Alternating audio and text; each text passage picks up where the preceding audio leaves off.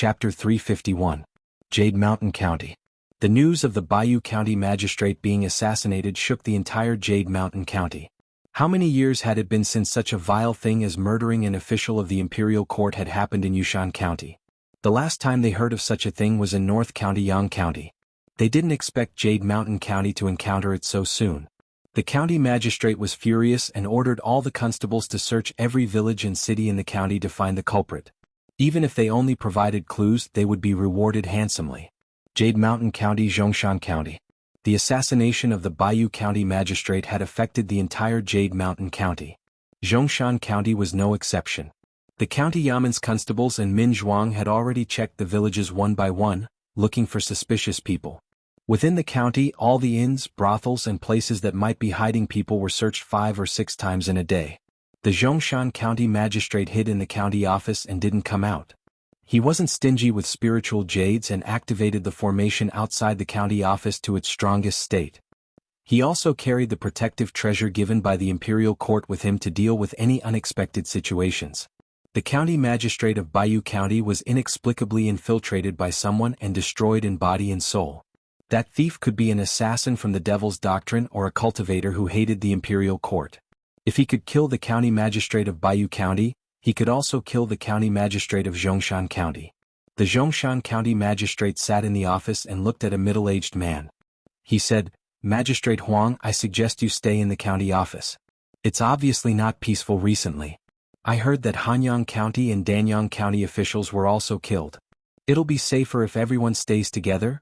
The middle-aged man smiled and said, "I'm just a magistrate. Even if it's a culprit, I won't care. It's fine." With that, he slowly walked out of the county office. The Zhongshan County magistrate looked at his back with dissatisfaction. Of course, he didn't keep Magistrate Huang in the county office for his safety. It was only because Magistrate Huang had level 4 supernatural power that he could feel more at ease with such an expert in the county office. Magistrate Huang walked out of the county office and passed through 2 streets before arriving in front of a house. As a magistrate, he didn't choose to live in the county office. Instead, he rented a small courtyard in a remote area of the county. He rented it for 14 years. He opened the courtyard door and entered. He saw a figure standing in the courtyard. The figure was tall and slender, and from the silhouette, it should be a woman. The woman stood with her back facing the door. She wore a conical bamboo hat on her head. A black veil hung from the edge of the hat, covering her face. County Magistrate Huang looked at the figure and paused for a moment. The next moment he walked into the yard and closed the door. He looked up at the woman's back and shook his head. "I've waited here for 14 years. The woman turned around and looked at him through the black veil on his bamboo hat. There was a trace of melancholy on County Magistrate Huang's face as he muttered to himself, "For the past 14 years, I haven't had a good night's sleep. I knew that you would find me in the end. I wanted you to come, but at the same time I didn't want you to come. Why?" The woman's voice was cold, as if it didn't contain any human emotions. County Magistrate Huang said slowly, "The past 14 years have been too painful for me. I hope that you can set me free. However, I also know that if you come to find me, it means that you've already embarked on this path. This is a path of no return. The moment you set foot on it, there's no turning back."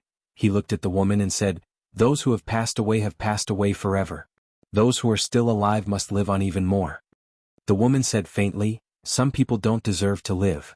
County Magistrate Huang was silent for a moment before he nodded and said, "Some people don't deserve to live, but can you let my family go? That matter has nothing to do with them." The woman was silent for a moment before she said calmly, "All right. Thank you." County Magistrate Huang heaved a sigh of relief and said, 14 years ago, I sent them back to their hometown. I've waited here alone for you for 14 years. You've finally come." His voice was calm and there was a trace of relief in it. The woman looked at him and asked, "Why?" County Magistrate Huang knew what she was asking. He shook his head and said, "It's meaningless to talk about this now. Everyone has to be responsible for their mistakes. I'm indebted to you, sir. I've let you down." He faced the woman and knelt on the ground. There was a trace of relief in his voice as he said softly, "I'm sorry." After he finished speaking, his head slowly drooped. At this moment, this 4th realm cultivator's 3 souls and 7 spirits dissipated. A day later. In the courtyard. County Magistrate Yu Shan stood in front of County Magistrate Huang's kneeling corpse. His expression was extremely gloomy. He gritted his teeth and said, "Arrogant, too arrogant. If I don't catch you, I'm not human." The Zhongshan County Magistrate lamented, "Sir Huang, oh Sir Huang. I've advised you to stay in the county office with me. Why didn't you listen? Great, now you've been killed by a criminal." County Magistrate Yushan looked at County Magistrate Huang's corpse with a trace of doubt on his face. He frowned and said, "County Magistrate Huang's death doesn't seem like a homicide. It seems like his soul dissipated on its own." County Magistrate Yushan asked, "What reason does he have to do this?" County Magistrate Yushan shook his head and said, "I don't know. First he killed someone, then he disguised it as a suicide. Did he think he could fool me with such a clumsy method?" Within a few days, 2 officials under his jurisdiction had died. County Magistrate Yushan's mana was surging. It was obvious that he was extremely angry. He said gloomily, "You stay in County Magistrate Yushan and continue to track down the murderer. I'm going to Fairy's capital. I must make the Imperial Court investigate this matter thoroughly and give the people of my county an explanation." Li residence. Li Mu carried the lunchbox and walked out of the house. He had planned to bring breakfast for the Empress the next day. However, that morning he and Lu Hanyin were entangled in bed and missed the time. He had no choice but to raise the carp for another 3 days. He could not bring the fish soup to court. Before morning court, he passed the lunchbox to Mr. May. Mr. May opened the lunchbox and smelled it. He glanced at Li Mu and said, "At least you have a conscience." In the past, the morning court was mostly about trivial matters. There were no major issues. However, compared to the past, there were more unexpected situations today. There were officials from all over the country. Recently, there were more signs of demon sect activities in their jurisdictions. This caused some instability in the counties. County Magistrate Yushan even came to Fairy's capital personally to report the murder of 2 officials in County Magistrate Yushan. The officials were all filled with righteous indignation. Murdering an official of the Imperial Court. We must not let them off lightly. Damn demon sect. They are indeed a great threat to the Great Zhou.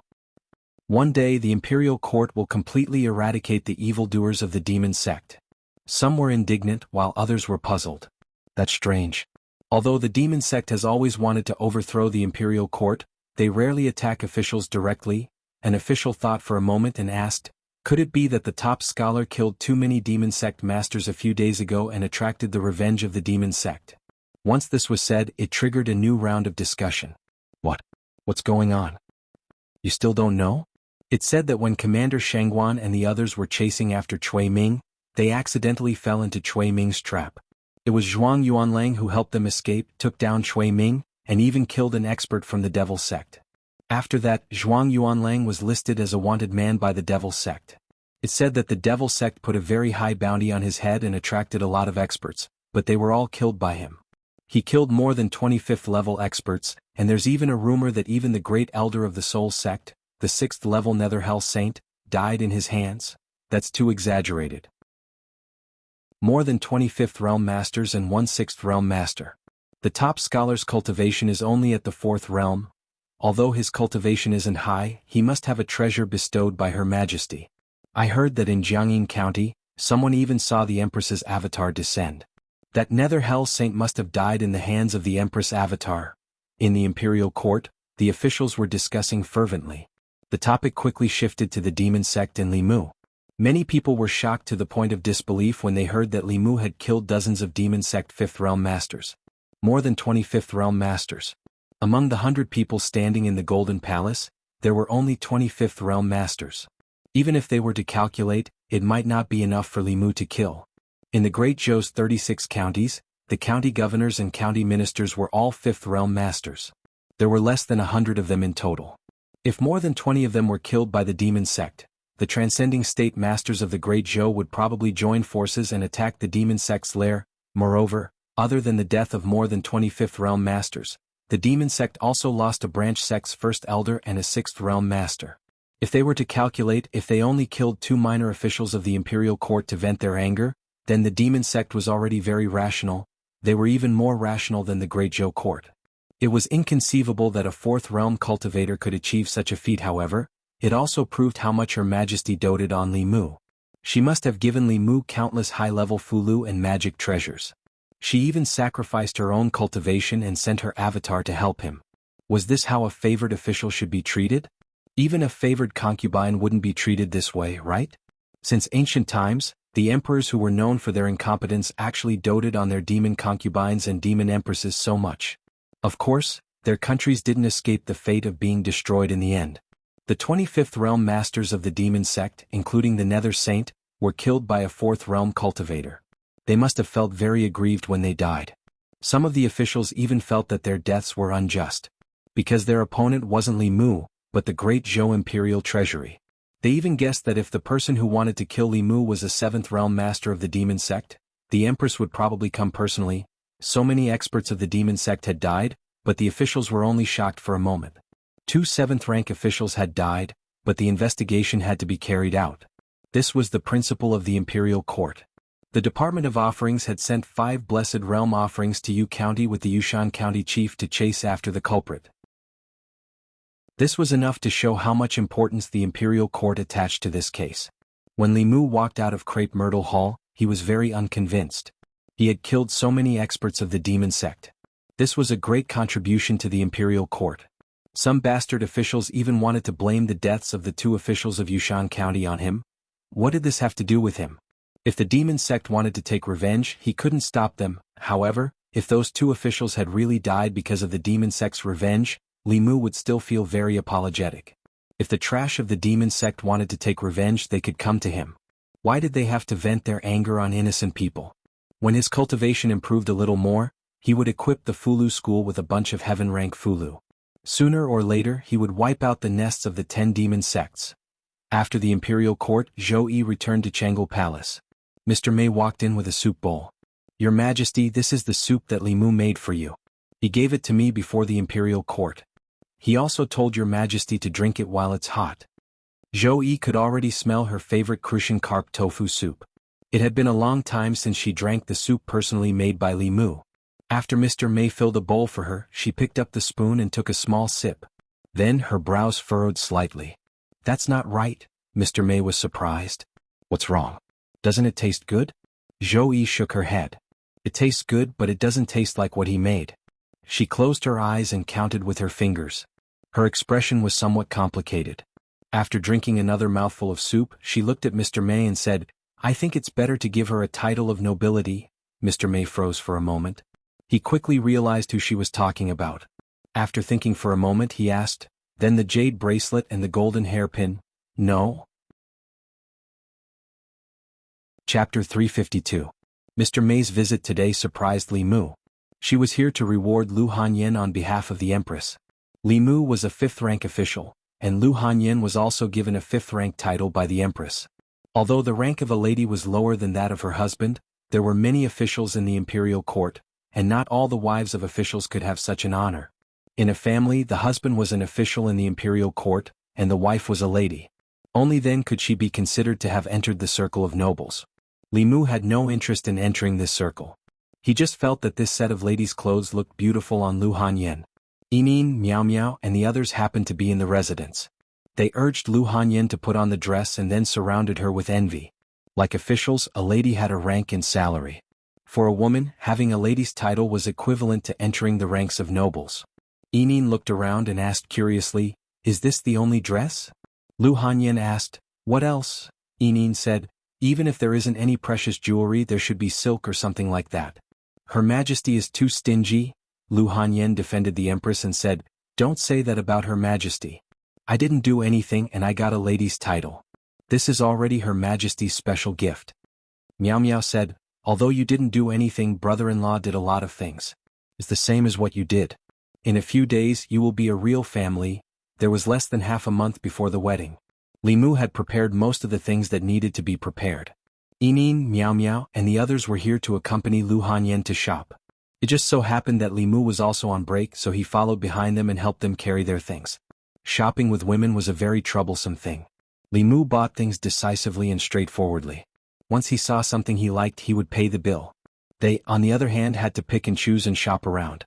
Even though she was not short of money now, she still enjoyed this kind of thing. Lu Hanyan and the girls walked out of a rouge shop. On the street, a young man suddenly walked up and asked in surprise, "Miss Hanyan, is it really you?" Lu Hanyan looked at him and asked doubtfully, "You are?" The young man said, I am Du Ming, a student of the Myriad Scroll Academy. I used to listen to you play a lot. Don't you remember me? Lu Hanyan thought for a moment and replied politely, Oh, it's young master, do I remember? Du looked at her and asked, Miss Hanyan, are you still there? Ever since you left, there weren't many musicians who were worth listening to. Lu Hanyan shook her head and said, I'm not there anymore. Du Ming asked, I don't know which music house Miss Hanyan is playing in now. In the future, I will definitely support you. Alright, I'm holding a banquet at the Fragrance House today. I don't know if Miss Hanyan can do me the honor. As soon as he finished speaking, someone suddenly patted his shoulder. Du Ming frowned. When he turned around, he was immediately frightened. He said in a trembling voice, Li Mu, what do you want? The people who were taken out of the academy by Li Mu were now either dead or sentenced. This caused him to be nervous when he saw Li Mu. Li Mu looked at him and said, treating my wife to a meal. I want to ask, what do you want to do? Du Ming looked at him and then looked at Lu Hanyan. He was shocked, but he quickly came back to his senses. He immediately said, Sorry, I didn't know Miss Hanyan was your wife. I didn't mean to offend you. I'll leave now. After he finished speaking, he quickly left and didn't dare to look at Lu Hanyan again. Seeing Du Ming run away, Yining smiled and said, It's good to have brother-in-law. In the past, these people were always pestering us and couldn't be chased away. Now, let's see who dares to bother Sister Hanyan. Not far away, Du Ming had already run far away and was still in shock. A few young people stood in place. One of them looked at him and asked, Didn't you say you saw someone familiar? Why did you come back so quickly? Did you get the wrong person? Du Ming looked in a certain direction and still couldn't believe it. He muttered, How did Miss Hanyan become his wife? When they heard this, they were all stunned. What? That Li Mu has a wife? Didn't they say he was still a virgin? Miss Hanyan?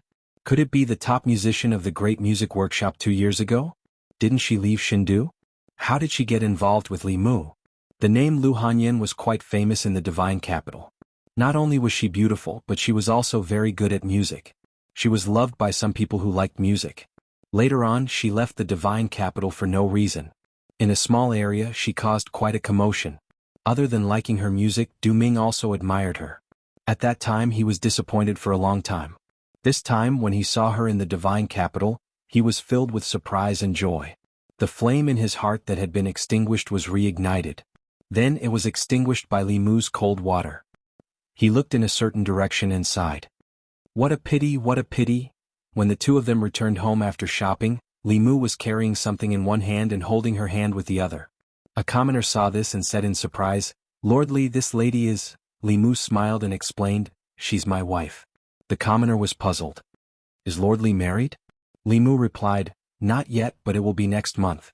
If you have time, come and join the wedding. Congratulations, Lord Li, congratulations. Mrs. Li is so beautiful. She and Lord Li are a perfect match. I wish Lord Li and Mrs. Li a long life together and have a child soon. They walked through the streets and alleys. From time to time, the commoners would ask questions. Li Mu patiently explained to each and every one of them. Listening to the blessings of the commoners, Lu Hanyan's face was filled with shyness, but her eyes were filled with happiness. Li Mu had always been a hot topic in the divine capital. In the past half a year, every discussion in the divine capital was related to him. Once the news of him getting married on the 9th of the next month spread out, it quickly became the topic of the commoners' discussion. I wonder which lady is so lucky to be able to marry Lord Li. I really envy her. Sigh, poor old man's 3 beautiful daughters. They're about to give up. I wonder if Lord Li will accept concubines? Forget it. Lord Li has done us a favor. If you want to repay kindness with enmity, we won't allow it. I saw that lady just now. She's very beautiful. She's worthy of Lord Li. Lord Li reminded me of that Lord Li from more than 10 years ago. He was also a good official who made decisions for the commoners. I think his surname was also Li. Unfortunately, Sigh, I remember too. Unfortunately, Lord Li didn't meet a wise ruler. The previous emperor wasn't Her Majesty the Empress. The house Lord Li is living in now is the Li residence from back then. Those who killed him back then will die a horrible death. Shoo, you don't want to live anymore. If someone hears you, even if you have 10 heads, it won't be enough to chop them off. The 7th of the 10th month. Today was not a special day. The residences of some officials and nobles were as usual. However, the market where the commoners lived was as lively as a festival. 2 days later was the day of Lord Li's wedding. From today onwards, many shops in the divine capital would sell their goods at a discount to celebrate the occasion. Some commoners hung large red lanterns in front of their houses even though there was no joyous occasion. The streets and alleys were pasted with the word happy. Those who knew would naturally know that Lord Li was getting married. Those who didn't know would think that His Majesty was appointing an empress. Even when the previous emperor appointed an empress, the commoners didn't celebrate spontaneously like this. Countless officials in the imperial court didn't like Li Mu's way of doing things. However, when they saw this scene, they couldn't help but admire him from the bottom of their hearts. As an official, what more could he ask for? As the 9th of the 10th month approached, the streets and alleys were discussing the upcoming wedding. A woman wearing a bamboo hat slowly walked onto the streets of the divine capital. Although her attire was different from ordinary people, it didn't attract any special attention. There were always some people who didn't want to show their faces in public for some special reason. It wasn't uncommon for them to wear veils or cloaks when they went out. The woman seemed to be very familiar with the divine capital. She walked through the streets with great familiarity. Finally, she walked into the north court and stood in front of a tall door. The words Li Residence were written on the plaque in front of the door. The woman's gaze passed through the black veil of her bamboo hat and stared at the two words for a long time. This family seemed to have a joyous occasion recently. There was red satin hanging on the plaque. The word happy was also pasted on the two large red lanterns. Creak. The door opened from the inside. An unusually beautiful girl around 18 or 19 years old walked out. She asked in confusion, "Sister, who are you looking for?" The woman didn't answer. She slowly turned and left. Xiaobai closed the door and walked back. Wanwan poked her head out of the garden and asked, "Who is it?" Xiaobai shook her head and said, "I don't know. She must have entered the wrong door." Outside the door, the woman walked 100 steps before a peddler carrying a load walked over. The woman stopped the peddler and pointed at the residence in front. She asked softly, "Excuse me, may I ask who lives in the Li residence in front?" The peddler thought that someone was buying and was just feeling happy. However, when he heard that the woman was asking for directions, he became rather displeased. However, when he looked in the direction the woman was pointing at, he immediately beamed with joy again. He put down his load and said, "Miss, you must be a foreigner. If you're from the divine capital, you definitely know who lives there. Lord Li is the justice in our hearts. He doesn't fear the powerful and has redressed the grievances of countless people. This residence was bestowed to him by the Empress." Speaking of Lord Li, the peddler began to talk endlessly. At a certain moment he saw two figures walking over from the front. He said, "What a coincidence. That's Lord Li and his wife. Miss, don't you think they're a match made in heaven?" There was no sound from beside him. The peddler turned around and suddenly shivered. There was no one beside him. There was no girl. It was noon and the sun was warm, but he felt a chill rushing from his tailbone to his brain.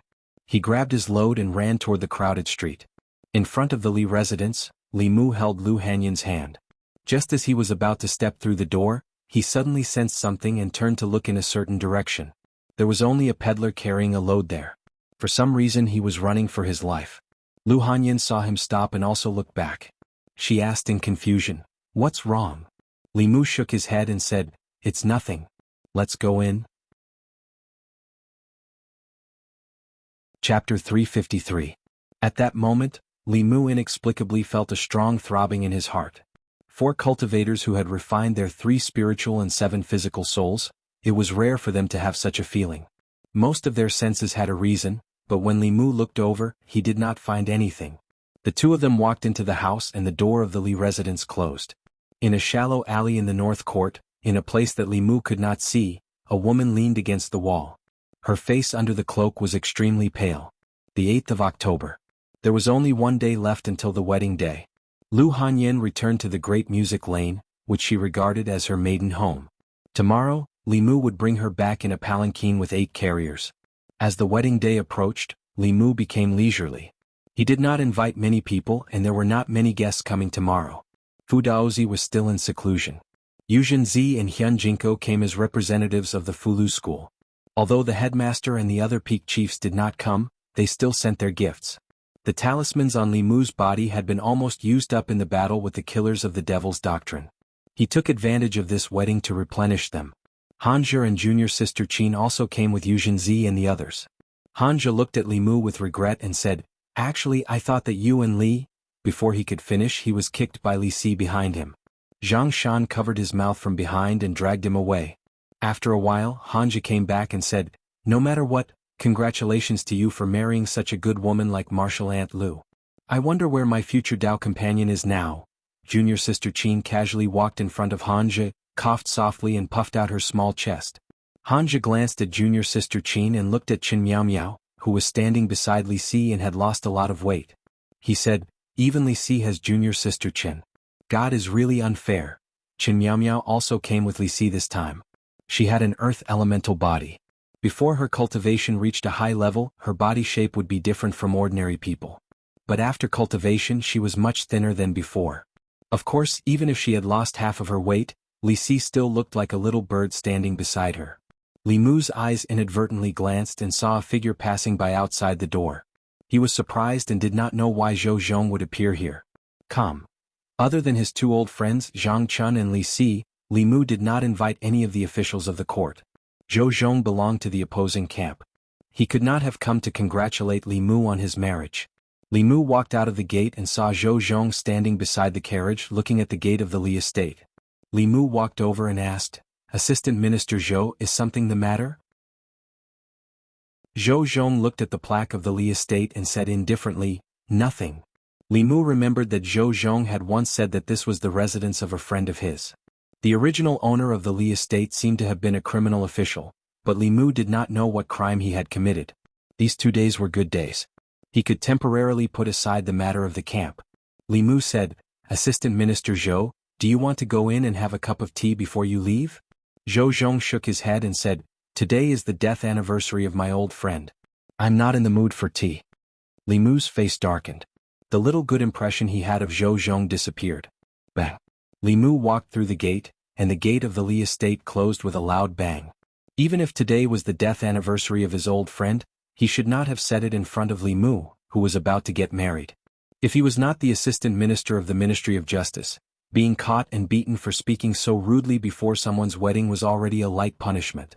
If he met someone with a bad temper, he would probably be hung up and beaten. Tomorrow was the day of the wedding. Li Mu did not want to be affected by these matters. He took a deep breath and threw Zhou Zhong to the back of his mind. The 9th day of the 10th month. The festive atmosphere in the divine capital reached its peak on this day. Li Mu had too many labels on him. The top scholar, the empress favored minister, the divine capital's righteous sky. At noon, when he rode on his horse and married his bride, the streets of the divine capital were empty. There were only a few tables set up for the wedding banquet in the Li estate. However, on the wide street outside the Li estate, the crowd was crowded with heads and feet. There was a row of long tables on both sides of the street outside the estate. No matter the identity of the guests, they could drink a cup of wine here. The commoners lined up outside the Li estate, fighting to be the first to present congratulatory gifts. Some gave half a piece of cloth, while others gave a pair of red candles. Although they were not valuable, it was a token of their sincerity. The entire northern court had never been so lively since the day it was built. Of course, to the high officials and nobles who were used to the tranquility of the northern court, this was noisy. An official sat in his own courtyard. Hearing the noise outside the door, he said unhappily, "So annoying. Isn't it just a wedding? Why do they have to make such a big scene?" His wife stood beside him and said, "They did not make such a big scene. This is the celebration of the commoners. When master can make the commoners like this, I will wake up laughing in my dreams." The official pursed his lips and said unhappily, "What's the point of winning over these unruly commoners? He doesn't have many friends in the imperial court." His wife looked at him and said disdainfully, "Those in the imperial court can be considered friends. They call you friends on the surface, but who knows how they are scheming against you behind your back." In another mansion, the assistant minister of the Ministry of Personnel stood in the courtyard. He was not affected by the noise outside at all. He walked into the study and asked, "Are you sure?" An official in the study said with a gloomy face, "Qianhe County Minister Hou Bai, Ani County Magistrate Ding Yun, Baiyu County Magistrate Deng Zhua, and Zhongshan County Magistrate Huang Ding. Sir, don't you think these names are familiar?" The assistant minister of the Ministry of Personnel narrowed his eyes and said, "It is indeed the 4 of them." The official said, 14 years ago, the 4 of them were all in charge of the Ministry of Personnel. They were also involved in that incident. 14 years later they were killed one after another. These cases were not done by the demon sect. The assistant minister of the Ministry of Personnel said, "You mean that someone is avenging that person?" The official said, "There is no other possibility." The assistant minister of the Ministry of Personnel narrowed his eyes and said, 14 years have passed, and they are still so persistent. Who could it be? Did someone from the Lee family escape the net? The official thought for a moment and said, "The entire Lee family was wiped out back then. There can't be anyone who escaped the net." The assistant minister of the Ministry of Personnel scoffed and said, "No matter who it is, just capture them and deal with them. If he can make a move on these 4 people, he won't let other targets go. He probably doesn't have the guts to do so in Shindu. Check where the officials who were involved in this incident are now." The official said, "I've already checked. There was a minister-counselor back then. He is now in Yentai County as the Yentai County Magistrate. He is at the peak of the 4th realm. From the looks of these cases, the culprit's strength is not higher than the 5th realm. Should we inform the Office of Worship and have them deal with that person outside to avoid unnecessary trouble?" The assistant minister of the Ministry of Personnel laughed mockingly and said, "Unnecessary trouble? Haha, if you want to overturn that case, you have to overturn the imperial court first. No one has the ability to do that. Whether it is the new party or the old party or His Majesty, none of them will let that happen." The official asked, "Then what do you mean?" The assistant minister of the Ministry of Personnel said, "Have the people from the Department of Offerings guard Yentai County. According to the law, the culprit should be brought back to Luoyang to be punished for murdering an official of the imperial court. Have them follow the rules and don't do anything unnecessary. Bring him back to Luoyang." "I'd like to see who is so overconfident." The official nodded and said, "Yes." A moment later he walked out of the residence of the assistant minister of the Ministry of Personnel and passed through the bustling crowd outside. When he passed by the Lee Manor, he even looked inside curiously. In the Lee Manor, the wedding ceremony had already begun. Li Mu and Lu Hanyan did not have any relatives. They were only friends in the manor. Mr. Mei was the host of the wedding. He stood in front with a smile on his face. "First bow to heaven and earth. Second bow, if there are no parents, then bow to master. Husband and wife bow to each other. Send them to the bridal chamber." Tonight was a joyous night in the Lee Manor. Both inside and outside the manor were filled with jubilation. In the bridal chamber, Li Mu slowly lifted Lu Hanyan's veil. The two looked at each other and raised their wine cups. As their arms crossed, countless bright fireworks rose into the night sky outside the window, blooming with dazzling colors. In a wine shop in Shindu, the bright fireworks lit up the night sky and also illuminated the beautiful face of the woman in the wine shop after she took off her bamboo hat. She picked up the wine jar and finished it in one gulp. Putting on her bamboo hat, she turned and walked out of the wine shop. Looking in the direction of the fireworks, she whispered, "Congratulations, Changel Palace." Zhou Yi leaned lazily on the chair and took a sip of wine. He frowned and said, "What kind of tribute wine is this? It has no taste at all. Don't send it next year." Chapter 354. The past night was destined to be a sleepless night for many people in the divine capital. The famous Lord Li had just gotten married. Who knew how many women in the divine capital were sad? He was the top scholar in both civil and military affairs, the empress' favorite, the messenger of justice and the people's justice. He was also so handsome. For the young women in the divine capital, he was undoubtedly the ideal husband candidate. Especially for such a man. He hadn't even gotten married yet. Some women who thought they were pretty would intentionally or unintentionally linger in front of the Lee Manor, fantasizing about having a romantic encounter with him and becoming the mistress of the Lee Manor in the future. Before Li Mu's wedding they still had some hope. Now their hopes were dashed. They couldn't feel any jealousy towards that lucky woman. They could only wish them happiness. Lee Manor. The sun had already risen to the top of their heads. Li Mu and Lu Hanyan walked out of the room. Lu Hanyan's face was rosy. She hid the smile in her eyes. Li Mu, on the other hand, was gloomy and unhappy. Just last night the two of them finally had their first yin-yang dual cultivation. The process of dual cultivation was undoubtedly very happy. But the result was unacceptable to Li Mu. Last night their yin and yang merged. Many years of pure yang and pure yin power flowed in their bodies. Lu Hanyan's cultivation successfully broke through to the 5th level. Li Mu's cultivation also experienced a surge, but he was still stuck at the peak of the 4th level. He was still one step away from the 5th level. However, this step was the most difficult step. Some people could take this step in a few days. Some needed half a month. Some took 3 to 5 years. Some took 30 to 50 years. There was no pattern. Li Mu started cultivating before Lu Hanyan. He was also the one who led her onto the path of cultivation. But she broke through to the 5th level before Li Mu. Li Mu was so angry that he trembled. Was he destined to be under a woman for the rest of his life? Damn the heavens. They were both yin and yang dual cultivators. This was too unfair to him. Lu Hanyan held his arm and comforted him. Don't be discouraged. Maybe you'll break through in a few days. In the future I'll protect you. Although she was comforting Li Mu, there was an unconcealable pride in her tone. Li Mu glanced at her and said, "Do I look like someone who needs a woman's protection?" As he spoke, his voice became softer and softer. Because he realized that he really was that kind of person. In terms of safety they used to rely on Li Qin, then Su He, and then the Empress. In terms of finances they had always relied on Lu Hanyan. Only when he thought about it carefully did he realize that he had been relying on women all this time. Now that even Lu Hanyan's cultivation was higher than his, Li Mu couldn't help but feel a little sour in his heart. What son of heaven? Maybe he was just a son adopted by the heavens. After the meal, Li Mu decided to enter the palace. Yesterday's wedding went so smoothly. In fact, to a large extent, it was thanks to the Empress.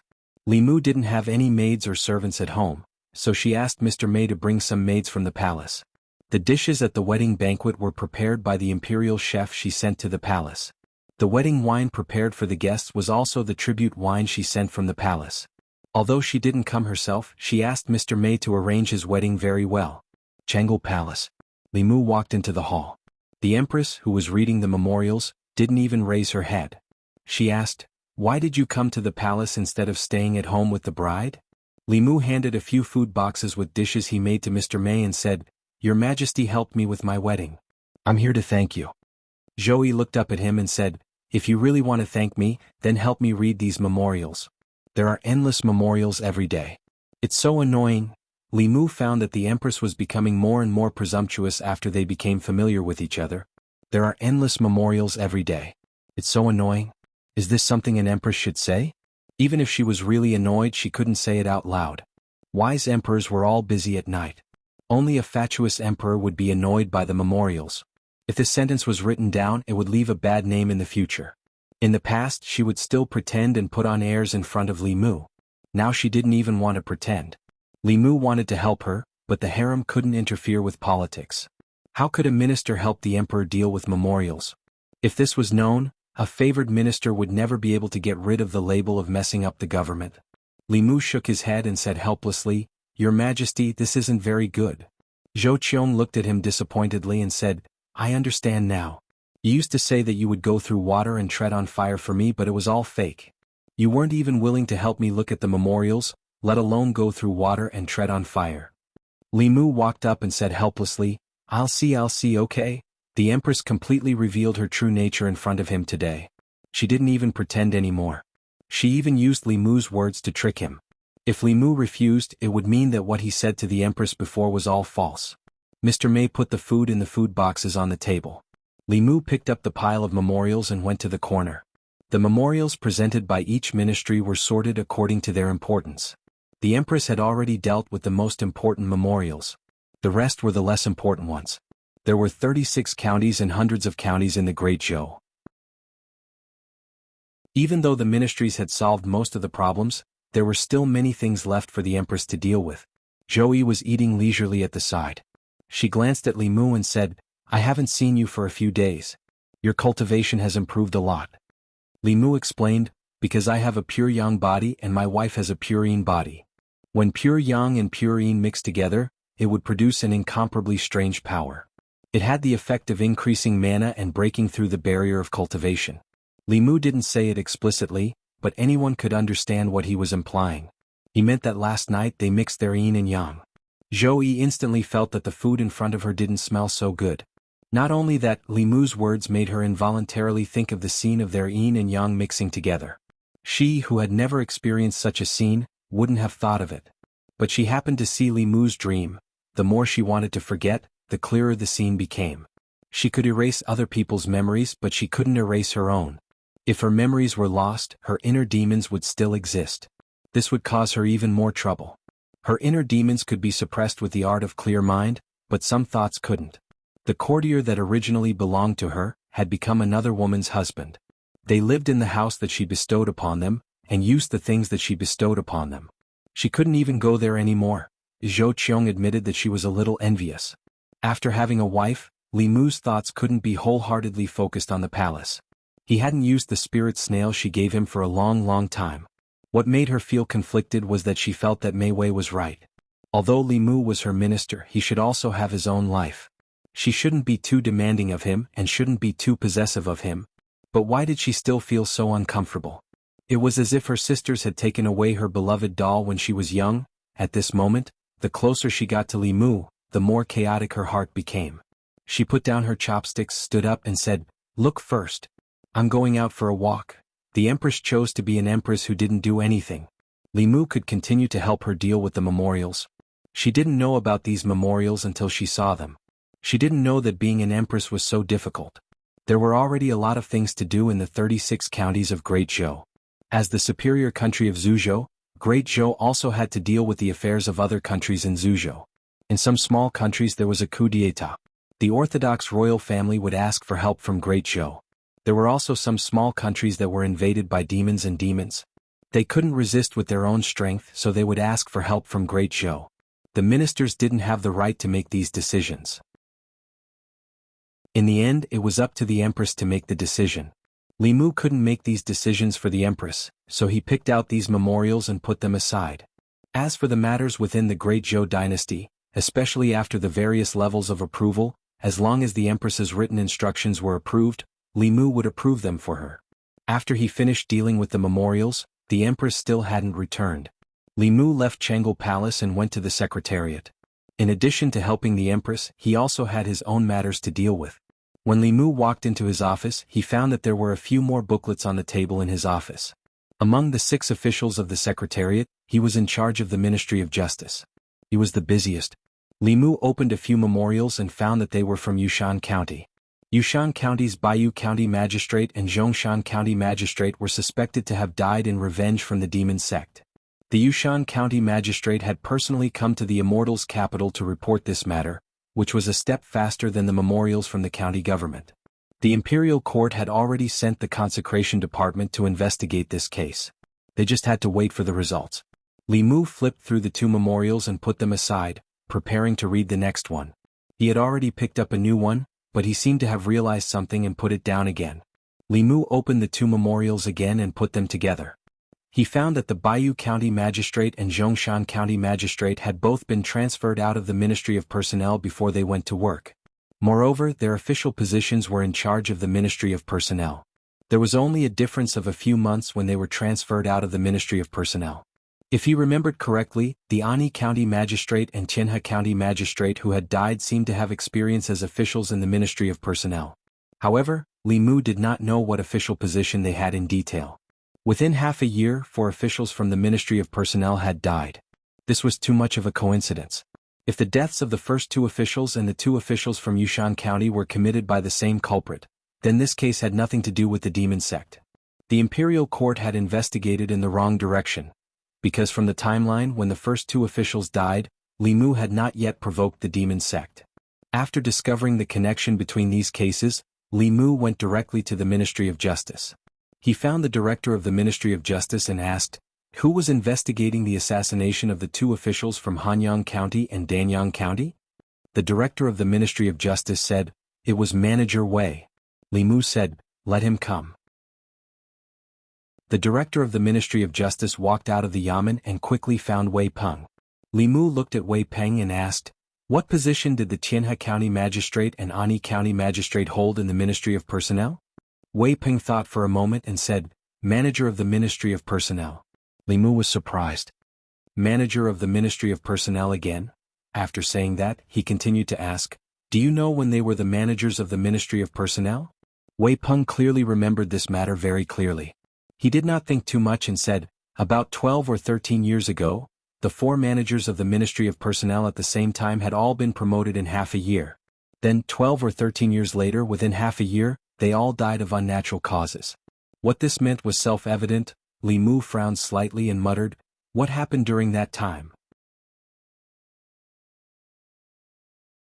Chapter 355.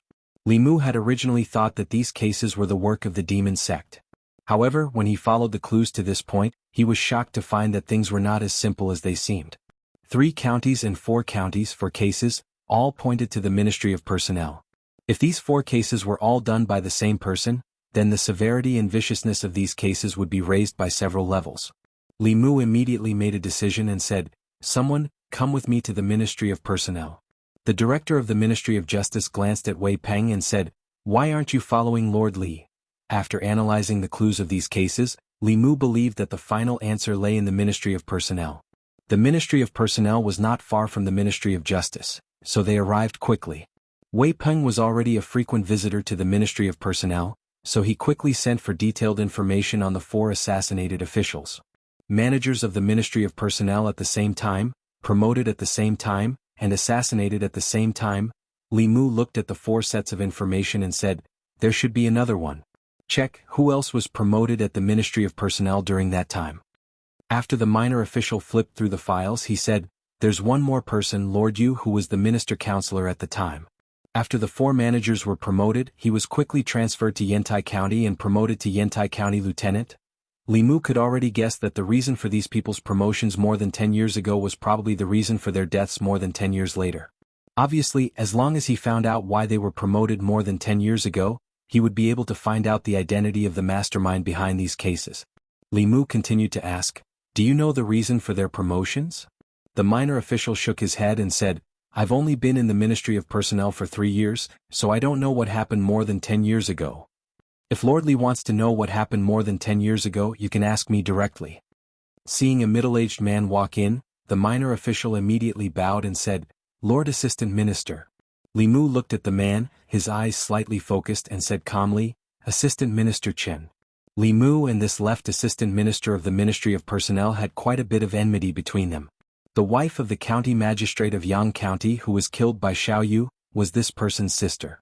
At that time, the enmity between him and Li Mu had already been formed. After that, Li Mu came to the divine capital and scolded this person in the imperial court. He didn't leave him any face, and this caused the enmity between them to deepen.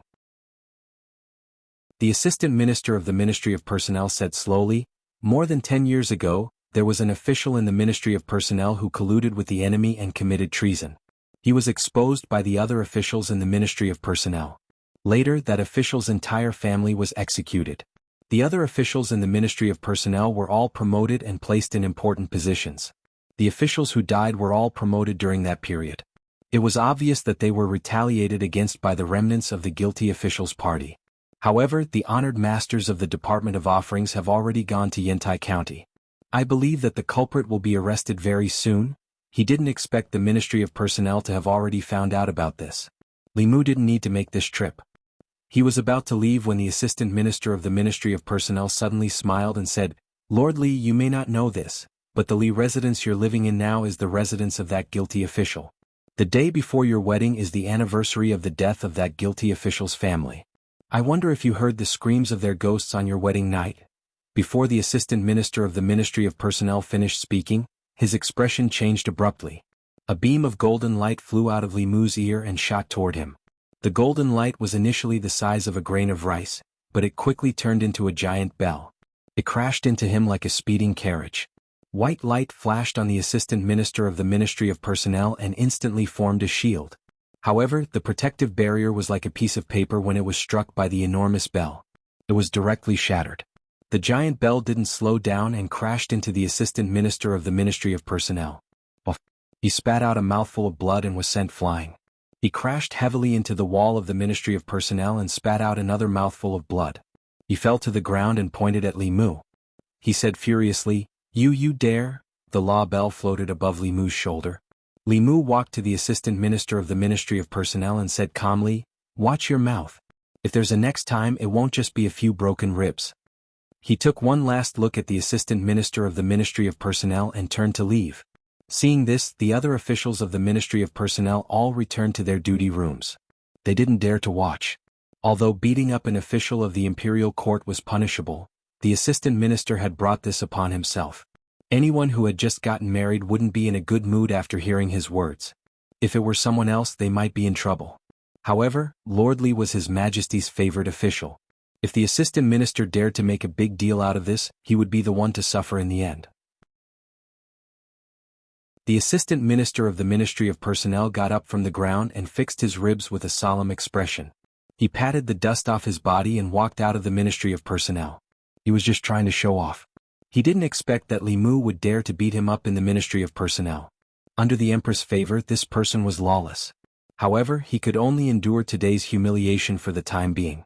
With how much the Empress doted on Li Mu, it wouldn't do him any good if this matter reached the imperial court. He walked out of the Ministry of Personnel and quickly arrived at the Ministry of Justice.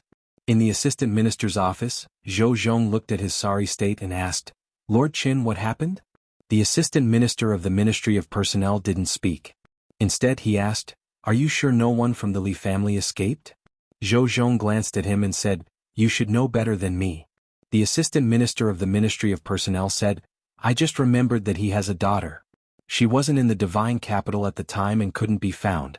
The 4 managers of the Ministry of Personnel back then all died in the past half a year. I'm afraid she's the one behind this." Zhou Zhong asked, "Are you afraid that she'll come after you for revenge? Aren't you afraid? Don't forget that you stood on our side in the end."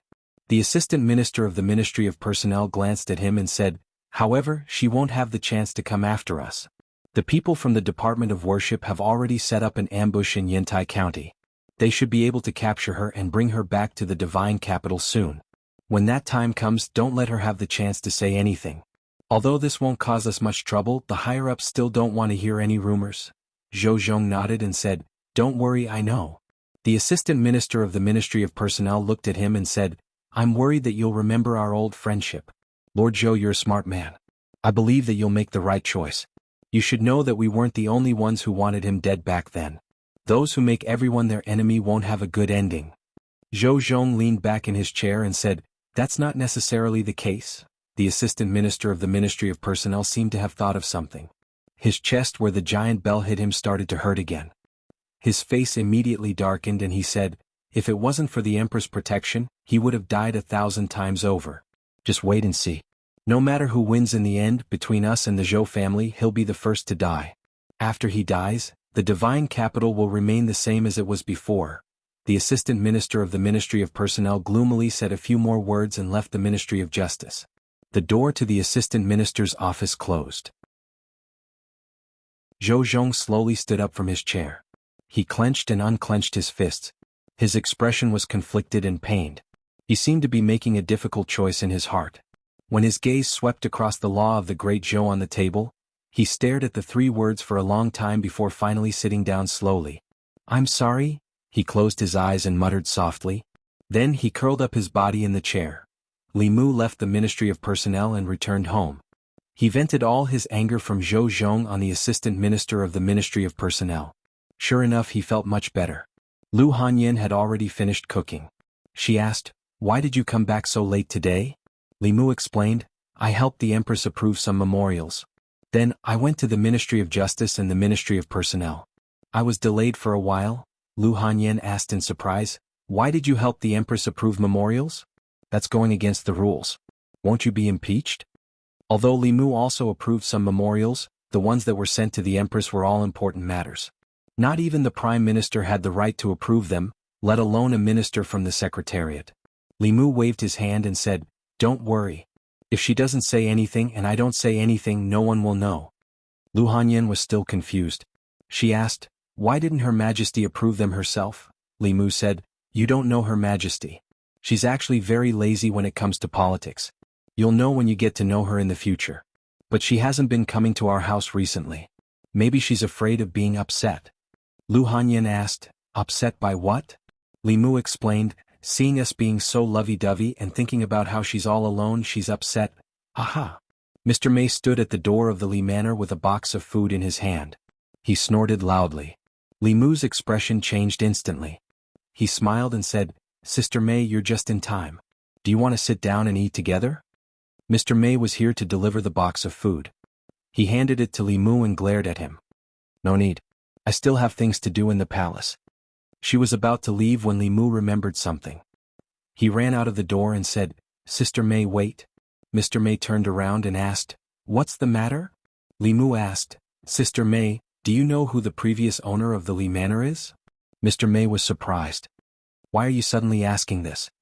Li Mu said, I'm just curious. Mr. Mei looked around and nodded. I know. It's the former assistant minister of the Ministry of Personnel, Li Yi. Li Mu said, I heard from the Ministry of Justice that he betrayed the country and his family was exterminated by the imperial court. Mr. Mei thought for a while and said, Lord Li is a really good official. He pushed for the reform of the law and proposed to abolish the Silver Act. He tried his best to stop the previous emperor from granting the death exemption. He did a lot of good things for the people. She suddenly looked at Li Mu and said, Actually, you're very similar to Lord Li. You're in a high position, but what you do is for the people. Li Mu said in surprise, How could such a person betray the country? Mr. Mei shook his head and didn't explain further. Li Mu understood what she meant. What Li Mu and he did affected the interests of the privileged class in Luoyang. Their enemy wasn't one party in the imperial court, but all the parties combined. Without a reliable backer, this kind of reformer usually didn't have a good ending. He was lucky to have met the Empress. Otherwise, his ending wouldn't be much better than Lord Li's. Li Mu had the Empress but Lord Li didn't. Li Mu asked, Did the previous emperor just watch this kind of loyal official be persecuted? Mr. Mei shook his head. He tried his best to stop the previous emperor from granting the death exemption. The previous emperor was also very dissatisfied with him. The previous emperor tacitly agreed to those people persecuting him. When Li Mu heard this, he was furious and cursed, This bastard. Mr. Mei knocked on his head and said, Mind your status. Is this something you can say?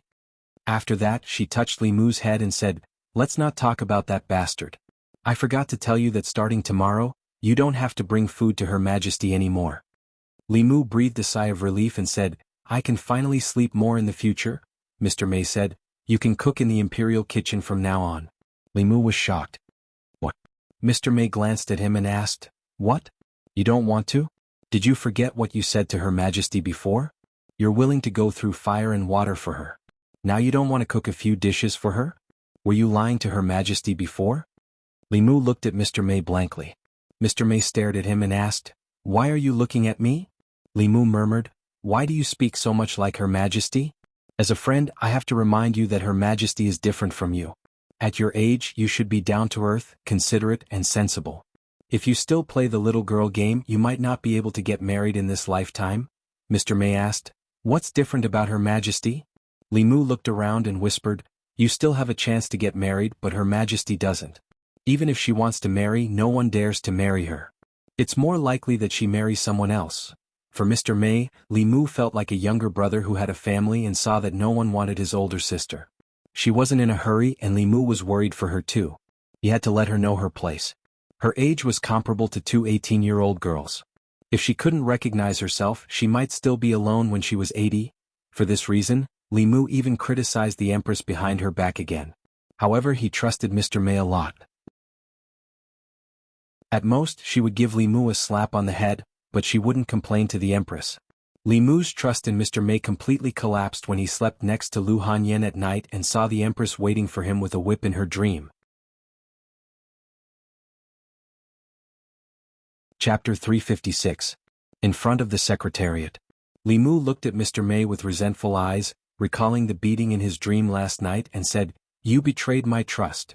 Mr. Mei's lips moved as if he wanted to explain, but she couldn't tell Li Mu that Her Majesty had disguised herself as her and visited the Li mansion incognito. She coughed softly and said, I didn't tell Her Majesty, but in Shindu, you can't hide it from her if you criticize Her Majesty behind her back. As Li Mu's cultivation improved and his knowledge widened, the mysterious veil of the masters of the upper realm had long been removed in his eyes. The Empress's cultivation was high, but it wasn't so high that she could know everything in the world just by sitting in the Changle Palace. She could even hear Li Mu complaining about her. Now he began to wonder if the Empress had installed some kind of eavesdropping magic weapon on him. Or maybe when he was persuading Mr. Mei yesterday she used the dark light technique to spy on him, but he had a jade talisman that could shield the secrets of heaven, so the dark light technique couldn't spy on him. Could it be that the Empress blocked others and only gave herself permission? Just in case, Li Mu put the jade talisman that he carried with him into the teapot space. Most of the time he didn't care if the Empress spied on him, but today was different from the past. He still had some inconveniences every day. As for the thing that could shield the secrets of heaven, he could use Fulu instead. The secrets of heaven were hard to predict, but shielding them was easy. He had the lifetime experience of Talisman Daozi and the inheritance of the Taoist page, so it wasn't difficult to draw a Fulu to replace the shielding jade talisman. After parting with Mr. Mei, Li Mu walked into the secretariat. These days, Li Mu had dealt with all the memorials that he needed to deal with in time. Today he was only busy for more than 15 minutes and had nothing to do. Since he had nothing to do, he picked up a pen and wrote a name on a paper. Li Yi. This official with the same surname as him used to be a clear stream in the imperial court, but his ending was extremely regrettable. More than 10 years ago, for the sake of the people of Great Zhou, he made an enemy of the nobles of the imperial court. More than 10 years later, Li Mu was living in his old house, doing things that he had never finished. It seemed that fate existed in the unseen world. The 4 dead managers of the Ministry of Personnel were probably one of the people who had framed him back then. The real culprit behind their deaths was very likely a friend of Lord Li's. Li Mu felt a little regretful.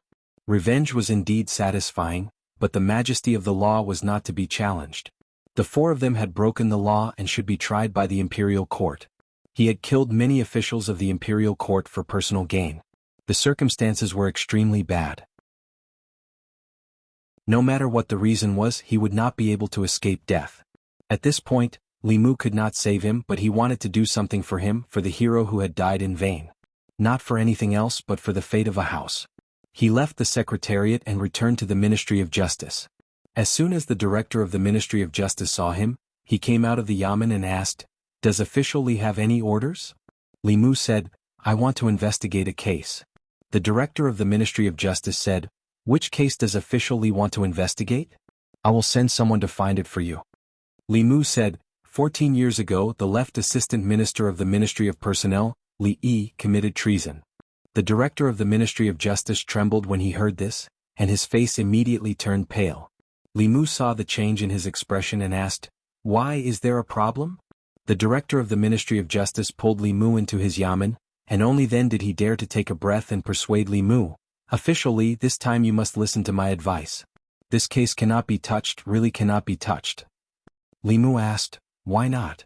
The director of the Ministry of Justice shook his head and said, "This case involves too many people. Moreover, it has been decided for more than 10 years. Official Li, why do you want to cause more trouble?" Li Mu looked at the director of the Ministry of Justice.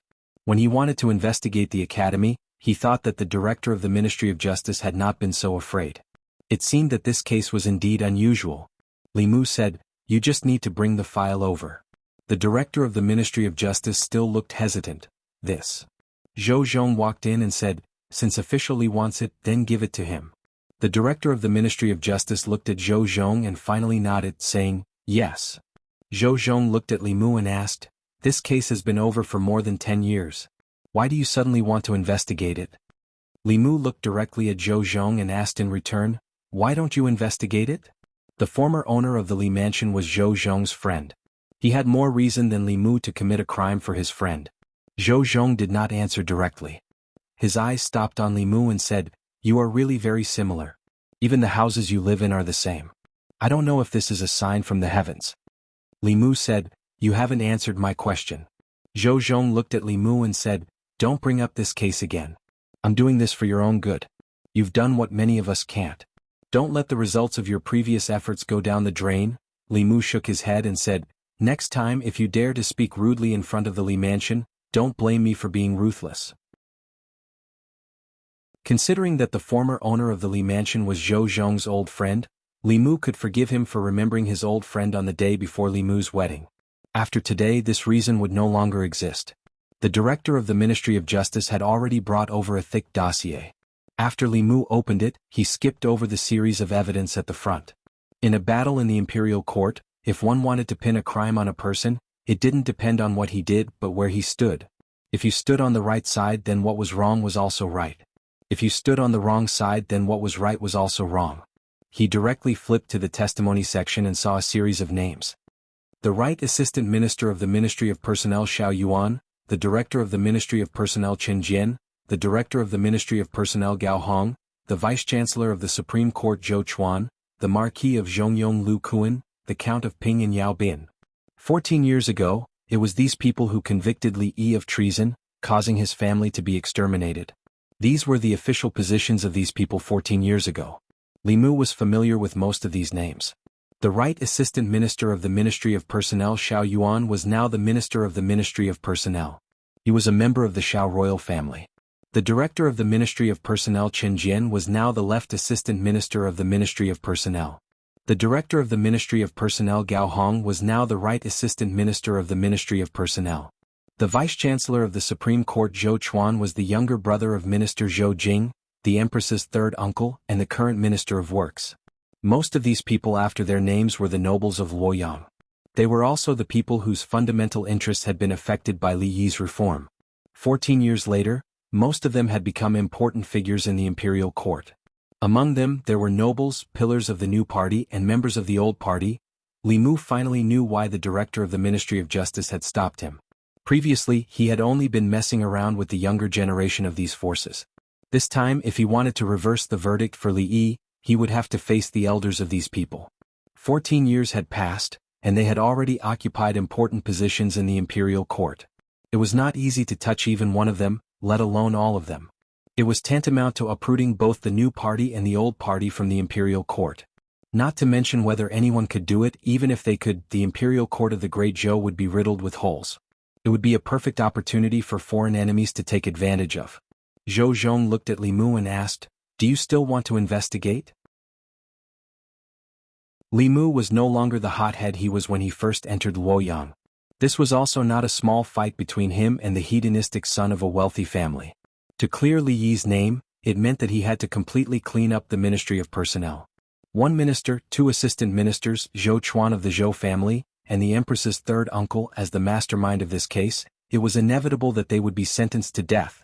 As for the large number of officials involved, although their crimes did not warrant death, many of them would be stripped of their positions and banished from the army. The current Great Zhou court could not accept such turmoil. Zhou Zhong's gaze was still fixed on Li Mu.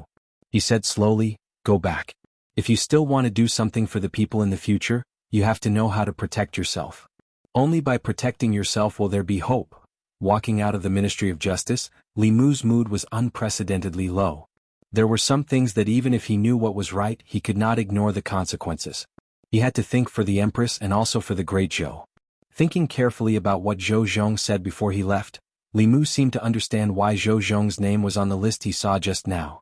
Protecting himself and leaving behind hope was probably the choice he made at that time.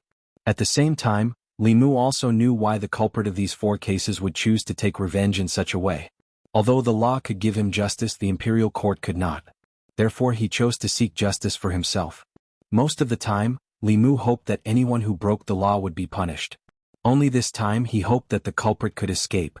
It would be best if after the deaths of the 4 managers of the Ministry of Personnel, he had already given up on revenge and did not go to Yantai County anymore. Yantai County.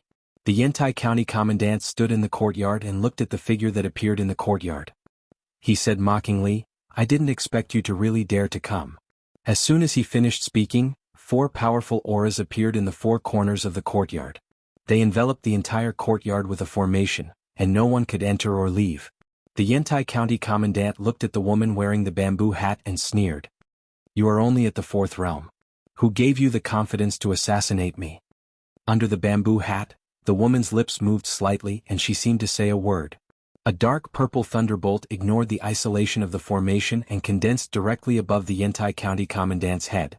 The Yantai County commandant did not even have time to react before he was reduced to ashes by the thunderbolt. A few of the imperial court's consecrators stood dumbfounded on the spot. This person actually killed the Yantai County commandant right in front of them. The Yantai County commandant's cultivation was at the peak of the 4th realm, much higher than that woman. However, she was only at the 4th realm. How could she know the purple heavenly thunder that could only be used at the 5th realm? Moreover, the power of the purple heavenly thunder was close to that of the mid-5th realm. After the woman killed the Yantai County commandant, she took off her bamboo hat and stood quietly on the spot, as if she did not intend to resist. One of the consecrators frowned. "She wants to die?" They had set up an ambush here, but she still killed the Yantai County commandant right in front of them. Another consecrator flew into a rage out of humiliation. He formed a hand seal and gritted his teeth. "If you want to die, I'll fulfill your wish." "Stop. A consecrator beside him stopped him and said, "Our duty is only to capture her. Don't do anything unnecessary. Bring her back to the divine capital, and the imperial court will deal with her." The woman looked at them and said, "I won't go back to the divine capital with you. Kill me now." One of the consecrators looked at her coldly and said, "That's not up to you. With the crimes you've committed, it would be too easy for you to die just like that." Clang. A shiny sword appeared in the woman's hand, and she stabbed it at the consecrator. The consecrator easily caught the sword with 2 fingers and sneered, "You want to anger me and make me kill you? Dream on. I don't want to kill you now. You don't want to go to the divine capital, so I'll bring you back to the divine capital." As soon as he finished speaking, the other consecrators spoke as well. "If she dies, we won't be able to report back. Let's attack together. Seal her spiritual power first. Don't give her a chance to kill herself." The divine capital.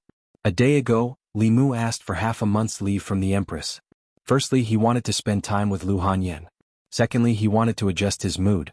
Regarding Li Yi's matter, Li Mu wanted to but was powerless to do so. This made him feel very apologetic. The house that he used to live in was not so comfortable these days. In order to make him feel better, he spread some news about the case. The citizens of the divine capital were initially filled with righteous indignation about the deaths of the 4 court officials. This was a provocation to the imperial court and trampling on the dignity of the great Zhou's law. However, after learning the truth, the public opinion changed overnight. So he's avenging Lord Li. Lord Li is such a good person. Those people deserve to die. I hope he doesn't get caught. He might be Lord Li's only descendant. It was also at this time that Li Mu realized that the citizens of the divine capital had never forgotten about Li Yi. Even though more than a decade had passed, some of the older citizens still remembered his deeds when he was mentioned. The younger ones were still young and did not know about Li Yi. However, after hearing the stories of the elders, the flames of justice were ignited in their hearts. Lord Li was persecuted by those people back then for the sake of the citizens. Sigh, it's a pity that Lord Li was not born in the imperial court. If only he could join forces with Lord Li Jr., how good would that be? What a pity! Walking hand in hand with Lu Hanyan on the streets, Li Mu could occasionally hear the citizens discussing the events of the past. He finally felt a little better, even though he had already been called Lord Li Jr. by the citizens. Lu Hanyan held Li Mu's hand and said with some regret, "I remember that Lord Li's incident happened exactly a year after I was sold to the music workshop. Lord Li's entire family was wrongly murdered. The workshop owner was so angry that he didn't open the shop for 3 days and didn't allow us to play. There was a younger sister who, because she didn't need to practice the zither, laughed happily and was punished by the workshop owner to stand for an entire day. It was also at that time that I heard about Lord Li from the workshop owner. Who would have thought that the house we're living in now was the house he used to live in?"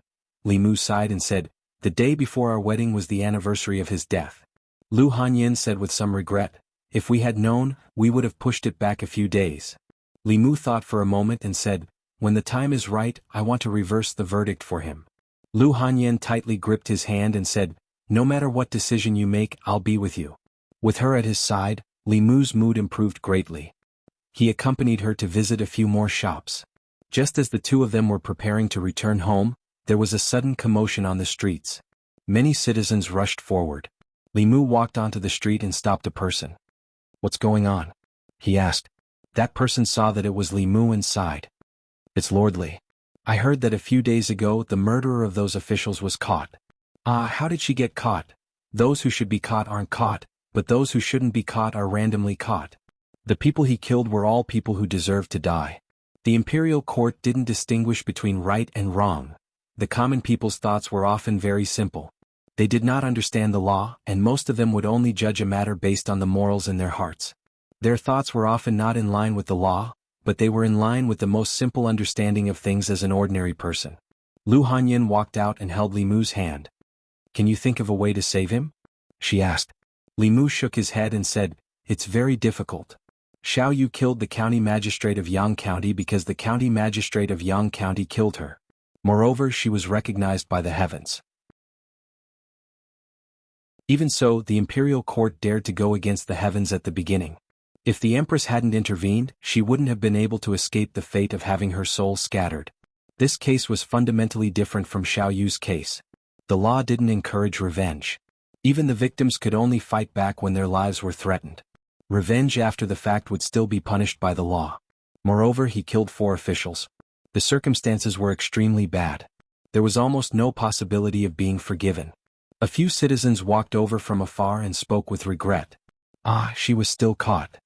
I heard that she's Sir Lee's daughter. No wonder she wanted to take revenge for Sir Lee. Could it be that Sir Lee's last bloodline is going to be cut off? A prisoner's carriage slowly drove over from the front of the street.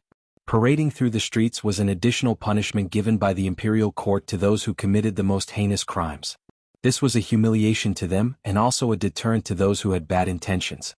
Usually when criminals were paraded through the streets, the citizens would rush up and throw rotten eggs, rotten vegetables and other things at them. This was also tacitly allowed by the imperial court. However, today, the streets were exceptionally quiet wherever the prisoner's carriage passed.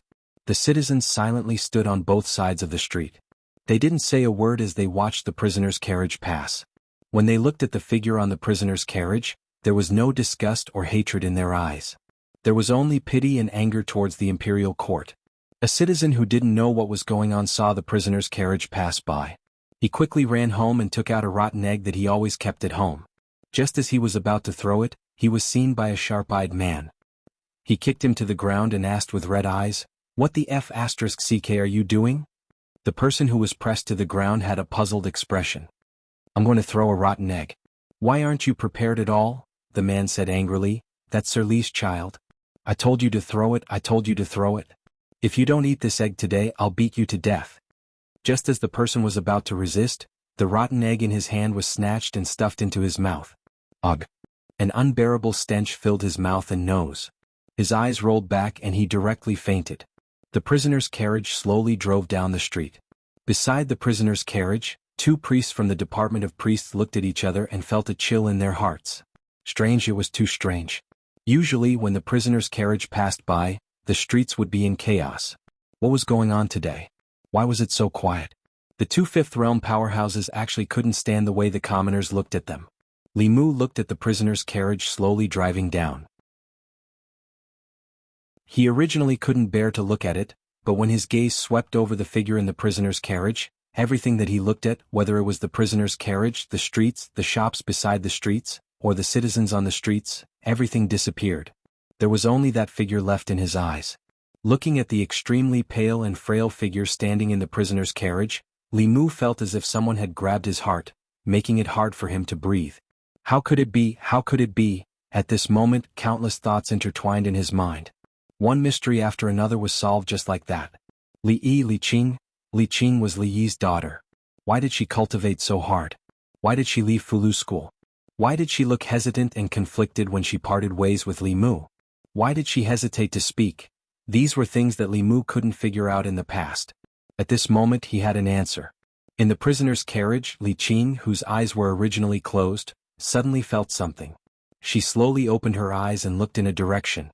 The moment their gazes met, her body trembled. A hint of panic flashed across her face. She turned her face away as much as she could to prevent Li Mu from seeing her. Lu Hanyan looked at the figure in the prisoner's carriage in shock. She instinctively let go of Li Mu's hand. In the next moment, Li Mu grabbed her hand again. She turned to look at Li Mu. Her heart instantly calmed down. She gripped Li Mu's hand tightly and then slowly let go.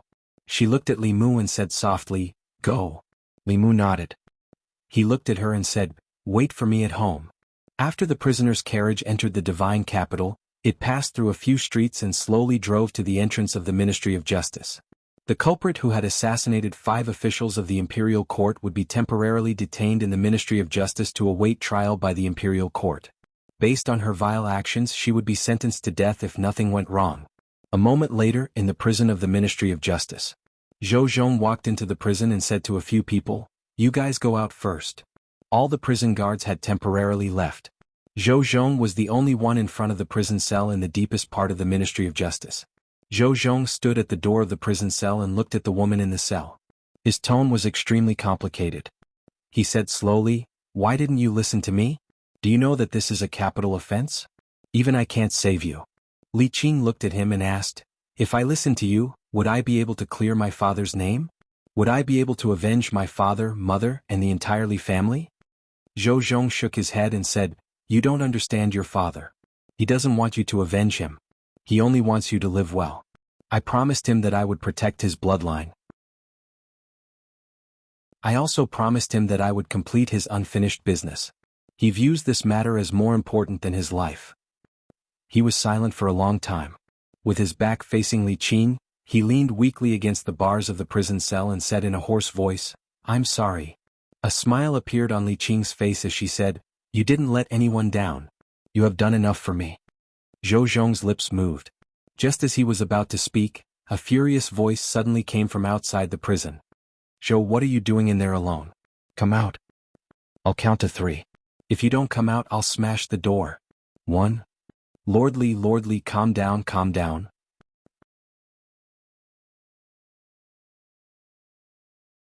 Chapter 357. Li Mu counted 1, and the law bell grew louder as if it was about to strike. The door of the prison opened from the inside and Zhou Zhong walked out. He said in a low voice, "What do you want?" Li Mu said coldly, "You sent all the jailers away and stayed in there alone. I want to ask you, what do you want?" Zhou Zhong regained his composure and said lightly, "I am the Assistant Minister of the Ministry of Justice. Can't I ask about the case? Why do I have to send everyone away if I want to ask about the case? This is an important case. All unrelated people should leave. Is there a problem?" "You." Li Mu pointed at Zhou Zhong. He seemed to have thought of something and a light flashed in his mind. He said with a look of understanding, "It's you." Zhou Zhong asked calmly, "What do you mean, Lord Li?" Li Mu looked at him and asked, "You are Li Heir, right?" Zhou Zhong's eyes flashed with a trace of shock. He said calmly, "I don't know what Lord Li is talking about." Li Mu didn't know who Li Heir was before. After knowing that Li Qing was Li Yi's daughter, he didn't need to guess who Li Heir was. Zhou Zhong was Li Heir. Zhou Zhong was the one who won the Talisman Dao trial and sent Li Qing to the Fulu school. No wonder Li Mu had never seen the heaven-grade Fulu on his desk. Zhou Zhong himself was a rare Talisman Dao genius, but he never showed it. In this case, the Ministry of Justice didn't investigate the deaths of the Anyang County Magistrate and the Qianhe County Deputy because Zhou Zhong didn't forget about them. At that time he knew that these 2 cases were done by Li Qing and deliberately suppressed them. The mysteries in Li Mu's heart were solved one by one. However, Zhou Zhong's heart was filled with confusion. Why did Li Mu come here? How did he know about his other identity? What was the relationship between him and Li Qing? Li Mu was so anxious that he didn't want to waste time talking nonsense with Zhou Zhong. He said, "Let me in." Zhou Zhong was still puzzled. He stood in front of Li Mu and shook his head. "She is a wanted criminal of the imperial court," he said. "Visiting the prison is forbidden." Li Mu's face darkened as he said, "Get out of the way or I won't be polite." Zhou Zhong's expression was calm as he asked, "How impolite are you, Lord Li?" Li Mu looked at Zhou Zhong and said, "You forced me to do this." He took out the spirit conch and sent a voice transmission, "Your Majesty." A moment later, Li Mu handed the spirit snail to Zhou Zhong. After Zhou Zhong took it, he heard the voice coming from the spirit conch. He said respectfully to the spirit conch, "Yes, I understand. I will do as you command." He returned the spirit snail to Li Mu and quietly stepped aside. Li Mu walked into the prison. Zhou Zhong was about to follow him in when Li Mu turned around and said, "Close the door. Don't let anyone in, including you." Zhou Zhong frowned and was about to speak when Li Mu took out the spirit conch again and asked, "Do you want His Majesty to talk to you directly?" Zhou Zhong didn't speak again. He closed the door and slowly walked to the assistant minister's office. He looked up and saw the door of the assistant minister's office was closed. Inside the assistant minister's office, Zhou Zhong extended his hand and flicked out a ray of white light. An image appeared in the air. It was the scene in the prison of the Ministry of Justice. However, as soon as the image appeared, it blurred and nothing could be seen. The heavenly mystery has been blocked. Zhou Zhong's face showed a hint of impatience. He anxiously paced around the office. At the same time, in the prison of the Ministry of Justice, Li Mu had already walked to the deepest part of the prison. The aura he was so familiar with was in the cell around the corner. Li Mu was only one step away from her. It had been a very, very long time since he had been so close to her. Li Mu stood around the corner for a while before slowly taking that step.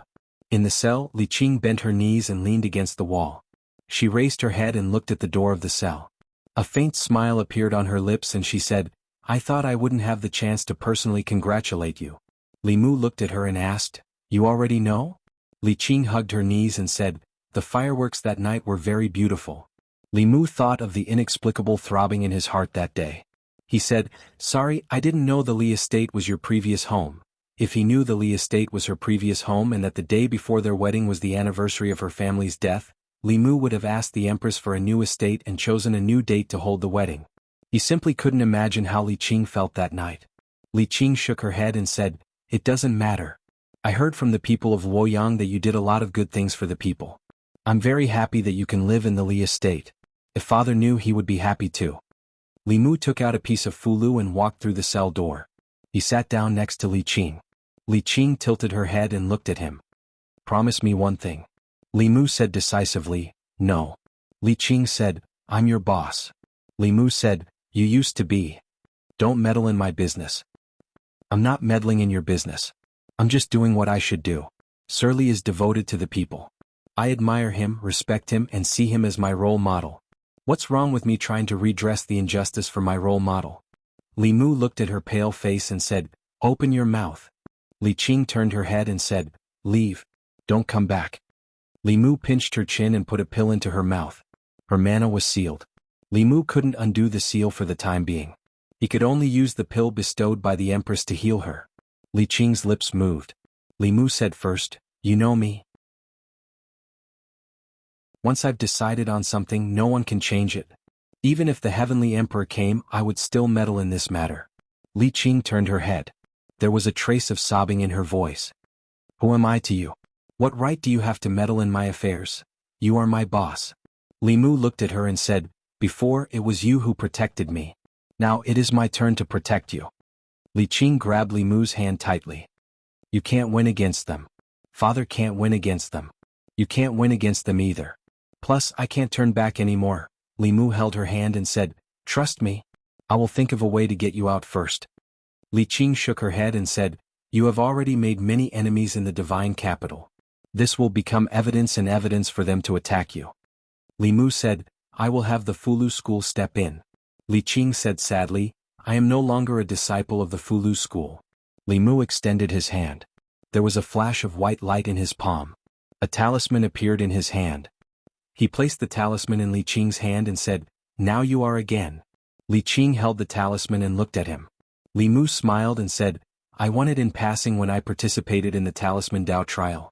I thought you would need it in the future. I just didn't expect it to be so soon. Sir Li, it's time." Zhou Zhong's voice came from outside. Li Mu stood up and took a deep breath. He looked at Li Qing and said, "Recover well. Don't worry about anything else. I will take care of everything." He walked out of the cell and looked deeply at Li Qing. Then he strode out of the prison. Zhou Zhong stood outside the prison. He looked at Li Mu and asked, "You know her?" Li Mu did not answer. He said, "What do you plan to do?"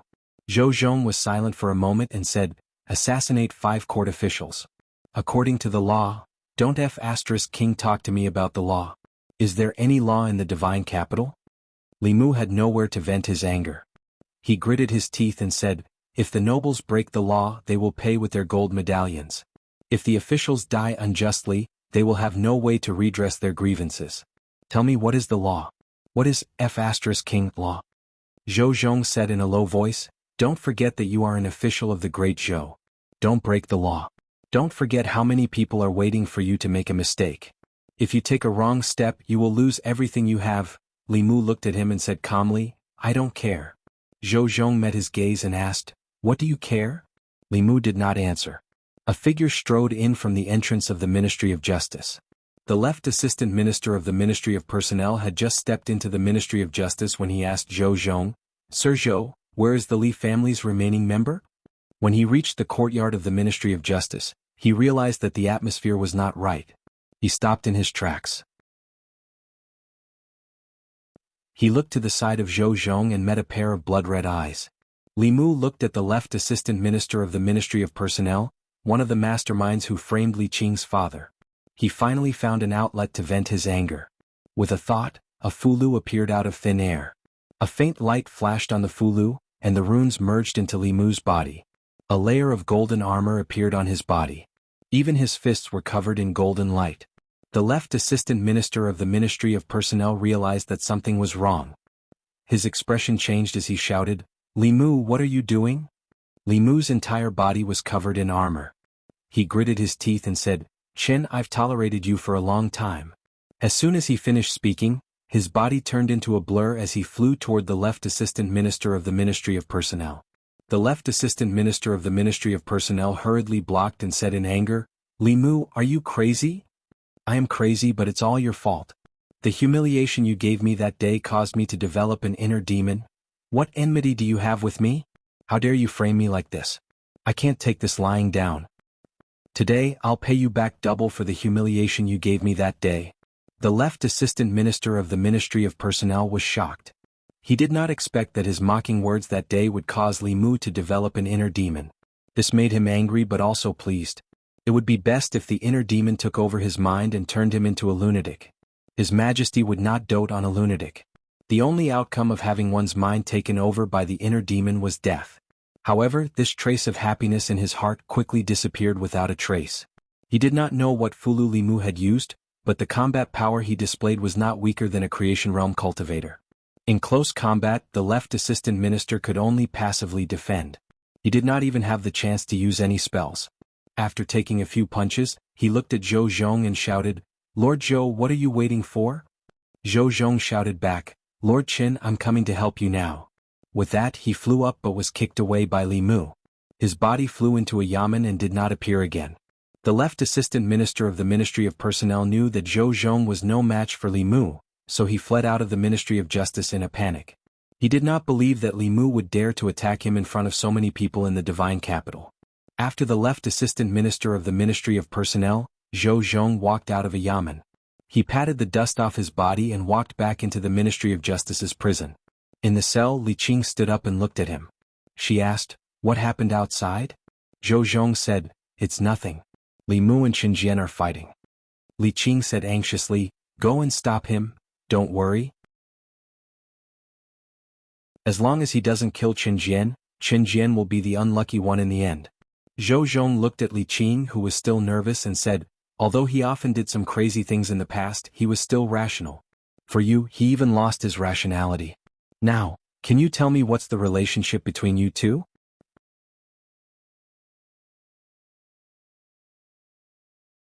Chapter 358.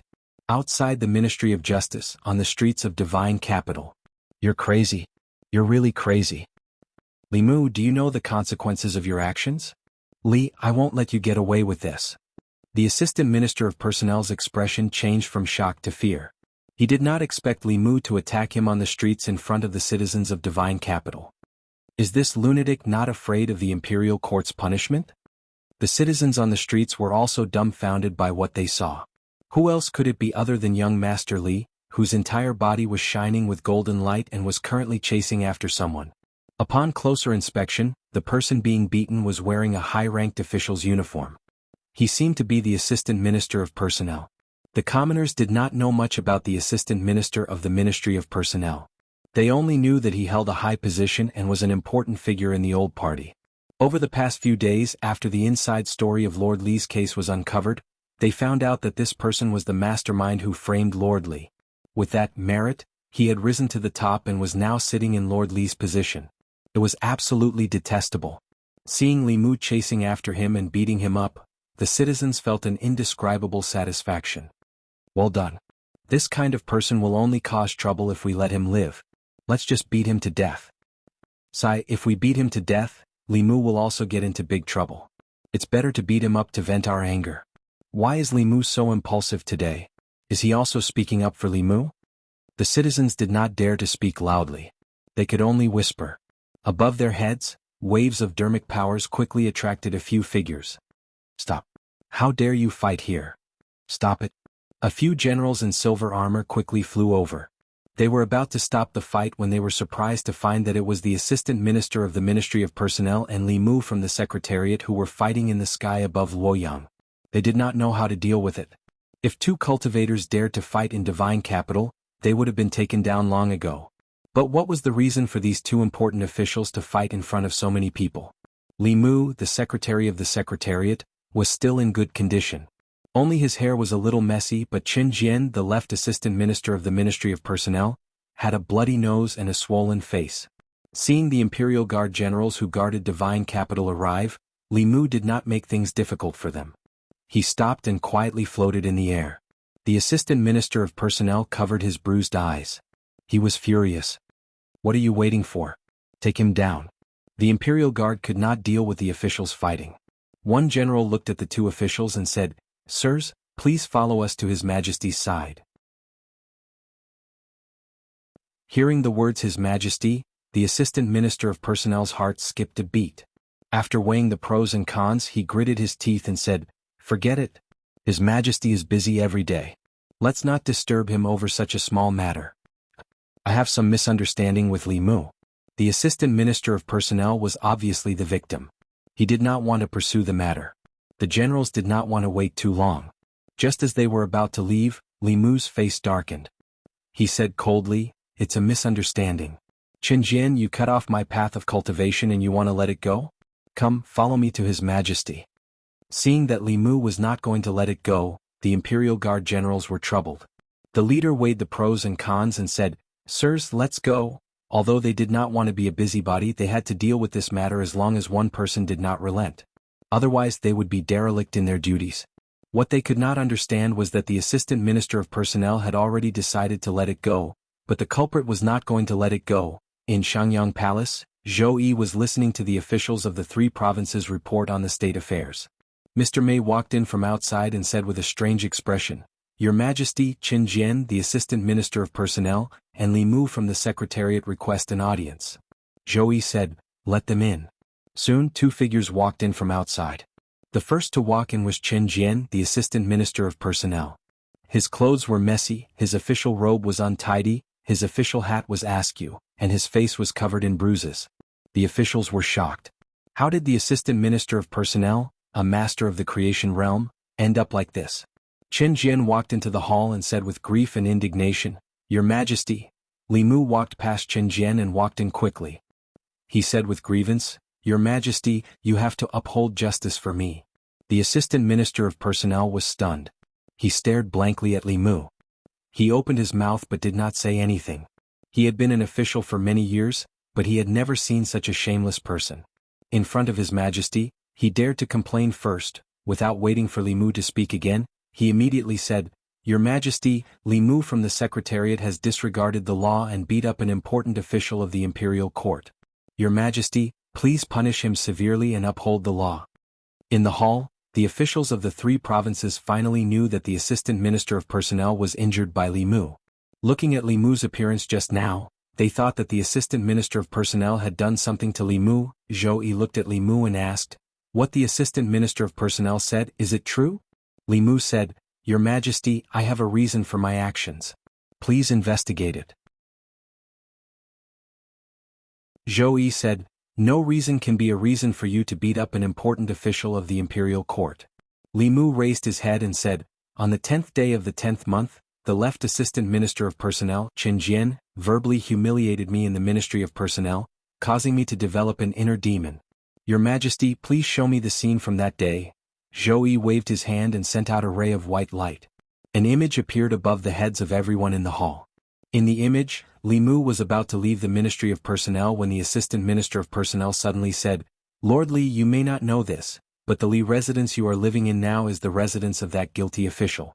The day before your wedding is the anniversary of the death of that guilty official's family.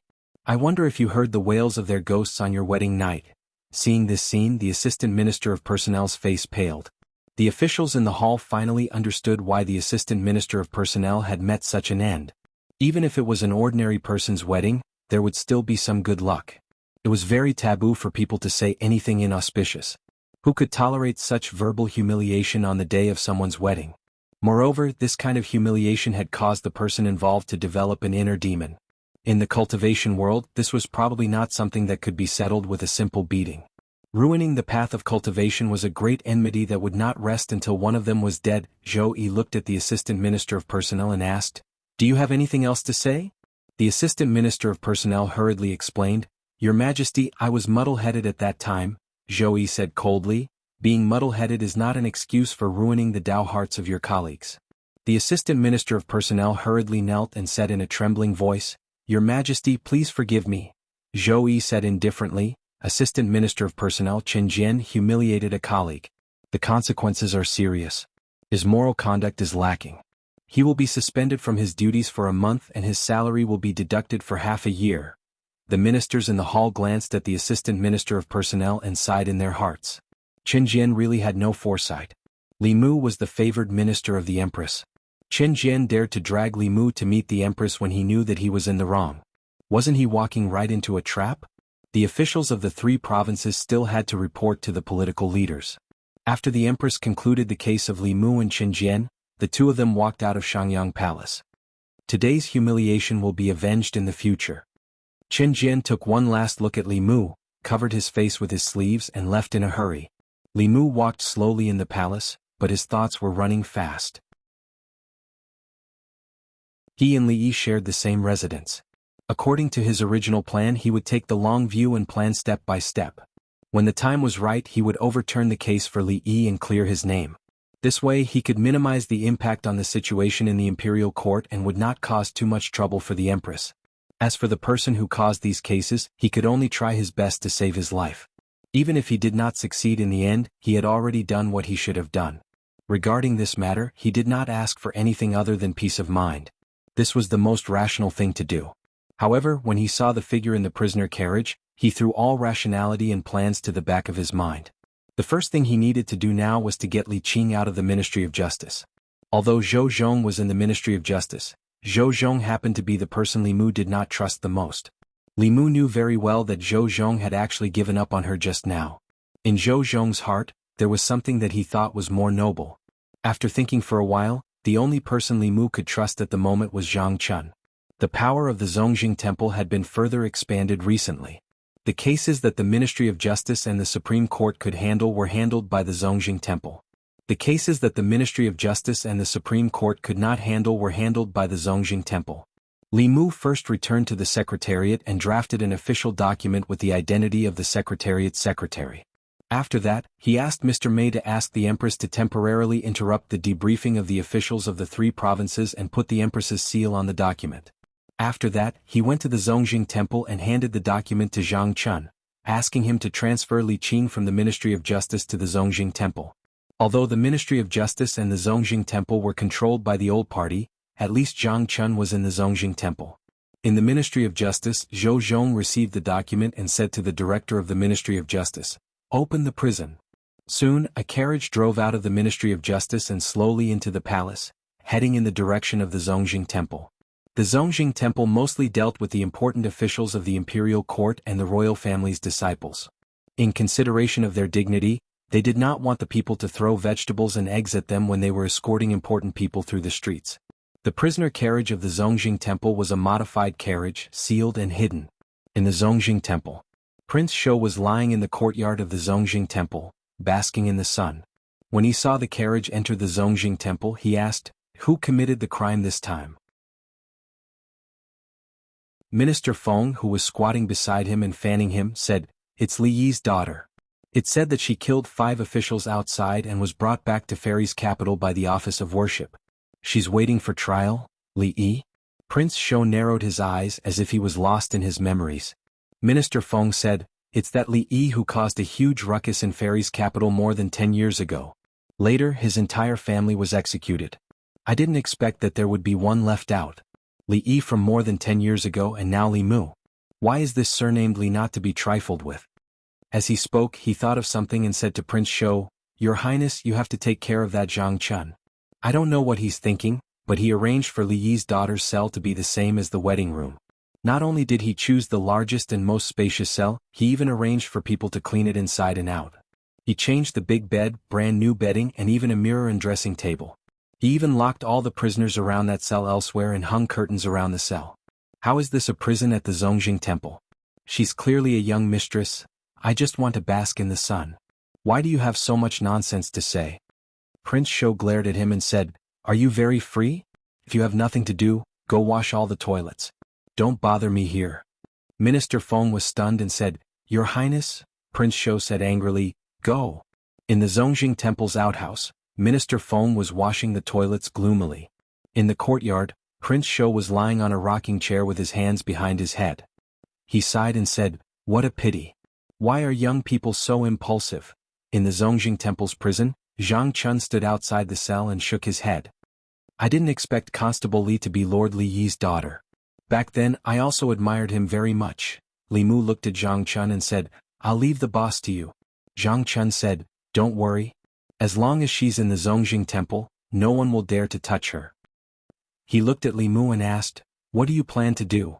Whether it's to redress Lord Li Yi's grievances or to exonerate Li Qing's crimes, it's not that simple.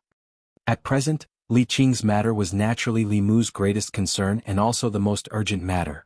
But if he wanted to save Li Qing, he had to redress her father's case first. If Li Qing's identity was still that of a treacherous official who had colluded with the enemy and betrayed the country, then what Li Qing did was a complete blow and revenge. She had killed many officials of the imperial court and should be sentenced to death according to the law. If Li Mu insisted on saving her, he would be going against the law and above the law. In this way, what difference would there be between him and those people he despised? However, if Li Yi's identity was that of a loyal official who was set up by a villain and had his entire family exterminated, then his daughter avenged his family's death. Even if it was against the law, it would still be righteous. Under the premise that the imperial court had lost its righteousness, there was still mercy outside the law. After all, the 4 managers of the Ministry of Personnel were the ones who had directly framed Li Yi. They had framed a 4th-rank official of the imperial court and caused his family to be killed unjustly. These 4 people were already sentenced to death. Under such circumstances, Li Mu had a slight chance of saving Li Qing. And the premise of all this was that he had to redress Li Yi's case first. Li Mu walked into the cell in front of him. The shackles on Li Qing's body had already been removed and her mana had also been unsealed. Li Mu walked to her side and sat down. He said, give me your hand. Li Qing slowly handed her hand to Li Mu. His hand emitted a gentle golden light which slowly entered Li Qing's body. Li Mu said, I can't get you out right away. I may have to trouble you for a while. Stay here for now. Li Qing looked around and said, this should be the best room I've ever stayed in. Li Mu looked at her and said, don't worry, I will investigate the matter of that year as soon as possible and clear Lord Li's name. Li Qing shook her head slightly and said, now I understand that my father doesn't want revenge. He and Uncle Zhou have more important things to do. I hope you can help my father finish what he couldn't before he died. Don't ruin your future for me. Li Mu smiled and said, only children make choices. I choose both. He looked into Li Qing's eyes and said, someone has already done the first thing. If I can't save you, then the second thing is meaningless to me. Let Zhou Zhong finish his and Uncle Zhou's dreams. At worst, I'll take you back to Fulu School. We don't want to stay in Fairy's capital anymore. As Li Mu finished speaking, he heard Mr. May's voice. He turned around and saw the Empress and Mr. May standing at the door. The Empress looked at him indifferently and turned to leave. Seeing Mr. May winking at him, Li Mu looked at Li Qing and said, I'll go out for a while. After comforting Li Qing, Li Mu hurried out of Zongjing Temple, but he couldn't see the Empress anymore. He jogged to the entrance of Changel Palace. Mr. May looked inside the palace and gave him a look. Li Mu walked slowly into the palace and looked at the Empress who had her back to him. He whispered, Your Majesty. Zhou Qiong said indifferently, why did you come looking for me? Go back to your talisman school. Being a second-generation disciple of the talisman school is much better than being a subordinate of mine. After comforting one, he had to comfort the other. Li Mu wanted to slap his own mouth a few times. He squeezed out a smile and said, Your Majesty, what are you talking about? I haven't repaid your Majesty's kindness. How could I leave Shindu? Zhou Yi said indifferently. My kindness is nothing compared to a random woman in your heart, right? Li Mu said slowly, she's not a random woman. If it weren't for her, I would have died many times over. I wouldn't be standing in front of your Majesty now. He looked up at the Empress and said, I want to ask your Majesty for a favor. Zhou Yi's back was facing Li Mu. She looked angry. She was still angry, but he was begging her again? She took a deep breath and asked, If I don't agree, are you going to take her back to Fulu School? The Empress was still angry. Li Mu lowered his head and said, I know I'm wrong. Zhou Yi turned around and looked at him. Her lips moved, but she couldn't bear to blame him anymore. She asked, What's your relationship with her? Li Mu said, When we were in Yangqiu County, she was my superior. She saved my life and led me onto the path of cultivation. Her father is Lord Li Yi. I've always looked up to Lord Li Yi as my role model. I can't turn a blind eye to his family's wrongful death. I have to help him, Zhou Yi asked. How do you want me to help you? Give you a death exemption medallion? Li Mu shook his head and said, if your majesty gives me a death exemption medallion, how is that different from the previous emperor? I can't frame your majesty. I just hope that your majesty can allow me to reinvestigate the case and prove Lord Li's innocence. Zhou Yi said, even if I let you reinvestigate, you might not be able to save her. You really don't want me to pardon her? Li Mu said firmly, I only want to reinvestigate the case. Zhou Yi was silent for a moment. She said, I promise you before you find out the truth, no one can touch her for any reason. Li Mu sighed and said, thank you your majesty. Li Mu left Chang'an Palace. Mr. Mei came in and said, actually in his heart he's always been thinking about your majesty. Zhou Yi snorted and said, heartless. I'm afraid he only wants to go back to Fulu school. He said he would go through fire and water for me but it's all fake. Mr. Mei knew that the Empress didn't mean what she said, so he deliberately said, if he didn't think about your majesty, he would have asked your majesty to pardon the girl directly. Why would he just ask your majesty to allow him to reinvestigate the case? In the past he wasn't afraid of anything and dared to offend anyone. Now he cares about the court and thinks about your majesty. Your majesty, please don't blame him. After leaving Chang'an Palace, Li Mu returned to Zongjing Temple. He told Li Qing that the Empress had agreed to let him reinvestigate the case of the past. After feeling his determination several times, Li Qing didn't insist. She just said, you have to be careful. Li Mu smiled and said, don't worry. I've already offended them anyway. It doesn't matter if I offend them a few more times. You rest well. I'll come see you tomorrow. He walked out of the cell but his heart was still heavy. To save Li Qing was actually more difficult than to reverse the verdict for his father. At one point he really wanted to ask the Empress for a death-free gold medallion. He also knew that as long as he asked, the Empress would give it to him. But he gave up in the end.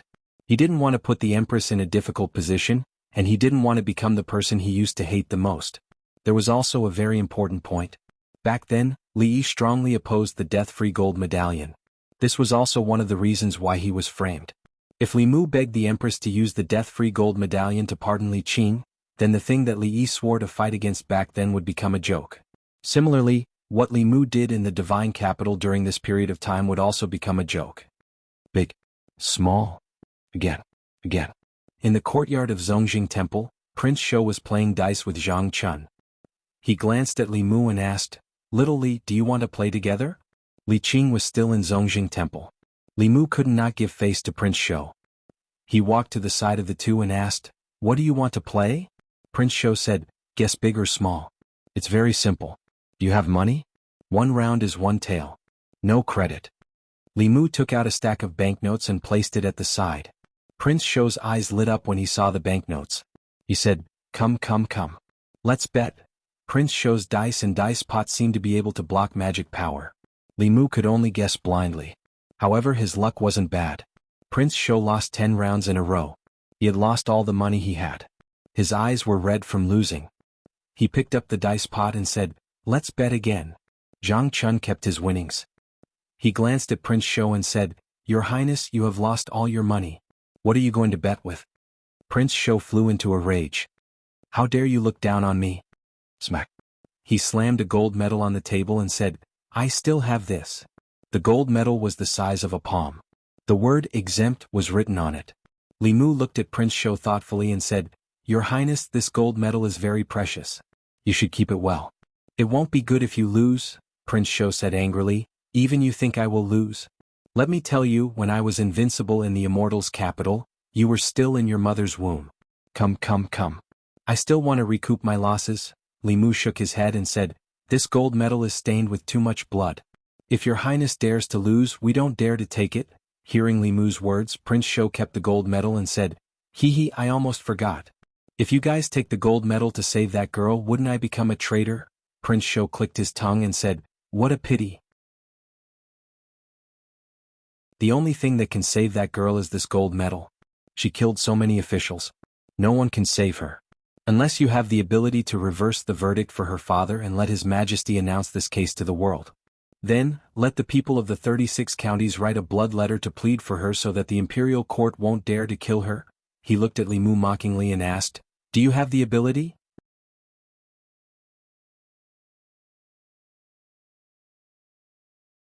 Chapter 359.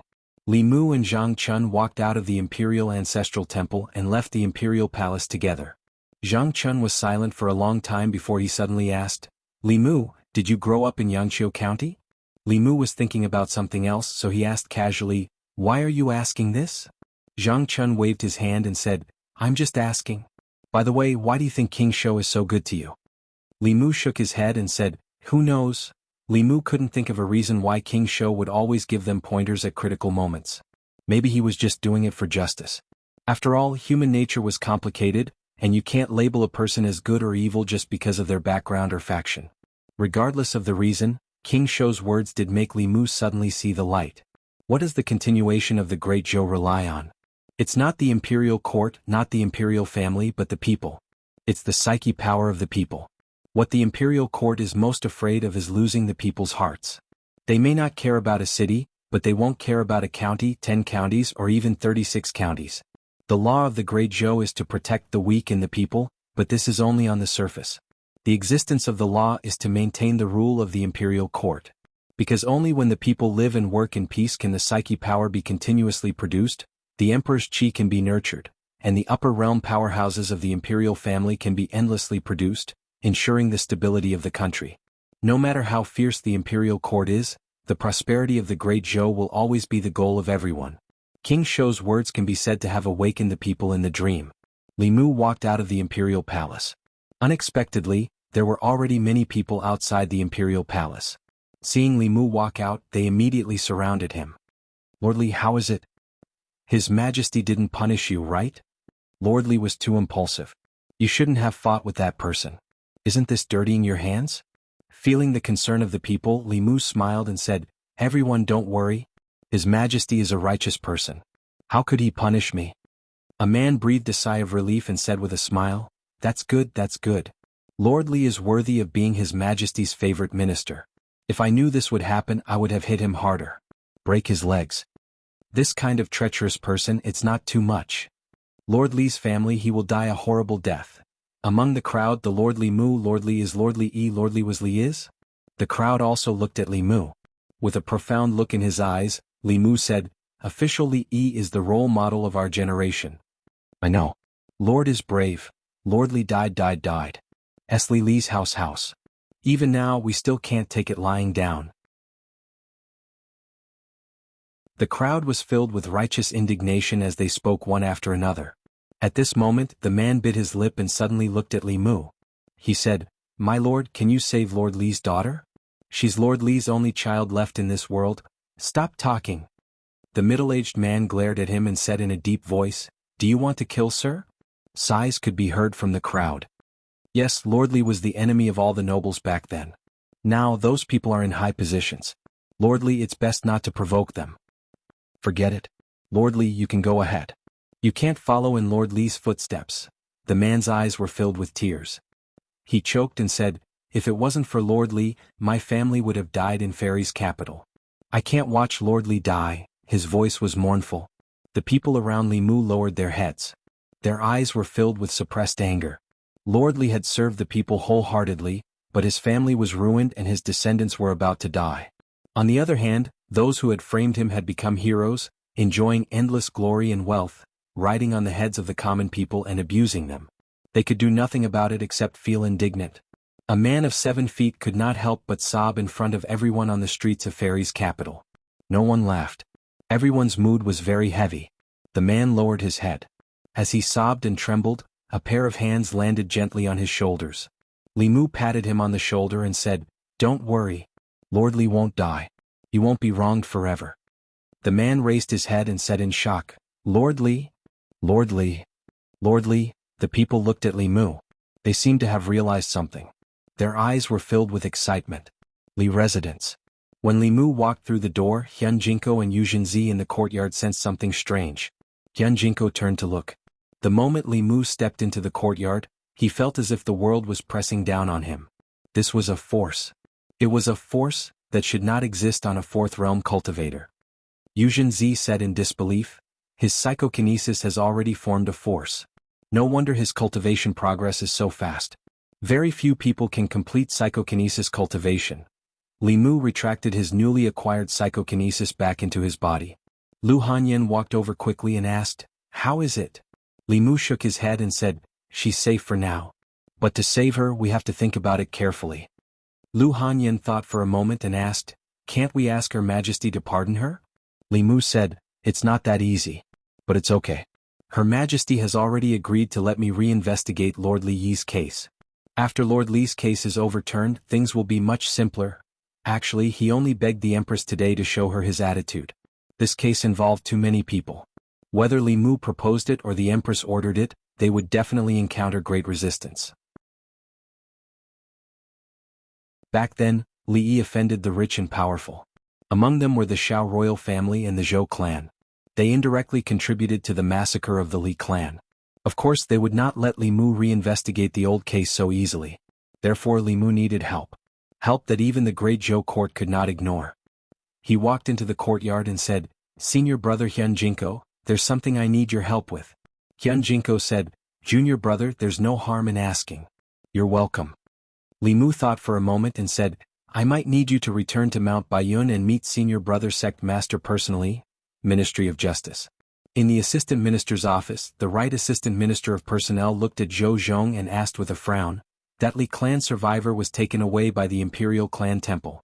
Why didn't you stop them?"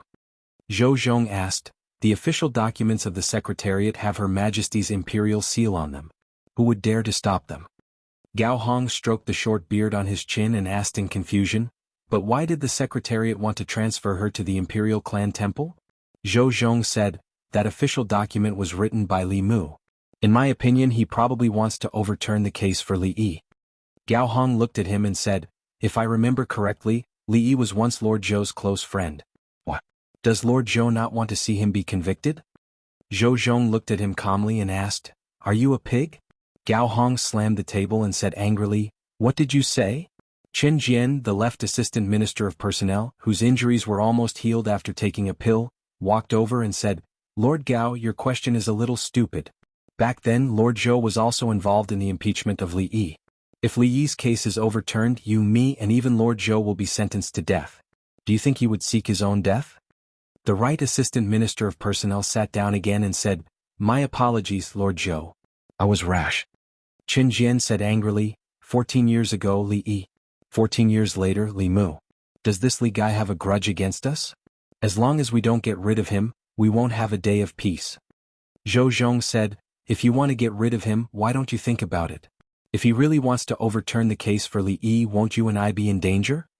Chen Jian laughed coldly and said, "Then he still needs to find evidence. It's easy to prove that he colluded with the enemy and committed treason. 14 years have passed. How can he prove that Li Yi didn't collude with the enemy and commit treason? Even if he proves it, then what? Zhou Chuan is also involved in this matter. Do you want His Majesty to execute his uncle?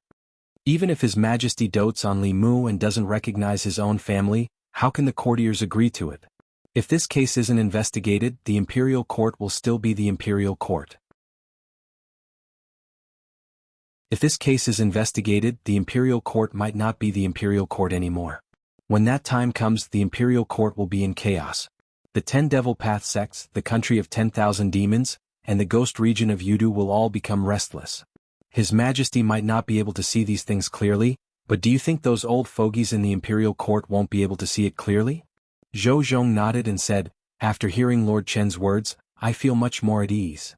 Chen Jian said proudly, "Lord Zhou might be better at solving cases than I am, but you still have to learn from me when it comes to matters of the imperial court." Changel Palace. There was no morning assembly today. Zhou Yi read a few memorials and felt a little annoyed. He asked, "Where's Li Mu? Did he go to the minister province today?" Mr. Mei said, "I saw him go directly to the imperial kitchen just now." Zhou Yi thought about it and said, "Go to the minister province later and see if there are any new tributes. Send some to him." Mr. Mei smiled and said, "Yes." She was about to leave when Shangguanli walked in from outside. Zhou Yi said, "Ali, go to the imperial kitchen and see what Li Mu cooked today." Shangguanli said, "When I passed by the imperial kitchen just now, I saw Li Mu come out from there." Zhou Yi asked, "You didn't come with him?" Shangguanli shook his head and said, "He went in the direction of the imperial clan temple." Zhou Yi was stunned for a moment. The next moment he looked at the door of the hall and said, "Mei Wei, come back."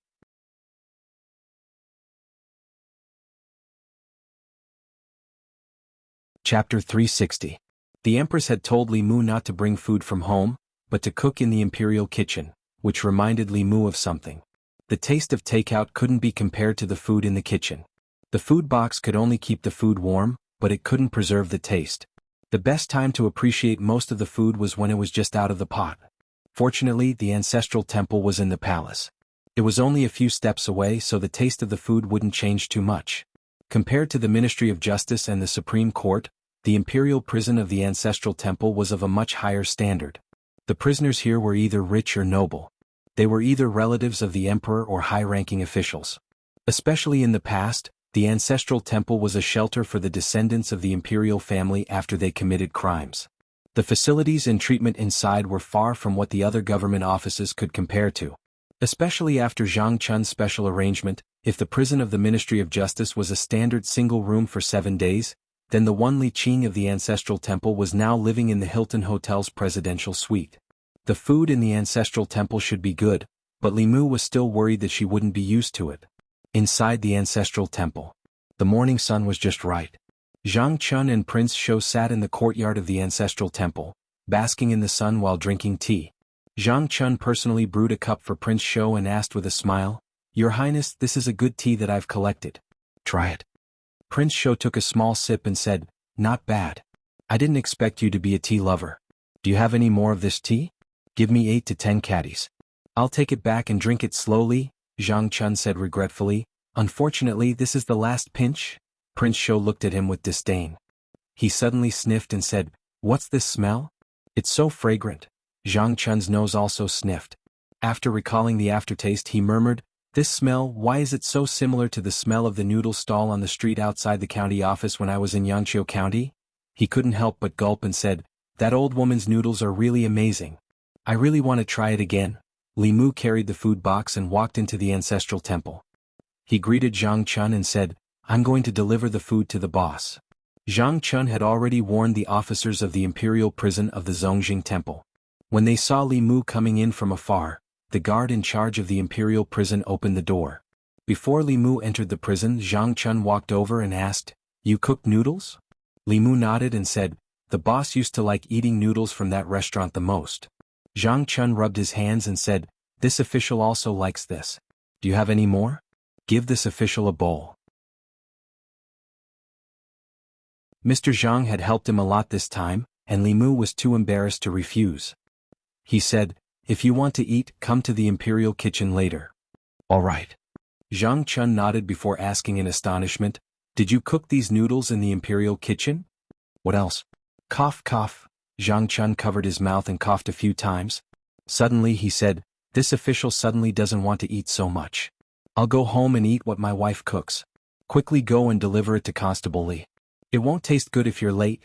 Watching Li Mu walk into the prison, Zhang Chun sighed and said, Li Mu, you have to be careful." Li Mu walked into the prison and faintly heard Zhang Chun talking about snacks. Mr. Zhang reminded him again to take 2 boxes of snacks from the imperial kitchen tomorrow. The imperial chef in the palace specialized in making pastries, and his skills could be said to be superb. When he went back in the afternoon, he would also bring a box for Lu Hanyan. In the past, Li Mu couldn't take things from the imperial kitchen, but it was different now. The Empress gave him permission to enter the imperial kitchen and use all the ingredients. Although this was suspected of abusing power for personal gain, Li Mu did it deliberately. What the Empress needed was not an imperial chef. If he followed the rules and did what an imperial chef should do, wouldn't he really become an imperial chef? Li Mu learned from palace dramas that the most favored concubine of the emperor was definitely not the kind of concubine who was obedient and had no personality at all. Within the limits, occasionally doing something out of line, sometimes maintaining a sense of novelty and mystery, would be able to obtain the emperor's favor for a long time. Of course, he wasn't the empress's concubine, but he could infer many things from one example. It was the same as being a friend or an official. He asked the jailer to open the prison door and walked in. He opened the food box and said, "I don't know if the food of the Zongjing temple is to your liking. I've cooked a bowl of noodles for you." Li Qing picked up the chopsticks and tasted it. She said in surprise, "The taste of this noodles?" Li Mu smiled and said, "I learned it from the old woman who sold noodles." The taste is about the same as the one she made, right? Li Qing said softly. Later on, I went back to Yangqiu County once and learned that the old woman had passed away. Her son and daughter-in-law continued to run the noodle stall, but the noodles they cooked were different from before. I thought that I would never be able to taste the same taste as before in this life. Li Mu smiled and said, whenever you want to eat it, just tell me. I'll make it for you. After watching Li Qing finish the noodles, Li Mu sat for a while longer. He packed up the food box and walked to the imperial kitchen. In the imperial kitchen there was still the soup he made for the empress. Using the empress's kitchen to cook noodles for someone else and leaving her aside, even if Li Mu was really stupid, he wouldn't do such a stupid thing. It was just that the empress's soup took a little longer to cook. Li Mu went to the imperial clan temple and waited for a little while before the soup was ready. It was said that he relied on women to make a living. After Li Mu's unremitting efforts, now the empress and Li Qing both relied on him to make a living. Li Mu carried the soup and came to the entrance of Chang'an Palace. Shangguan Li stood at the entrance of the palace and glanced at him. Her Majesty is not here. You can go back. Li Mu said regretfully, what a pity. I boiled this soup for Her Majesty for more than 4 hours. It won't taste good after a while. I'll bring it back to the secretariat and drink it myself. Just as he turned around, Shangguan Li's ears twitched and said, Her Majesty has returned. Li Mu handed the soup in his hand to him and said, I have to go back to the secretariat. I'll have to trouble Commander Shangguan to bring it in for Her Majesty. Shangguan Li carried the soup into Chang'an Palace and placed it on the table in front of Zhou Yi. After opening the lid of the soup, a fresh and rich aroma floated out. Mr. May's throat moved and he smiled. I knew it. How could he forget Her Majesty? This soup has been simmering for so long. He must have put in a lot of effort. I just went to the imperial kitchen and asked. He only sent a bowl of noodles to the imperial clan temple. Zhou Yi drank a mouthful of soup and suddenly felt a little embarrassed. It seemed that she had misunderstood Li Mu just now. She thought that he was using her imperial kitchen to curry favor with others. She was angry for a while, but at this moment, the anger in her heart immediately disappeared. She said, Mei Wei, send 2 boxes of Southern Tribute oranges to him. Mr. May said, didn't Her Majesty say that the oranges were very sour and she didn't want to send them? Zhou Yi said, now that I think about it, the oranges don't seem so sour anymore. Mr. May nodded and said, I'll go now. Zhou Yi suddenly said, wait, the secretariat. Li Mu sat in the duty room for a while. After dealing with the official business for the day, he sat quietly for a while and began to write an official document. This official document ordered the Ministry of Justice to reinvestigate the case of Li Yi from 14 years ago. Li Mu had asked the Empress about this matter, but he couldn't let the Empress give the order directly. As the ruler of a country, she should have the concept of the overall situation. If she overturned half of the court just because of Li Mu's words, then what would the court officials think? They would think that this was a treacherous courtier trying to overthrow the government.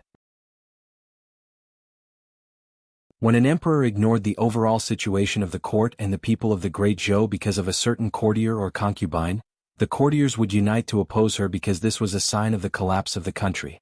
The courtiers would not allow it, and the 4 academies would not sit idly by.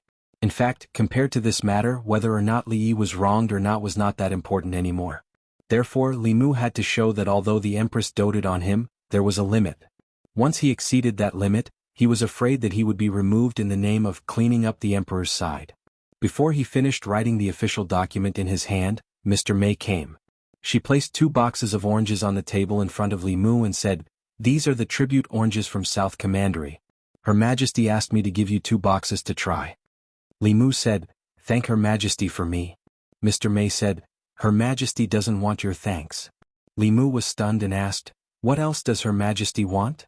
He had already given the Empress everything he could. She could not reward Li Mu with 2 boxes of oranges and ask for too much from him. Mr. May glanced at him and said, In the future, no matter if you make soup or noodles in the imperial kitchen, send it to Chang'an Palace first. Li Mu was stunned and asked, This is Her Majesty's idea? Mr. May knocked him on the head and said, Her Majesty is so broad-minded. Would she be angry because you sent her soup later? Only she believed this sentence. No one knew how stingy the Empress was better than Li Mu. Li Mu nodded helplessly and said, I know. No matter what I do in the future, I will think of Her Majesty first. Is that okay? After that, he was knocked on the head again. Mr. May glanced at him and asked, What's with your tone? It sounds like Her Majesty is forcing you to send the soup first. Li Mu promised her that he was willing to give priority to the Empress. Only then did Mr. Mei leave with satisfaction. Li Mu looked at her back and felt that she was getting more and more strange these days. If this continued, it would be really difficult for her to get married. But Li Mu had more important things to do and did not have time to give her psychological counseling. He finished writing the official document, took 2 tribute oranges, and went to the assistant minister's office. Louis was reading the booklet. Li Mu walked over and put the 2 oranges on his table. He said, "Mr. Liu, take a rest and eat an orange." Louis looked at the 2 oranges and said in surprise, "It's not the season for oranges yet. There are a few mother trees in Nanjun that will bear fruit a month or 2 earlier, but the spiritual oranges on the mother trees are used as tributes." Li Mu smiled and said, "This is the tribute oranges given by Her Majesty." Louis looked at Li Mu with envy and said, "Mr. Li, you are really enviable. There are not many spiritual oranges, and there is not enough for the palace every year. It is difficult for the officials outside to get one. In the time of the former emperor, only the empress and the imperial noble concubines could get a box." He only picked up 1 orange and said, "I only need one of these treasures. I didn't expect to taste spiritual oranges from my hometown in Luoyang." Li Mu said, "So Mr. Liu's hometown is Nanjun. It's okay. Mr. Liu, you can eat as much as you want. If it's not enough, I have more. Her Majesty gave me 2 boxes." Louis was not only envious but also shocked. Back then, the Empress Dowager and Imperial Concubine Dowager were so favored by the previous emperor, but they only received 2 chests in total. His Majesty actually rewarded Li Mu with 2 chests. It was true that she only favored 1 person in all the court officials. He peeled an orange and ate a few pieces. He praised, "It is indeed a carefully cultivated tribute. If a mortal can eat one, they will not be invaded by diseases for 3 years." The 2 chatted for a while. Li Mu took out the document and said, "By the way, there is another document here that needs your signature. It's a small matter." Louis picked up the document. She picked up the pen and was about to sign her name. Then his body trembled. The pen in his hand did not fall. He looked at the document and fell into a long silence. After a while, he looked up at Li Mu and said with some bitterness, "Mr. Li, I only ate half of your orange."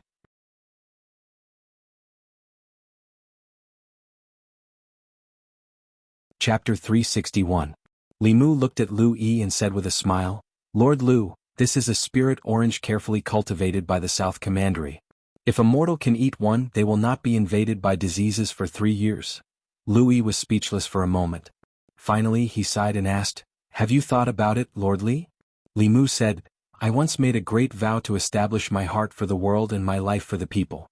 How can I watch the heroes of the great Zhou be framed by villains and leave behind a torrent of infamy in history?" Louis picked up the pen helplessly and said, "Give me 2 more oranges."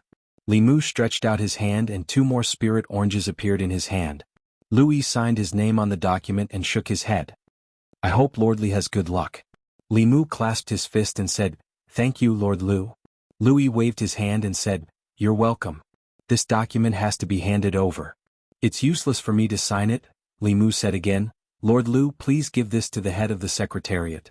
When he left the assistant minister's office, he took away the orange peel on the table and threw it away for Lu Yi. Lu Yi hurriedly said, "Lord Li, please wait. I'll soak the orange peel in water." Ordinary people could not even get the orange peel of the spirit orange that was specially offered by the royal family. Li Mu decided to finish the orange and collect the orange peel. In the future, when he asked Lu Yi for help, he would give him a few taels each time. After all, it was not good to ask for help empty-handed. Li Mu alone could not make the decision to re-investigate the old case from 14 years ago. After his proposal, it needed to go through the assistant minister and head of the secretariat first. Then it would be handed over to the minister for review. Finally, it would be handed over to the minister for implementation. Li Mu could only deal with Louis. The Liu family was one of the oldest surnames in the Great Zhou. It was one of the 9 surnames. Although it was not as powerful as the Shao family and the Zhou family in the imperial court, it could not be underestimated.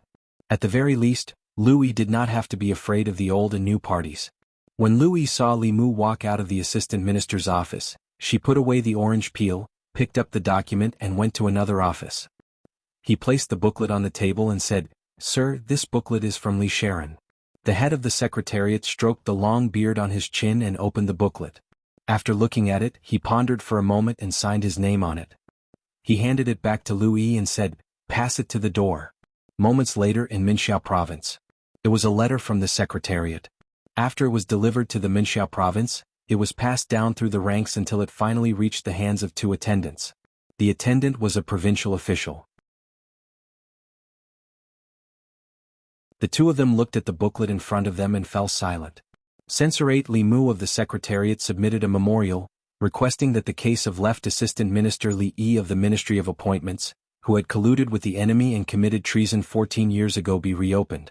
The resolution of the Secretariat was passed and submitted to the Ministry of Interior for discussion. If a fourth-ranked official of the Imperial Court was framed for the extermination of his family or was framed for treason, it was only natural that he would be thoroughly investigated. However, the implications of this case were too broad. Both the old and new parties were implicated. It was fine if the case could not be reopened.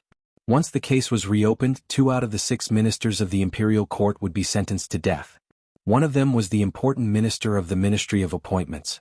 Other than the ministers of the Ministry of Appointments and the Ministry of Works, the 2 assistant ministers of the Ministry of Appointments would be sentenced to death. The assistant minister of the Ministry of Justice would be sentenced to death. Even if the other high-ranking officials in the Imperial Court were not sentenced to death, they would not be able to escape severe punishment. In this way, the Imperial Court would be in chaos. Perhaps it would give an opportunity to those with ulterior motives. Compared to this matter, whether or not Li Yi was wronged was not so important. One of the attendants shook his head and said, "The big picture is more important." The other attendant nodded and said, "Agree." Li Mu ate 2 oranges. Before he went to the Yamen, the booklet he had handed out was returned to his hands. His request to reinvestigate Li Yi's case was rejected by the Ministry of Family Affairs. In the 3 provinces, the Secretariat of the Secretariat wrote the edict in the tone of the Emperor and had to be submitted to the Ministry of Interior for review. If the Ministry of Interior passed, they would sign their review opinion on the edict and send it back to the Secretariat. The Secretariat would pass it to the Emperor. After the Emperor gave his final approval, it would be sent back to the Ministry of Interior. If the Ministry of Interior did not pass, they would also send the memorial back to the Secretariat. Sometimes they would let the Secretariat revise it before sending it back. Sometimes they would just write the word "reject" and directly reject it, not giving anyone a chance. The booklet on Li Mu's desk had the word "reject" written at the end. This meant that the Ministry of Interior did not agree to reopen the case. This kind of thing was very normal. Not to mention the Secretariat, they even dared to reject the Emperor's opinion. They could be said to be the most ruthless department in the Imperial Court. Of course, if the Empress was stubborn, she could bypass the Ministry of Interior and directly give the order. But in that way, the order in the Imperial Court would be in chaos. This was not what Li Mu wanted. In any case, he did not expect the Ministry of Interior to agree. This booklet was just a prelude. His purpose was to send a signal to those people. He had accepted Li Yi's case. After that, Li Mu did not mention this matter again. He left the Secretariat and went straight home. There were no secrets between the various departments in the Imperial Court. Li Mu wanted to reopen the old case of Li Yi from 14 years ago. The fact that his memorial was rejected by the Ministry of Interior spread to the various departments after it was sent to the Yamen. Ministry of Personnel. Right Assistant Minister Gao Hong had just received the news from the Ministry of Interior. He said with a dark face that Li Mu really wants to reopen the case for Li Yi. Left Assistant Minister Chen Jian sneered and said, "He wants to reopen the case? He can't even get past the Ministry of Interior. Which one of those old fellows there isn't a shrewd old man? The stability of the Imperial Court is what they care about. They don't care if Li Yi died unjustly." Gao Hong said worriedly, that Li Mu has the shadow of Li Yi from back then. He also has the Emperor's protection. Sooner or later he will become a big problem for us. Chen Jian said coldly, "Let him jump around. When he jumps around to the point where both sides can't stand it anymore, he will be the next Li Yi. Just wait and see. As long as he dares to insist on reopening the case of Li Yi, even if we don't kill him, the court officials will kill him." Regarding this matter, there were many opinions from the other ministries. This person is still so reckless. How many people are involved in Li Yi's case? This Li Mu is basically the second Li Yi. Even Li Yi back then wasn't as bold as him. It's just that this time he's too whimsical. I just don't know if the Emperor will still go along with him. Could he have fed the Emperor some kind of bewitching potion? Why is the Emperor so good to him? Apart from being a little talented and a little handsome, there's nothing special about him. The emperor can't be so shallow as to be fooled by his looks, right? If this old case is thoroughly investigated, it will have a huge impact on the situation in the imperial court. Both the old and new parties will be greatly affected because of this, which is not conducive to the stability of the overall situation. If the emperor ignores the overall situation and the great Zhou for the sake of Li Mu, this is a favored official messing up the government. If he is not eliminated, the great Zhou will not be peaceful. Once the news of Li Mu's suggestion to reopen the case of Li Yi spread, it caused widespread discussion in the imperial court. In the hearts of some of the officials, the truth of Li Yi's case was no longer important. What was important was whether the emperor's love and care for Li Mu had reached the limit of what an official should bear. Many times, there was no clear boundary between a treacherous official and a loyal official. Although what he did was righteous, if the imperial court collapsed because of him and the great Zhou fell into a crisis, then he would be a treacherous official who brought disaster to the country and the people. This kind of treacherous official should be eliminated by all the officials. There were even many officials who had a grudge against Li Mu. They were secretly plotting whether they should take advantage of this opportunity to join forces with their respective parties to clean up the emperor and punish the traitorous officials. However, during the morning court, Li Mu remained silent and did not mention a single word about the old case. This was not unexpected by some officials. Perhaps he also realized that if he wanted to investigate the old case, it would involve too many people. Not only would he not be able to find any results, but he would also be implicated. Thus, he was afraid of retreating. This made some people feel disappointed. Compared to Li Mu retreating in the face of difficulties, they hoped that he would walk this path to the end. This would give them a chance to get rid of him. Just like this, the matter that had caused widespread discussion in the various departments yesterday was not mentioned in the morning court today. Just as the officials thought that this matter was going to be forgotten, Mr. Mei walked in from outside the hall. He walked behind the curtain and seemed to say something to the Empress. Soon, the Empress's voice came from behind the curtain. Enter. A figure slowly floated into the crepe myrtle hall. He bowed to the Empress behind the curtain and said, "Greetings, Your Majesty." This was a middle-aged man wearing a moon-white Taoist robe. His hair was tied up in a tall crown, and he looked like an immortal. On the left chest of his Taoist robe was embroidered the symbol of a white cloud. White Cloud Mountain? Moon-white Taoist robe, a second-generation disciple of the Fulu school. Could he be the head of one of the peaks? What is the head of the Fulu school doing in the divine capital? The officials looked at the middle-aged man in confusion. Although the Fulu school and the imperial court cooperated, it was limited to low-level disciples. This was the first time they saw such an important figure of the Fulu school in the divine capital, in this golden hall. The Empress asked calmly, "Taoist Hyun Jinko, why have you come to the divine capital?" Hyun Jinko said, "I am here on the orders of the headmaster for one person." The Empress asked, "Who?" Hyun Jinko said, "Her name is Li Qing. She is the direct disciple of the headmaster." Most of the officials in the imperial court did not know who Li Qing was. The left assistant minister of the Ministry of Personnel's expression changed slightly. He walked forward and said, "Li Qing has killed many imperial court officials and is a serious criminal. Does the Fulu school want to protect her?" Hyun Jinko shook his head and said, "No. The Fulu school supports the Great Zhou court. If a Fulu school disciple violates the law, the court can punish them according to the law. However, the headmaster knows that Marshal Nice Li's family was wrongly killed more than 10 years ago. He hopes that the court can follow the law and give her an explanation, and also give the Fulu school an explanation." The moment he said this, the imperial court fell silent. The assistant minister of personnel was probably talking about Li Yi's daughter. If the Fulu school wanted the court to give them an explanation, wasn't it asking the court to reinvestigate the case? If this matter was found out by Li Mu, the provincial court would reject the case and it would be over. However, the Fulu school was a colossus that was not inferior to the Great Zhou court. Mount Baiyun was located in the extreme north of the Great Zhou.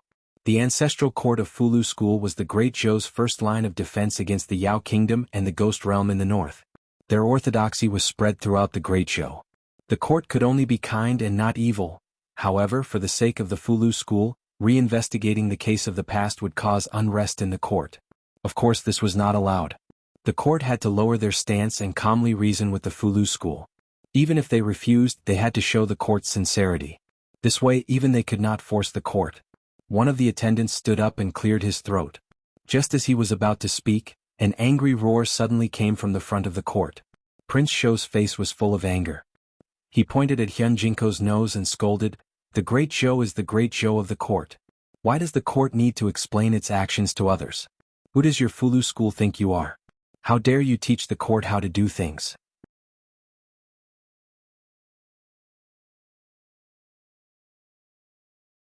Chapter 362. The moment King Shou spoke, some of the officials in the imperial court knew that something was amiss. Most of the people involved in Li Yi's case were from the old party. Even if King Shou didn't want to reopen the case, he couldn't speak to a peak master of Fulu school like this. Among the 6 sects of Dao, only Fulu school and Xuanzong were located in Great Zhou. Xuanzong was located in the east, and there weren't any powerful enemies in the east of Great Zhou. However, things were different in the north. The country of demons and the Hades domain were both located in the northwest. The ancestral court of Fulu school was located in the north, intimidating the demon country and the ghost domain. It was a solid barrier at the border of Great Zhou. Without Mount Baiyun, the demon country and the ghost domain could easily invade Great Zhou.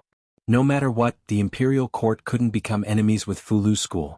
At the back of the hall, Zhang Chun had already opened his mouth. However, when he heard King Shou speak, he swallowed the words that were already in his throat. Hyun Jinko didn't look at King Shou. Instead, he swept his gaze across the officials and asked, "Is this the attitude of the Great Zhou court?" King Shou had a look of disdain on his face. Just as he was about to continue speaking, he was pulled back by 2 officials beside him. "Your Highness, be careful with your words." The attendant opened his mouth, but he couldn't say the words he wanted to say to delay the matter. King Shou's words left the imperial court with no way out. Now, even if the imperial court didn't want to investigate, they had to. If the imperial court really didn't care about Fulu school's request, wouldn't that mean that they didn't care about Fulu school at all? The deterioration of their relationship with Fulu school would be even more serious than the turmoil in the imperial court. In the imperial court, no one's position was irreplaceable. They just had to pay a price. However, the position of the Fulu school was truly irreplaceable. Without the Fulu school, there was no way the imperial court could send 3 7th realms, close to 10 6th realms, and countless 5th and 4th realms to hold the fort in the northwest region. This would drain most of the imperial court's manpower. The imperial court was completely silent. Hyun Jinko spoke again, "If this is the intention of the Great Zhou court, then I will return to Mount Baiyun and pass on the court's intentions to senior brother sect leader." A moment later, Shangguanli walked out from behind the curtain and said, "Hyun Jinko, you have misunderstood. This case is of great importance. I would like to ask you to wait for 2 more days. After the imperial court has discussed this matter, we will give Fulu school an answer." Hyun Jinko said indifferently, "In 3 days I will return to Mount Baiyun. In these 3 days I will wait for the imperial court's reply."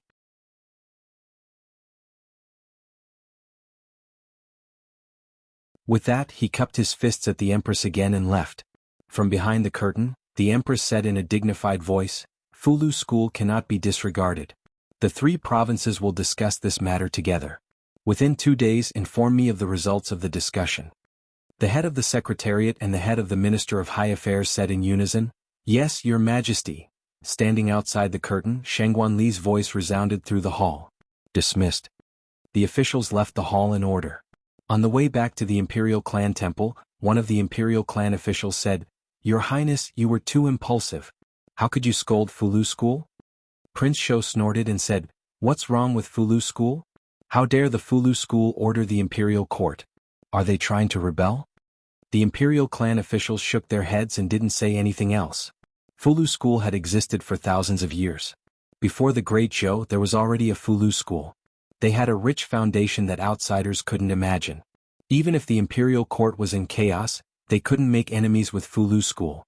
The imperial clan officials sighed. How could he expect Prince Shou to understand these things? The reason why Prince Shou could be in such a high position was because he was the younger brother of the previous emperor and a member of the Shao royal family. Other than watching opera and drinking tea, he didn't know anything else. If it wasn't because of his identity, the words he said in the imperial court caused a major turn of events that the imperial court didn't want to see. The new and old parties could make him die without a burial ground. Zhang Chun walked behind Prince Shou and said, "Your Highness, last night I found a tale of tea cakes at home. Tomorrow I'll give you half a coin." Prince Shou said, "Half a coin? Zhang, are you trying to dismiss a beggar?" "Then it's 1 coin." There's only one coin left, one tail of tea cakes left after a night. Are you going to eat it like grass? Minister Province, Minister Office. Minister Zhou Jing sat on the main seat. There were 3 people sitting on either side of him.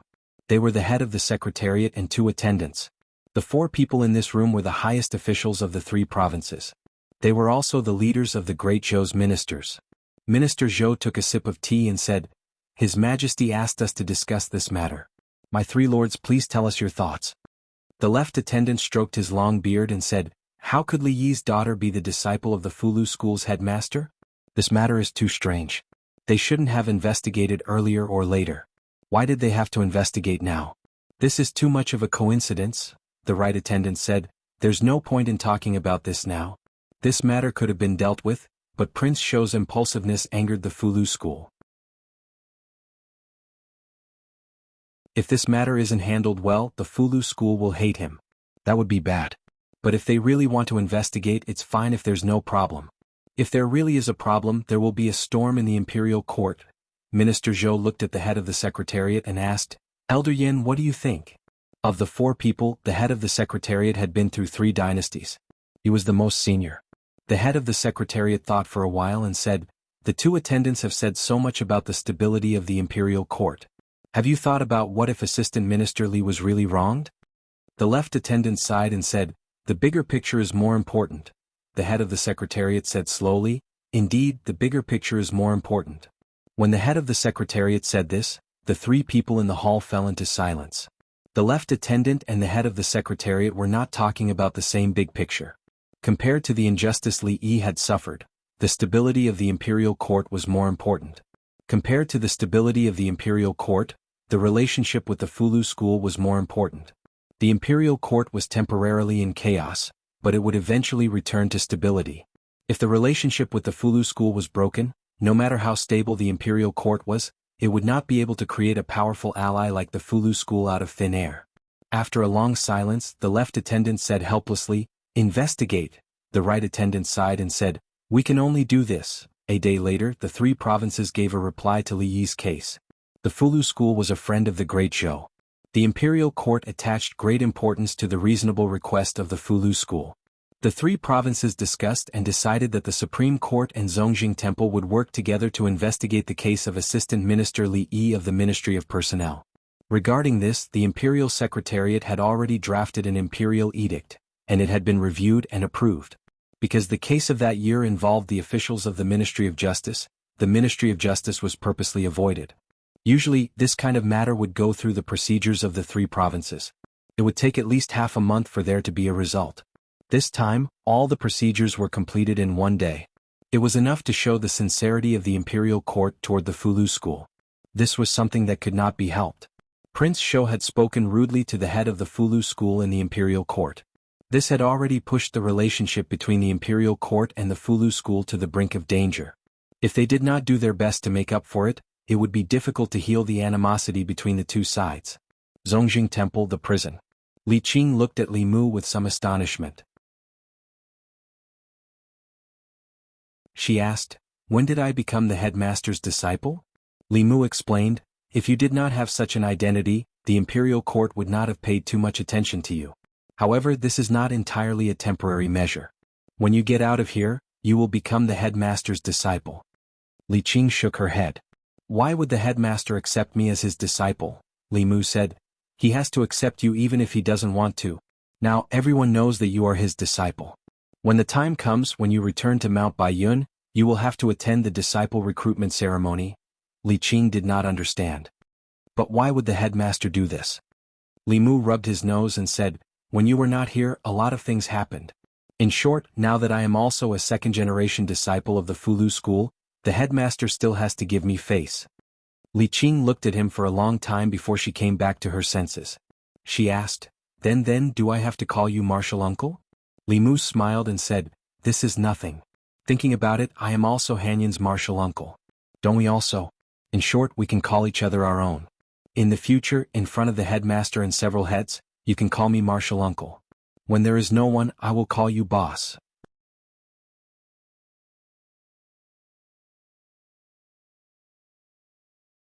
Chapter 363. Walking out of the Imperial Clan Temple, Li Mu thought back and realized that he seemed to have some kind of magical power. A kind of magical power that could turn people of the same generation into juniors. Whether it was Li Qing, Lu Hanyan, or the two little snakes that Li Mu hadn't seen for a long time, everyone's relationship was good at the beginning, but then it started to develop in a strange direction. Fortunately, cultivators didn't care too much about these things. As long as they were willing, they could also become Dao companions. Standing at the door of the Imperial Clan Temple, Li Mu sighed softly. It wasn't easy to save her within the rules. It was just a small step, but this small step was also the beginning of something from nothing. Li Mu had long expected that with his face, the Imperial Court wouldn't care at all. His memorial couldn't even be passed by the province under his tutelage.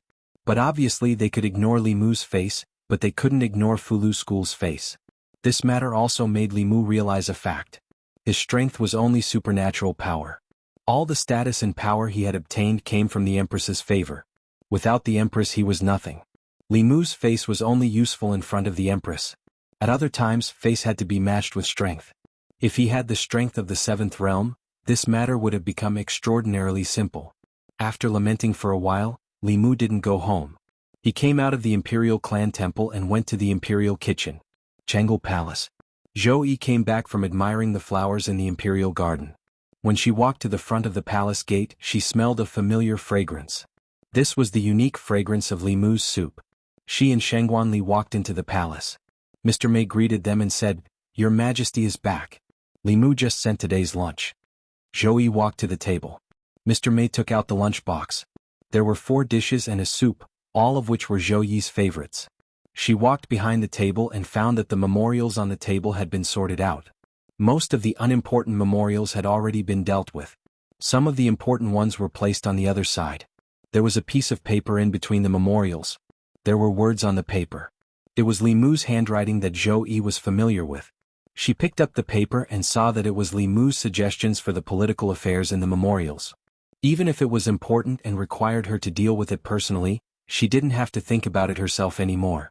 Zhou Yi sat down. As she ate the delicious food, she thought that if she could always have such a person by her side who could go to court and cook for her, who could help her review memorials, and who could also cook for her, and she only needed to protect him from behind, then it seemed acceptable to let her be the emperor. It was a pity that Li Mu was already married. Otherwise, it would be a good choice for him to stay in the palace for the rest of his life. The Imperial Secretariat. Li Mu was thinking about what to do next. Suddenly he felt a chill in his crotch. His heart was suddenly alerted. However, he looked around and didn't find any danger. After eating a tribute orange to calm his nerves, Mr. Mei appeared in his yamen. The Imperial Secretariat was a secret place. Except for the officials of the Imperial Secretariat, outsiders were not allowed to enter. However, Mr. Mei was the Empress's man. She walked around the Imperial Secretariat like it was her garden, and no one dared to say anything. Li Mu was busy. After looking up at her, he lowered his head and asked, "What's the matter?" Mr. Mei walked in and said, "Can't I come and see if there's nothing?" Li Mu picked up a pen and wrote something on the paper. He said, "Of course, but I don't have time to entertain you right now. There's tea in the pot. Pour it yourself." There was no need to be polite with Mr. Mei. Li Mu was more relaxed in front of her than in front of the Empress. Mr. Mei didn't pour the tea. He walked behind Li Mu and asked, "What are you writing?" Li Mu said, "A script." Mr. Mei stood behind Li Mu and looked at him with interest.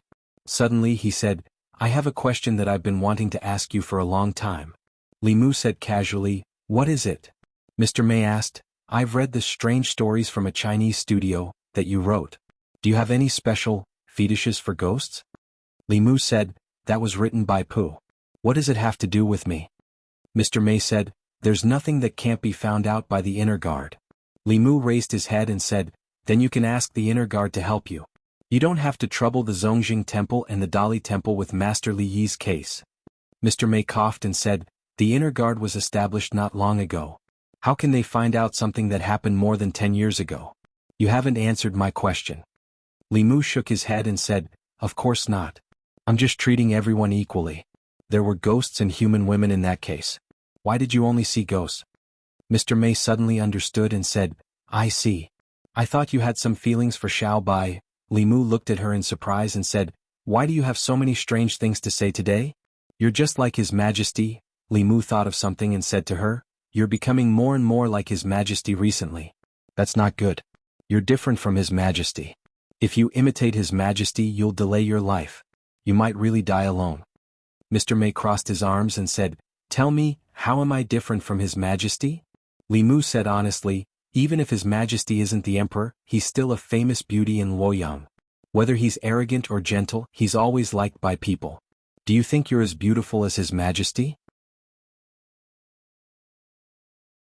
It was only because of Mr. May that Li Mu would say such heartfelt words to her. If it were Shangguan Li, she wouldn't be single for the rest of her life and have nothing to do with Li Mu. He wouldn't say such things that might offend people. "I know." Mr. May nodded and then asked, "Do you think His Majesty is beautiful?" Li Mu looked at her and asked, "Don't you think so?" Mr. May seemed a little embarrassed and said, Of course I think so."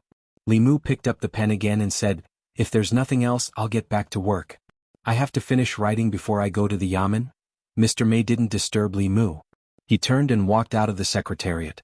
Not long after, 2 internal guards brought another box of mandarin oranges, saying that it was a gift from the Empress. Li Mu accepted it happily. The taste of the mandarin oranges was really good. Wan and Xiaobai both liked it very much. Of the 2 boxes of mandarin oranges, a few were given to Zhang Chun and some were left for Li Qing. The rest were quickly finished by them. When he went to the yamen, Li Mu thought that Lu Yi was from South Commandery, which was thousands of miles away from Luoyang. If she could eat mandarin oranges from her hometown here, it might comfort her homesickness. In the assistant minister's office, Lu Yi looked at the 2 oranges that Li Mu handed to her and asked, "Mr. Li, haven't you finished the spiritual oranges?" Li Mu said, "Yes, but His Majesty just sent another box." "Mr. Lu, you're from South Commandery, so I want to leave 2 for you." Lu Yi looked at the oranges that Li Mu handed to her and was moved. She was about to reach out to take them when she suddenly thought of something. She suddenly withdrew her hands and said, "Mr. Li, why don't we talk about the matter first?" Li Mu looked as if he couldn't hide anything from her and said, "To be honest, I want the imperial court to search the soul of the assistant minister of the Ministry of Personnel and the others. This is the simplest way to investigate the case. I've already written the report. Mr. Lu, please sign it." Lu Yi's face froze and she said, "Mr. Li, the spiritual oranges are too precious. I can't accept it. I'm just kidding." Li Mu left the 2 oranges on the table and said, "I'm already very grateful to Mr. Lu for what happened last time. These 2 spiritual oranges are just a small token of my appreciation." Seeing Li Mu's back disappear, Lu Yi's face was full of emotion. 3 boxes of spiritual oranges. His Majesty's favor to Li Mu had already surpassed the former emperor's favor to the Empress and the imperial concubine. At this time, the right assistant minister of the Hall of Governmental Affairs came in from outside and put a few reports on the table. He said, "Mr. Lu, take a look at these reports first. After we discuss them tomorrow, we'll submit them to Mr. Yen." "Hey, why are there 2 oranges here?" "I'll take one." "Stop."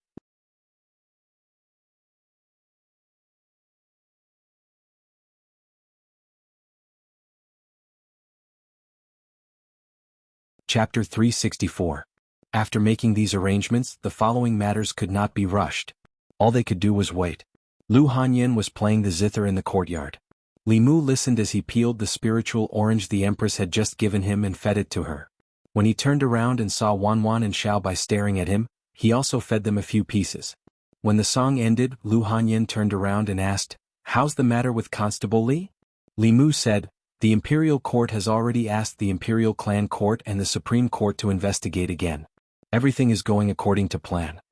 Lu Hanyin suddenly asked, "When she left you, it was to avenge her family, right?" This question caught Li Mu off guard. From the moment Li Qing appeared in the divine capital, she had never asked Li Mu where he went or what he did every day.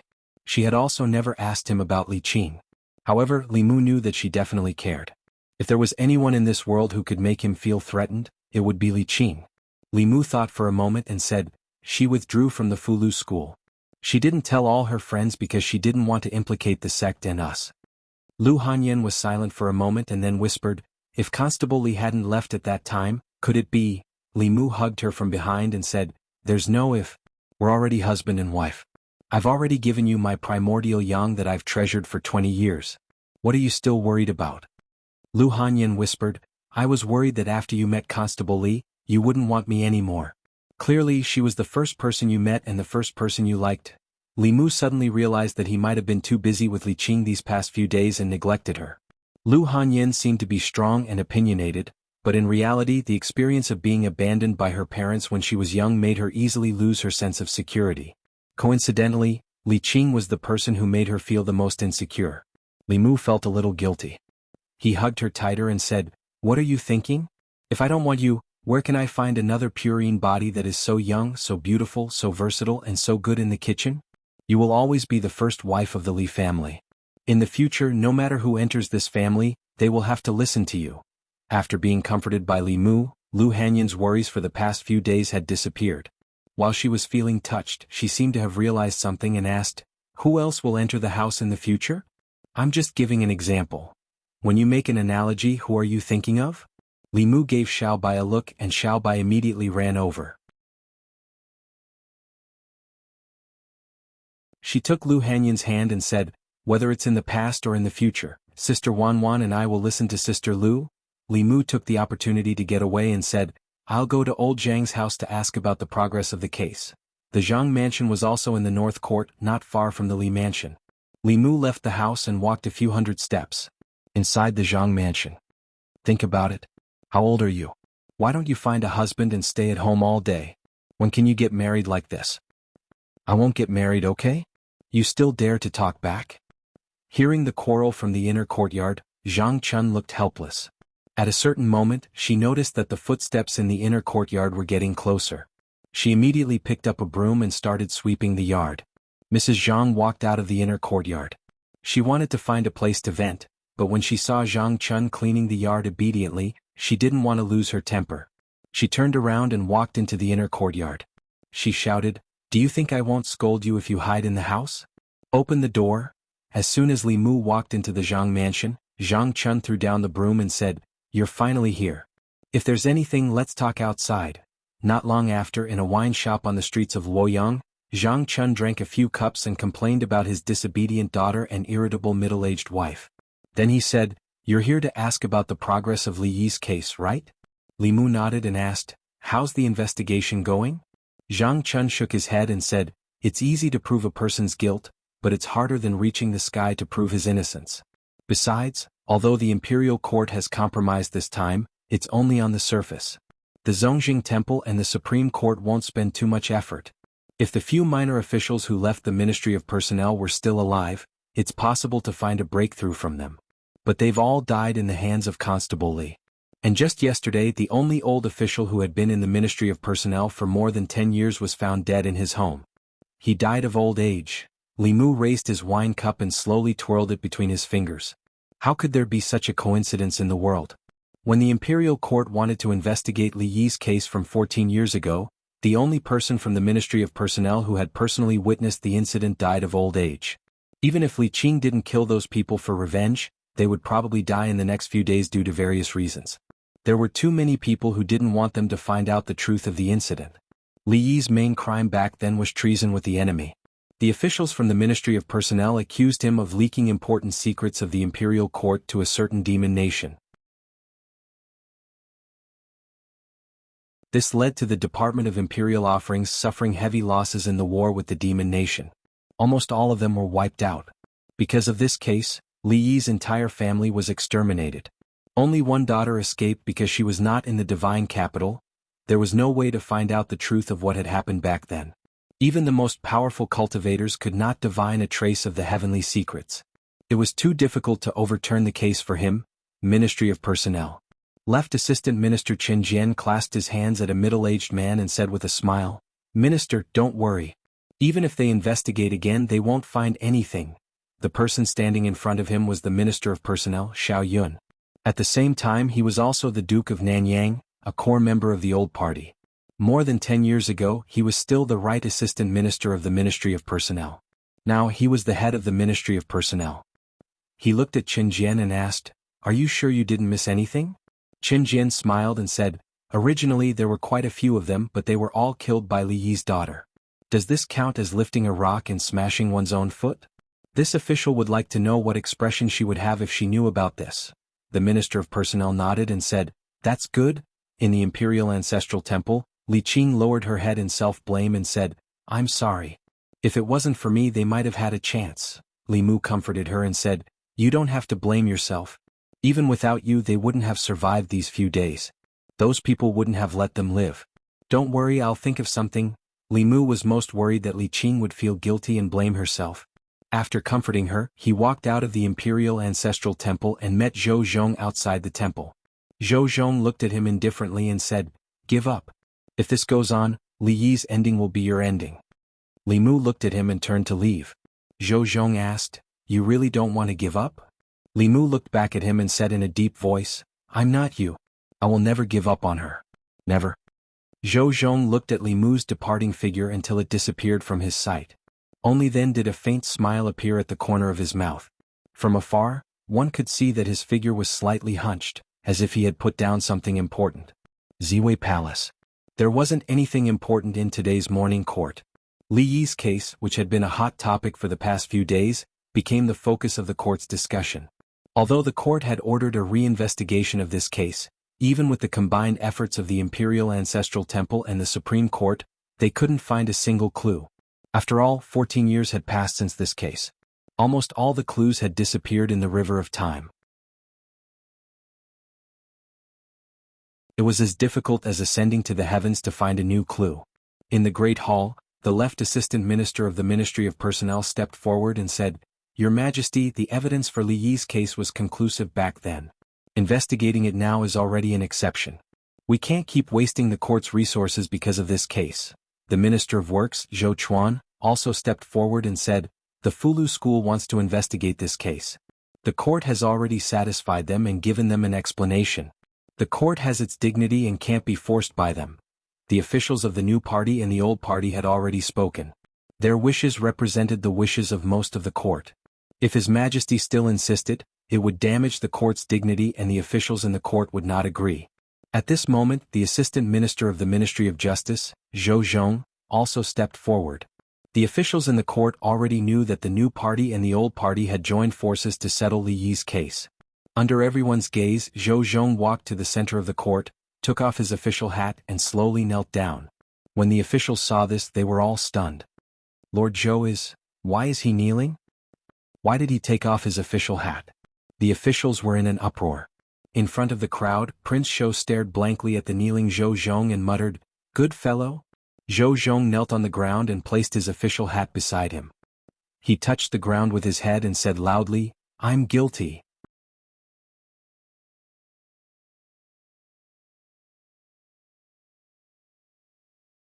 Chapter 365. The strange behavior of the Assistant Minister of Justice caused the atmosphere in the hall to explode. What is Assistant Minister Zhou saying? He's guilty? What crime did he commit? This can't be. Good heavens, does he want to die? In the imperial court, some people quickly realized something and looked at Zhou Zhong with astonished eyes, their faces full of shock. There were very few fools in the imperial court. In the blink of an eye, countless people had guessed Zhou Zhong's motive. Where the officials from the Ministry of Personnel were, the expressions of the three people changed. Zhou Chuan's expression also changed. Qin Jian's face was pale as he thought to himself, Impossible, impossible, he will die if he does this. At this moment, Zhou Zhong, who was kneeling on the ground, spoke again. Zhou Zhong spoke in a deep voice, 14 years ago, I was bewitched by Qin Jian, the imperial physician of the Ministry of Personnel, Gao Hong, and the right assistant minister of the Ministry of Personnel, Xiao Yun, to frame the left assistant minister of the Ministry of Personnel, Li Yi, for treason. Qin Jian could not allow him to continue. He strode forward and said loudly, Zhou Zhong, what are you talking about? Do you know what the punishment is for framing an official of the imperial court? Zhou Zhong said indifferently, So you also know that framing an official of the imperial court is a serious crime. He raised his head and said, Everything I said is true. I am willing to accept the soul search. A rank 4 official was willing to accept the soul search. This was enough to prove that what he said was true. Zhou Zhong's words caused the imperial court to fall silent for a moment. Then it became noisy again. Since he wants to confess, why did he wait until today? You can't tell. Before today, who would have thought that the imperial court would reopen this case? But why did he do this? Back then he framed Li Yi, but today he confessed. Zhou Zhong didn't make a difference to what happened back then. Even without him, Li Yi's ending wouldn't have changed. In my opinion, he wanted to use this opportunity to gain the trust of the old party and enter the inner circle of the old party. It was all for today's betrayal, 14 years? He was so patient and loyal to the old party for 14 years, just to commit a crime for his brother? King Shou looked at Zhou Zhong and sighed. He actually endured for 14 years. This Zhou Zhong is truly a man. Realizing the current situation, he covered his mouth and coughed lightly.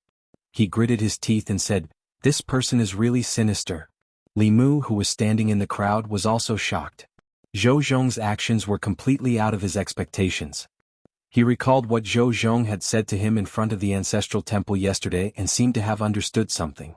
It turned out that he had already made his decision at that time.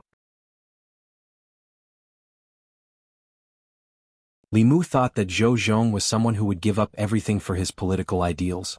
He would commit crimes for Li Qing's life and death, or even his own life and death, compared to some of his ideals were not worth mentioning. However, Zhou Zhong's actions today overturned Li Mu's understanding of him. Behind the curtain, the Empress's voice could be heard. "Arrest Zhou Zhong and all the people involved in this case. Bring them to the Imperial Clan Temple and have them interrogate by the 3 provinces." Although Li Yi's case was not investigated, once something was found, no one would be able to cover it up in front of everyone. During the morning assembly, 2 ministers and 3 assistant ministers were arrested. Other than that, there were also some people involved in the case who were not in the assembly. The internal guards were immediately ordered to arrest them. No one would have thought that this matter would have such a huge turn of events. Those people who framed Li Yi all those years ago thought that victory was in their hands, but they didn't expect that there would be a spy among them. From the beginning to the end, Zhou Zhong was not on the same side as them. He had endured for 14 years waiting for this day. His counterattack caught both the old and new parties off guard. Although 14 years had passed since they framed a rank 4 imperial court official and caused extremely serious consequences, each and every one of them would not be able to escape death according to the law. In the Imperial Clan Temple, a few of them had their powers sealed and were sent to prison to await trial by the 3 provinces. This case involved a lot of people and no department had the ability to investigate it alone. Li Mu walked into the most luxurious prison. Li Qing woke up from her meditation and asked softly, "What happened outside? Why is it so noisy?" Li Mu opened his mouth but didn't know what to say for a moment.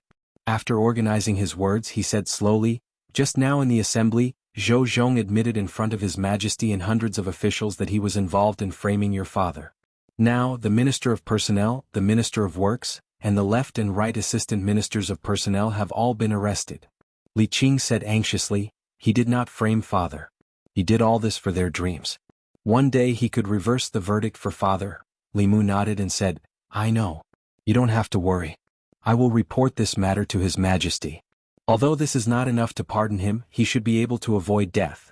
Although Zhou Zhong's actions were pardonable, he could not be completely forgiven by the law just because he was pardonable. After all, he was still considered one of the main culprits back then. Seeing that he had voluntarily confessed to the crime and confessed to being an accomplice, according to the law, he could be spared. Of course, no matter what, after this incident he could no longer be an official. After a while, Li Mu walked out of Li Qing's prison and came to another place. Zhou Zhong was imprisoned here. He was imprisoned separately from the others. Li Mu stood outside the prison and said, "I thought you would not stand up." Zhou Zhong looked at him and said, "If you could really find out anything, why would I stand up?" Li Mu shook his head and said, "This is not your style. If you want to achieve your dreams, you have to protect yourself. This is what you taught me." Zhou Zhong was silent for a moment and said slowly, "But this may be his only chance. If he misses it, there will be no chance for him to regain his innocence." 14 years had passed since Li Yi's case. If the case was closed a second time, it would be impossible to overturn the case in the future. Li Mu looked at him and asked, "So you gave up on your dreams?" Zhou Zhong's gaze was deep as he said calmly, "The flame of dreams will never be extinguished. As long as the flame is still there, the flame will be passed on forever." In another prison cell, with the assistant minister of the Ministry of Personnel as the leader, the few of them had ugly expressions. Not long after, the door of the prison cell was opened and 3 more people were pushed in. Chen Jian's face was pale as he said, "Marquis Zhongyong, Count Pingon, Marquis Yongding, you have all been captured too?" The 3 of them were shocked when they saw the few people in the prison cell. After realizing something, they said in shock, "Could it be?" Chen Jian gritted his teeth and said, "That damned Zhou Zhong betrayed all of us." After understanding the whole story, the three of them had completely gloomy expressions. The assistant minister of the Ministry of Personnel, Gao Hong, sighed and said, "If Zhou Zhong's soul is searched and he reveals what happened back then, the few of us will probably be sentenced to death." Chen Jian said, "We are all grasshoppers on the same rope. We must think of a way or else it will be difficult for us to escape death." The Marquis Zhongyong shook his head and said, "Death is impossible. My family still has a death exemption medallion bestowed by the late emperor. As long as I don't rebel, no one can punish me." The Count Pingon also sighed, "It's a pity that the medallion passed down by my father is gone. I originally wanted to pass it down from generation to generation." The Marquis Yongding had a pained expression as he said, "My family's medallion probably can't be kept. That damned Zhou Zhong, if it wasn't for his bewitchment back then, the three of us wouldn't have participated in this matter." Qin Jian said in shock, "All of you have death exemption medallions?" The Marquis Yongding nodded and then looked at the three people opposite him and said, "Not only us, the late emperor also bestowed one to the Duke of Nanyang." Although Assistant Minister Gao didn't have one, concubine Gao should also have one. She wouldn't not save her brother. The Minister of Personnel glanced at Zhou Chuan, who was in the corner, and said indifferently, "The Zhou family's 2 death exemption medallions have already been used last time. I wonder if the Empress will spare Minister Zhou." Zhou Chuan looked at him and said indifferently, "Unfortunately, father-in-law gave that medallion to my wife before he passed away." Chen Jian looked at the people around him in a daze and felt that he didn't fit in with them. Out of the 7 people standing here, only he didn't have a death exemption medallion? The Minister of Personnel saw his worry and said, "Don't worry, the late emperor bestowed 13 medallions and we have already used 12 of them. If I remember correctly, the last medallion should be in the hands of Prince Shou." Hearing Prince Shou's name, Qin Jian heaved a sigh of relief and immediately said to the jailer outside the door, "Quickly go and report that I want to see Prince Shou." Not long later, Prince Shou walked over slowly. Qin Jian grabbed the bars of the cell and said hurriedly, "Prince Shou, you must save me." A moment later, after hearing his words, Prince Shou smiled and said, "What kind of relationship do we have? Everyone is doing this for the Shao family. Isn't it just a medallion? I will give it to you." Qin Jian heaved a sigh of relief and said, "Thank you, Your Highness." Prince Shou touched his waist with one hand and his expression suddenly changed. He said in shock, "Where is my medallion? Where did my big medallion go?"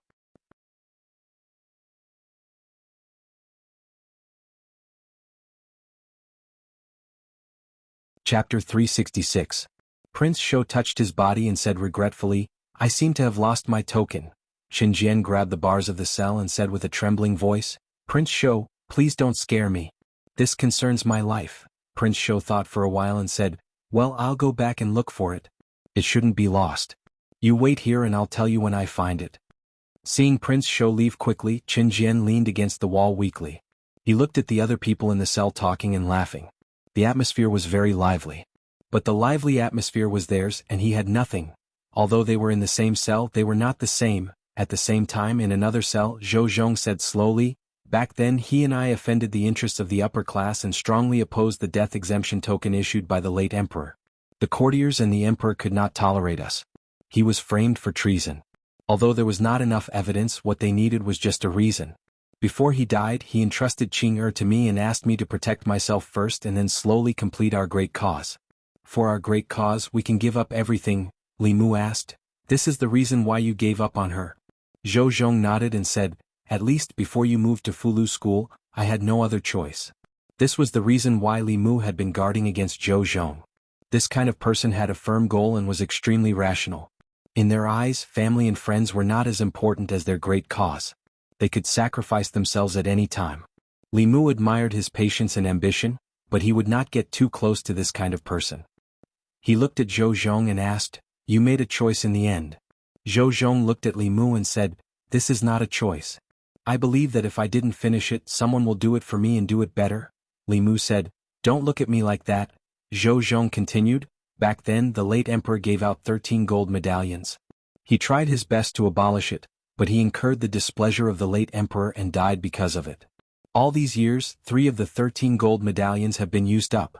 Including the old concubine's gold medallion and the Zhou family's gold medallion, there are 7 left. Among these 7 medallions, 6 will be used up this time. The last one is in the hands of Prince Shou. These things shouldn't have existed from the beginning to the end. In the future we will probably never see them again. Having said this, he leaned against the wall and sat down. He closed his eyes and said, "You can go. I'm already very tired. The prison of the Imperial Clan Temple is a good place to sleep." As soon as he finished speaking, his breathing calmed down and he actually fell asleep. Li Mu slowly walked out of the prison. In the courtyard of the Imperial Clan Temple, Prince Shou and Zhang Chun were playing dice under the shade of a tree. King Shou's gambling luck had always been bad. In front of Zhang Chun, there was already a pile of silver fragments. After losing another round, King Shou searched his chest and sleeves. Finally, he couldn't find a single piece of silver. Zhang Chun kept the silver fragments and said, "Why don't we stop here today and wait for the next round when you have enough money?" King Shou slammed a piece of gold on the table and said, "Who are you looking down on? Let's continue. I'm going to win back all the money I lost last time." Zhang Chun looked at the piece of gold and said in surprise, "This piece of gold, why does it look so familiar?" Li Mu looked at it from afar and also felt that it looked familiar. This piece of gold was squarish. Other than the fact that there were no words on it, it looked like it was carved from the same mold as the death exemption medallion. King Shou glanced at Li Mu from afar and asked, "Little Li, are you coming?" 15 minutes later, Li Mu carried the gold and left the Imperial Clan Temple. He planned to melt this thing when he returned. This thing wasn't light and should be enough to make a few pieces of jewelry. He would give one to Lu Hanyin, one to Li Qing and two to Wanwan and Xiaobai. If there was any left, he could give it to the Empress. At this moment, the entire Shindu was in an uproar because of something. Today, Li Yi's case, which affected the hearts of countless people, had a shocking turn of events. The first person to suggest reinvestigating the case was Li Mu from the Central Secretariat. He felt that it was unfair for Li Yi back then and wanted to reverse the case for him, but he was rejected by the imperial court. After that, people from the Fulu school in the northern county came and forced the imperial court to pay attention to this case. On the surface, the case was reinvestigated because of the Fulu school. However, the officials living in the northern courtyard saw the head of the Fulu school entering and leaving the Li residence on the day of Li Mu's wedding. It was obvious who was behind this matter. The commoners did not know what happened after that, but they roughly knew that the imperial court did not find out anything about the old case. There were also voices of opposition in the imperial court. If there were no accidents, this matter would be left unsettled in the end. However, no one had expected that the case would take such a huge turn. Zhou Zhong, the assistant minister of the Ministry of Justice, who was a core member of the old party and had made many contributions to the old party over the past decade, admitted in front of all the officials and His Majesty that he had conspired with the old party to frame Li Yi back then. He had single-handedly sent the masterminds of the old case to the Zongjing Temple. Among these people were 2 ministers of the 6 ministries and 2 assistant ministers. This was the case that had the greatest impact on the court in all these years and involved the widest range of people. And this was only the mastermind. If the accomplices were included, who knew how many people in the court would be implicated? However, why did Zhou Zhong do this became a mystery in the hearts of the people. Did Zhou Zhong lose his mind? Not only did he court death, but he also pulled in his accomplices. I don't understand, I really don't understand. That's right, what do you think he's after? Did something go wrong in his cultivation and he was invaded by his inner demons, causing him to go crazy? In my opinion, it might be because of the unequal distribution of benefits that caused internal strife. In the entire divine capital, everyone in the streets, taverns and tea houses were discussing this matter. No matter how they thought about it, they could not imagine that the people who framed Li Yi back then were not found by the imperial court.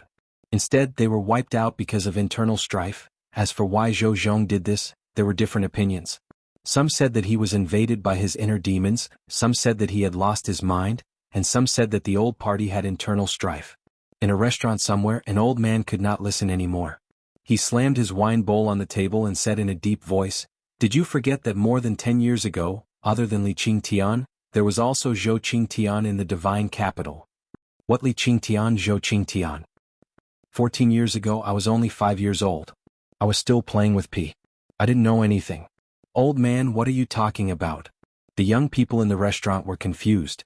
A few of them who were over 30 years old seemed to have thought of something, and a look of realization appeared on their faces. More than 10 years ago, when the late emperor was still on the throne, it was the darkest period of the divine capital in their memories. At that time, the rich and powerful only needed to pay a fine to kill someone. At that time, It was not uncommon for the rich and powerful to kidnap women on the streets. At that time, the officials of the Great Zhou were corrupt and governance was chaotic.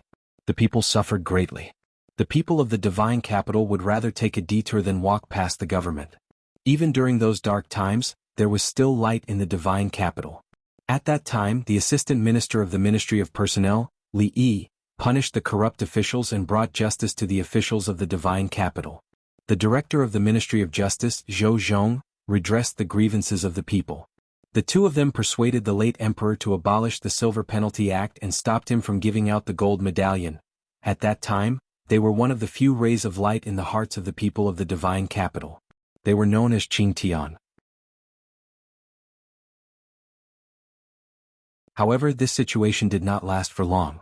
Later, the assistant minister of the Ministry of Personnel, Li Yi, was accused of treason, and his entire family was killed. At that time, the people of the divine capital could not accept this result.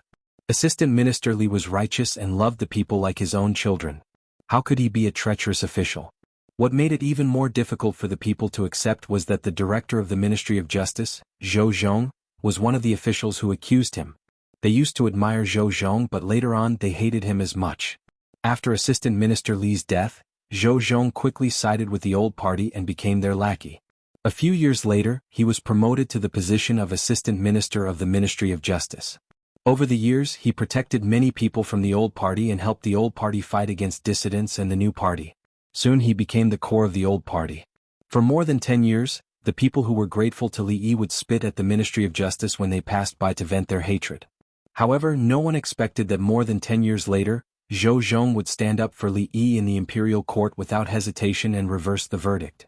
Someone finally recalled and said in disbelief, "Could it be that Lord Zhou has been enduring humiliation for the past 14 years just for this day?" That's right. Otherwise it doesn't make sense. Why would he give up the power he already had? Could it be that we've been wrong about Lord Zhou all these years? Lord Li and Lord Zhou are brothers of different surnames. Back then, Lord Zhou must have known that he couldn't save Lord Li, so he went undercover in the old party and gained their trust. He waited for the right time to reverse the verdict for Lord Li and give those people a fatal blow. 14 years, he was scolded by us for 14 whole years. How much has he been wronged all these years? The truth of what happened back then had been revealed. Many people were filled with regret and their respect for Zhou Zhong was even greater than before. Li Mu's residence. When Li Mu used the true samadhi fire to burn the gold cake, he realized that it was only coated with a layer of gold powder on the surface. The inside was black and looked like iron but not iron. He did not know what it was. Li Mu then threw it into the flask heaven dimension. Prince Shou actually used a gold-plated fake to trick him. He had to be more careful when gambling with him in the future. At the same time, in the Imperial Clan Temple, Prince Shou sighed and walked to the front of the prison cell. He looked at Qin Jian apologetically and said, "Assistant Minister Qin, I'm really sorry. I've searched everywhere for that death exemption golden medallion but couldn't find it. It should have really been lost. Don't worry. Every year on your death anniversary, I'll get people to burn more paper money for you."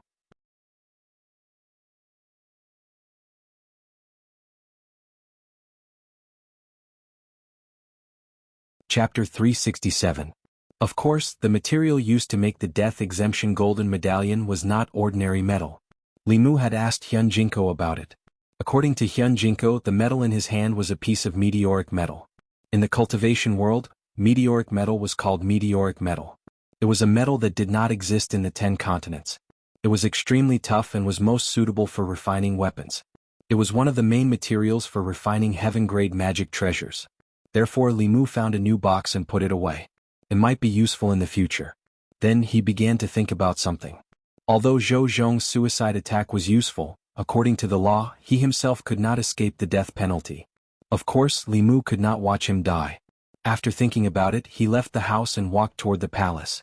At the same time, in the southern courtyard, it was a mansion with more than 10 entrances. Several figures gathered together. They did not look happy. "I've told you that Zhou Zhong is a traitor. We can't trust him easily. Now, not only have we lost control of the Ministry of Justice, but we've also given away the entire Ministry of Personnel. What's the point of saying all this now? Who knew that Zhou Zhong would be so cunning? He seemed to listen to us on the surface, but he always had evil intentions. He destroyed all our years of hard work. Preposterous. I can't take this lying down. The people present were all members of the Shao royal family. They were all furious that Zhou Zhong had betrayed them.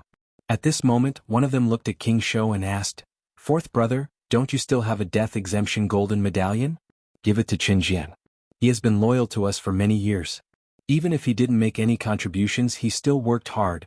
King Shou spread his hands and said, "I lost that death exemption golden medallion." "What? You lost it? Where did you lose it? You actually lost such an important thing? What else can you do?" King Shou shrugged and said helplessly, "I can swear to the heavens that the death exemption golden medallion is no longer in my hands. Perhaps this is his fate." "You really lost it? You really lost it? Have you searched for it?" "I tried using an object-seeking talisman, but I couldn't find it." "Look at you, other than drinking tea, listening to operas and gambling with dice, what else can you do? How did our Shao clan end up with you?" "So I forget it.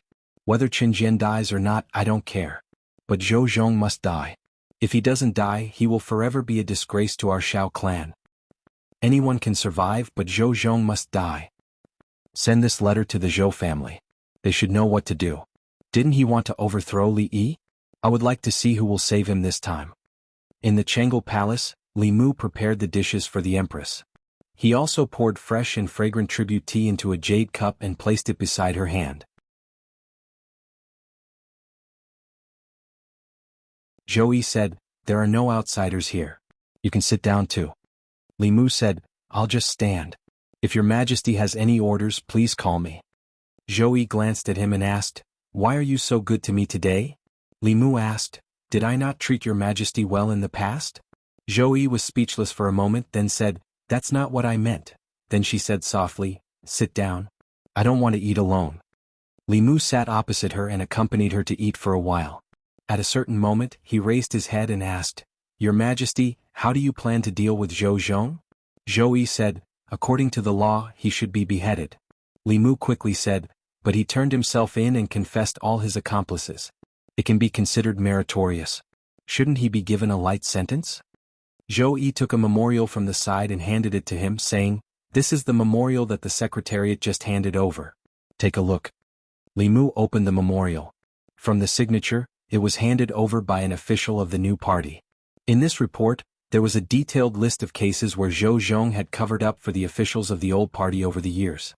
A single case was not a big deal, but when all of them were put together, it was enough to convict him of the felony of bending the law for personal gain. This crime could be heavy or light. If it was light, it could be a forfeit of salary.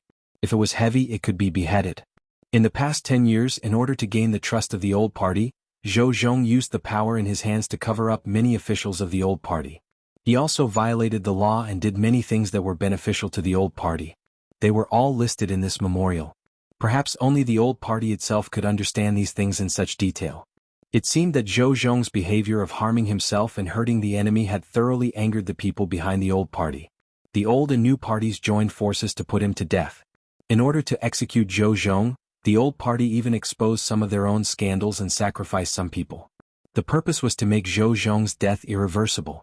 Zhou Yi picked up a piece of tofu and slowly ate it before saying, "These crimes added together are enough for him to die twice." Li Mu picked up his chopsticks and put them down, saying, "I think that although Zhou Zhong violated the law in the past, there is a reason behind it that cannot be ignored. His good friend was wronged and died tragically. He had no way to seek justice through the imperial court and the late emperor. How desperate was that? In order to redress his good friend's case, he violated morality and endured humiliation until today. He is praised and respected by the people. If the imperial court does not care about the reason and sentences him to death, I'm afraid that people will not be convinced." Zhou Yi glanced at him and asked, "So, you are here to plead for him?" Li Mu looked at her eagerly. "Your Majesty," Zhou Yi said helplessly. All right, I promise you." Li Mu's appetite suddenly improved. If he had known that acting coquettishly could settle this matter, he would not have thought of so many reasons. Perhaps this was what it meant to be fearless when one was favored. For this favor, Li Mu was willing to be her intimate cotton jacket for the rest of his life. Zhou Yi added, "I can only save his life. In the future he will no longer be the assistant minister of the Ministry of Justice and will need to stay away from Luoyang." Li Mu said, As long as you can keep him alive, that is enough. After serving the empress, Li Mu walked out of Chang'e Palace and let out a long sigh of relief. Li Mu had already reached the limit of what he could do by not executing Zhou Zhong directly. It was also considered an explanation to Li Qing. If he made any further requests, it would be difficult for the empress. Of course, she was the empress. Her words were the law. It was not impossible for her to pardon Zhou Zhong and Li Qing directly. However, Li Mu still hoped that the imperial court would maintain order. He would not let the empress walk down the same path as the previous emperor. Imperial Secretariat. The head of the Imperial Secretariat, the head of the Imperial Secretariat, the head of the Ministry of Justice, and the servants gathered to judge Zhou Zhong. In fact, there was nothing much to try in this case. The soul-searching technique was not difficult for the presiding judges. With Zhou Zhong's active cooperation, the details of the case were revealed at a glance. Li Yi's crime of treason was purely a false accusation. Among them, the officials of the Ministry of Personnel Zhou Chuan, the Marquis of Zhongyong, the Duke of Ping'an and the Marquis of Yongding were the masterminds of the case. According to the law, they should be executed. However, among these 7 people, 6 of them had a gold medallion. A gold medallion bestowed by the previous emperor could exempt them from all crimes except for rebellion. They would be stripped of their official and noble positions, but they could keep their lives. Even so, this was a huge blow to the imperial court. Out of the 6 ministers, 2 of them were executed in this case alone. None of the 3 main officials of the Ministry of Personnel were left. Just filling up the vacant positions was a huge headache for the 3 provinces. However, the outcome was already decided. If the case was not investigated, then so be it. No matter how much injustice Li Yi had suffered, as long as the imperial court did not investigate, there would be nothing. As long as the imperial court did not investigate, the ministers of the Ministry of Personnel were still ministers, and the assistant ministers were still assistant ministers. They were still important officials and pillars of the imperial court.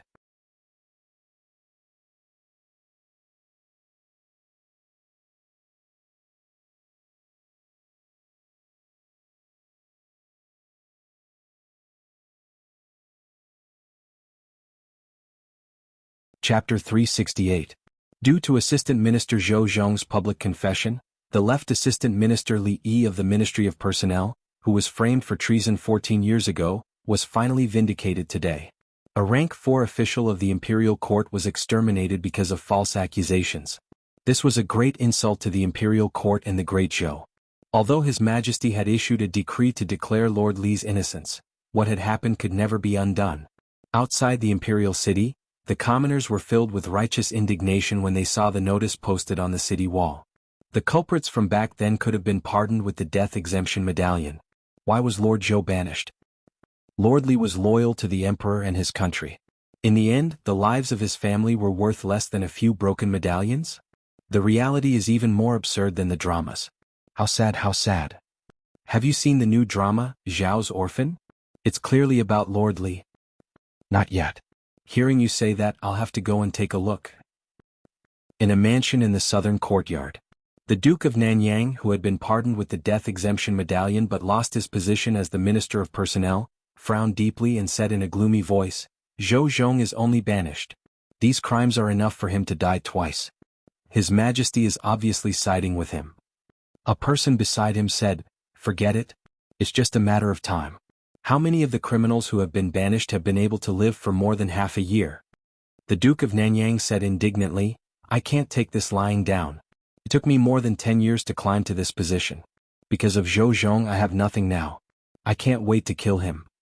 That person was silent for a moment before saying, "Even if you want to kill him, you can't do it now. Once he leaves the capital, no one will care if he's dead or alive. Right now there's another important matter." The Duke of Nanyang asked, "What is it?" The person said, "Have you forgotten that Li Yi's daughter is still imprisoned in the imperial clan temple?" After being reminded by him, Commander Prince Nanyang recalled that this matter had started because Li Yi's daughter had assassinated 5 imperial court officials to avenge her father. This had triggered the old case. However, in recent days, his attention had been focused on the old case and he had completely forgotten about this matter. That person continued, "During this period of time, that Li Mu went in and out of the Zongjing temple many times. He would visit this woman almost every day. It seems that they knew each other before. The reason he wanted to reverse the verdict for Li Yi was probably because of this woman." Royal Prince Nanyang narrowed his eyes and said, These are two completely different cases.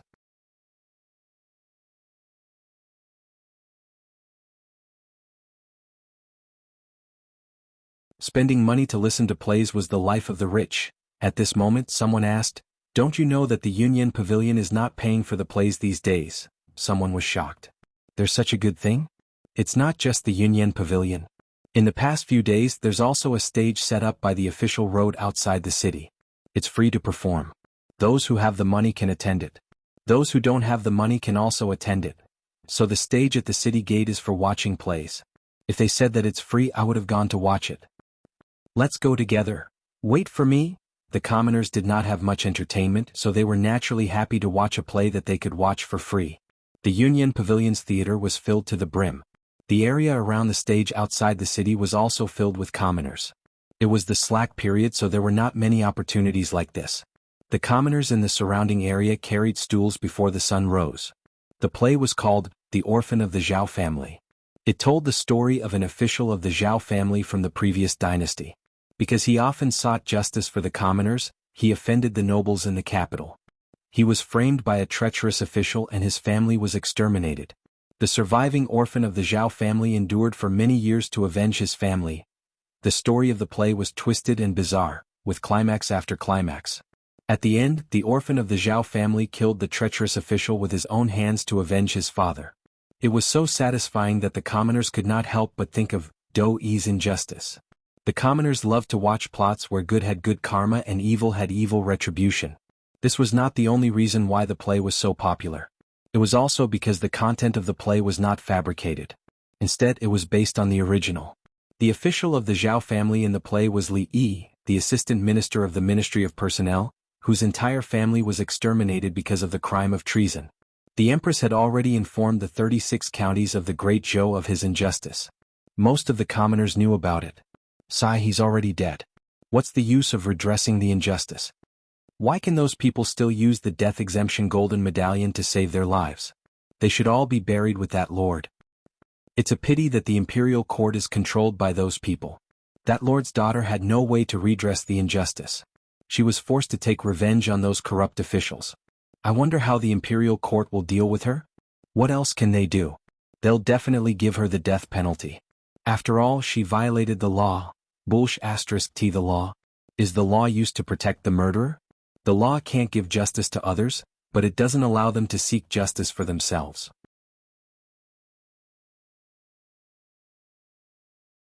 Why can those people continue to enjoy glory, splendor, and wealth after framing others and destroying their families? Why can't even leave behind the last bloodline of those who were wrongfully killed? What kind of *T justice is this? The imperial court announced this to the world and let the commoners of the 36 counties know about this matter. They originally wanted to give justice to Li Yi. Unexpectedly, after the commoners learned about the inside story, they became even angrier. The official who was framed for treason was redressed, but what about those who harmed him back then? They were still alive and well and continued to be people above others. However, that lord's only descendant was going to be executed. What was the point of such redressing? The so-called law was only used to restrain the commoners. Those nobles could treat the law as nothing. With a token they could avoid the death penalty. In their eyes, the commoners were no different from livestock that could be killed at will. Under such anger, someone finally could not help but say, if that lord's bloodline is cut off, there will really be no justice. Why don't we protest the imperial court with blood and protect that lord's bloodline? As soon as this was said, it immediately received the response of many people below the stage. I agree. Count me in. My family sells cloth. I'll pay for the cloth used for the blood letter. I'll go back and ask the village chief to mobilize the entire village. In just a short day there was a blood letter movement in the North County. The angry commoners ran around and tens of thousands of commoners pressed their fingerprints on the white cloth.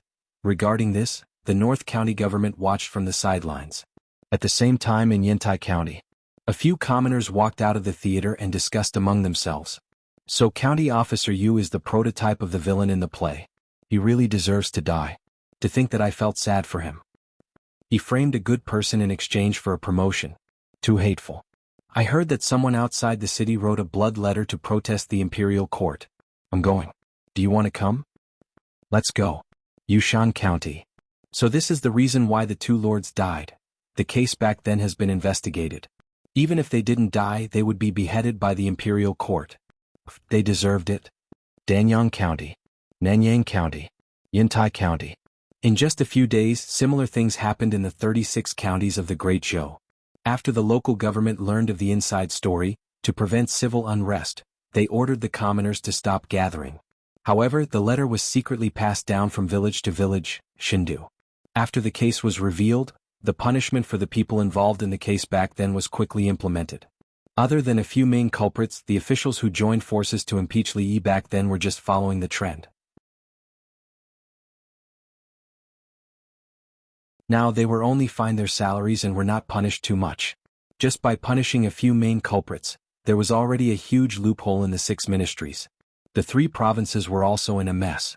If the accomplices were to be held accountable one by one, the imperial court would probably completely collapse. The left assistant minister of the Ministry of Personnel, Chen Jian, had already been executed. As for the others, because they had the death exemption token, no one could do anything to them. In the hall of the secretariat, Li Mu opened a letter. The contents of the letter were about an official urging the imperial court to quickly deal with the assassination of the 5 officials.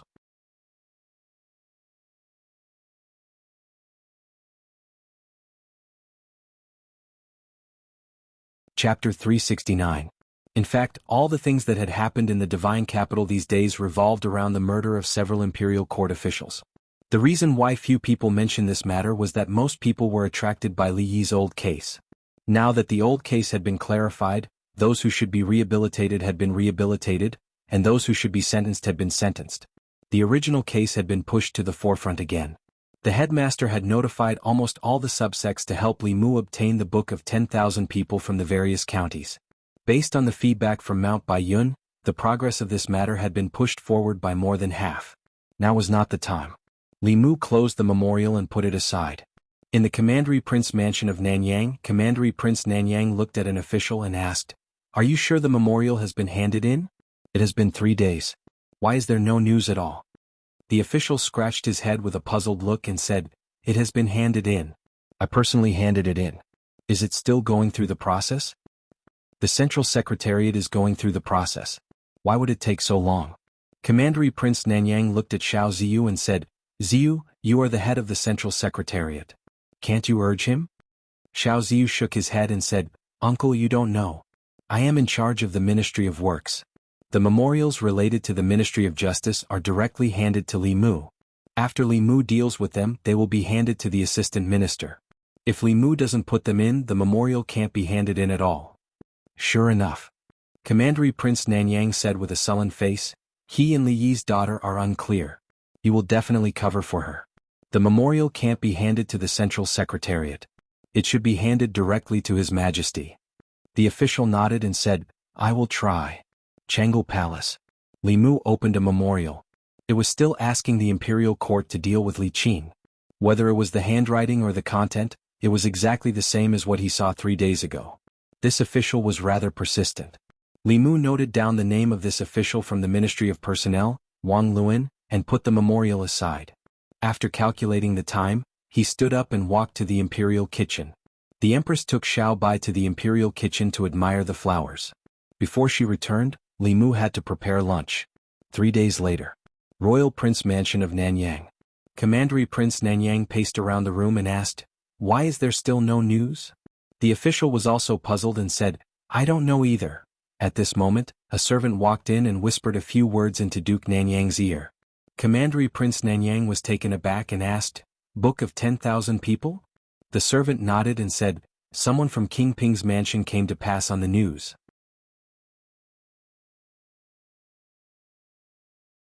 Someone is urging the people in the various counties to write a petition to plead for mercy for that woman." Commandery Prince Nanyang snorted coldly and said, "So that's what he's planning. If this matter attracted the attention of the people in the 36 counties and caused them to write a petition to the people, the imperial court might really compromise. After all, the people's hearts were the foundation for the continuation of the Great Zhou. If it was only the Luoyang, it would be fine. However, if the people of the 36 counties all pleaded for mercy for that woman, even the law would have to give in. If they also had the book of 10,000 people when they were sentenced, then he would still be the Minister of Personnel now. If he couldn't get something, then no one else could. Commandery Prince Nanyang's expression was cold as he said, "Although I don't know who gave him the idea, it's impossible for him to save Li Yi's daughter. How dare he hold the people's hearts hostage and make the Ministry of Personnel send the consecrated department to destroy all the Book of 10,000 people." After all these years of operation, the Ministry of Personnel had been built into an iron bucket by him. The people in the Ministry of Personnel were all officials of the old party. Although he wasn't in the Ministry of Personnel, he still had absolute control over it. When the official named Wang Luan heard this, he bowed and said, "I'll make the arrangements right away."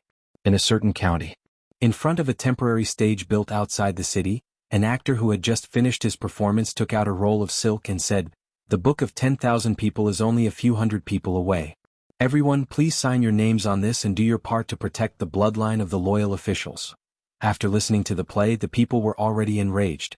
They were filled with righteous indignation as they pressed their fingerprints on the silk. The material used to leave their fingerprints was originally made of cinnabar. However, some people directly bit their fingertips in anger and left their fingerprints on the silk. Not long after, the people gradually dispersed. An actor looked at the densely packed fingerprints on the silk and heaved a sigh of relief. He said, "It should be enough."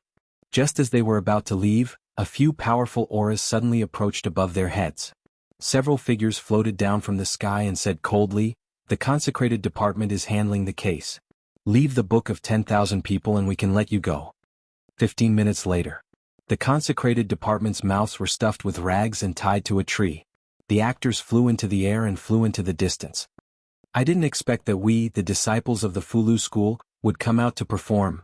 The person that the imperial court wants to execute is the disciple of the sect master, which is our martial uncle. In order to save martial uncle, this is something that should be done. Didn't you see that even our master has personally come? Let's not talk about it anymore. The Book of 10,000 people for this county has been collected. When we return and hand it in, everyone will be able to obtain an earth-ranked Fulu. Such a good thing should be given more." After many days, Li Mu once again saw Yu Zhenzi in his home. Yu Zhenzi stepped into the courtyard and waved his hand. Many bolts of cloth floated in front of Li Mu. These bolts of cloth were covered with red fingerprints. They were clearly ordinary cloth, but they emitted powerful auras, forcing Lu Hanyan, Wanwan and Xiaobai to retreat. When the auras swept over Li Mu, they seemed to resonate with some aura on his body and gently passed through him. Yu Zhenzi said, "These are the Book of 10,000 people for the 36 counties." Li Mu put away the 36 bolts of cloth and said, "Many thanks, senior sister." Yu Zhenzi said, "Senior brother sect master said that if the great Zhou court does not distinguish between good and evil, then there is no need to stay in the divine capital. It is better to return to the Fulu school as soon as possible to raise your cultivation and prepare to succeed the sect master." Li Mu smiled and said, "I believe in His Majesty." Although the great Zhou court was not worth it, within the divine capital, there was still someone like Li Mu who was worth it. In recent days, many officials in the imperial court had submitted memorials, requesting that Li Yi's daughter be severely punished. However, the memorials they submitted were like stones sinking into the sea. There was no response. During the morning court session, an official finally could not bear it anymore. An official from the Ministry of Personnel stood up and said, "Reporting to His Majesty, under the circumstances of Li Yi's case being unclear, Li Yi's daughter assassinated 5 officials of the imperial court. Such behavior is truly too vile.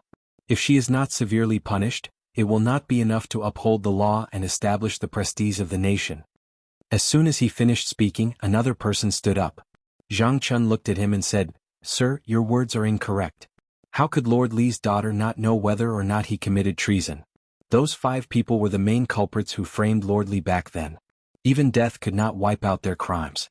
If they did not die, they should be executed today." The official from the Ministry of Personnel said, "The nation has its own laws.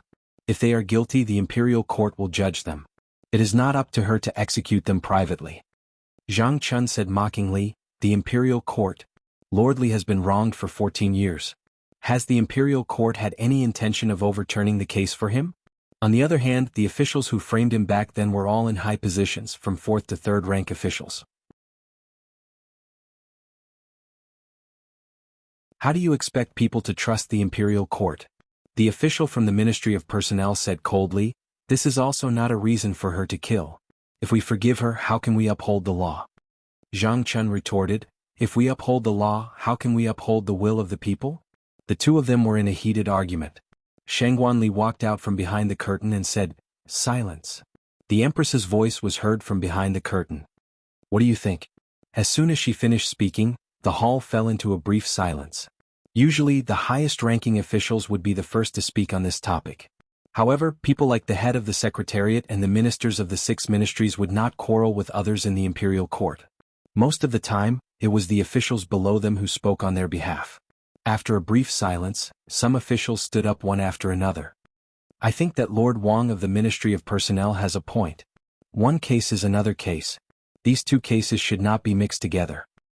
Lord Li Yi has been wrongly accused, but his daughter has indeed violated the law." Seeing these people step forward, many officials sighed in their hearts. Although that was the case, the imperial court still owed their family in Li Yi's case. If they still wanted to execute his daughter, then what was the point of overturning the case for him? However, because of Li Yi's overturning of the case, both the new and old parties were deeply involved. Even if they had different opinions, they did not dare to speak out.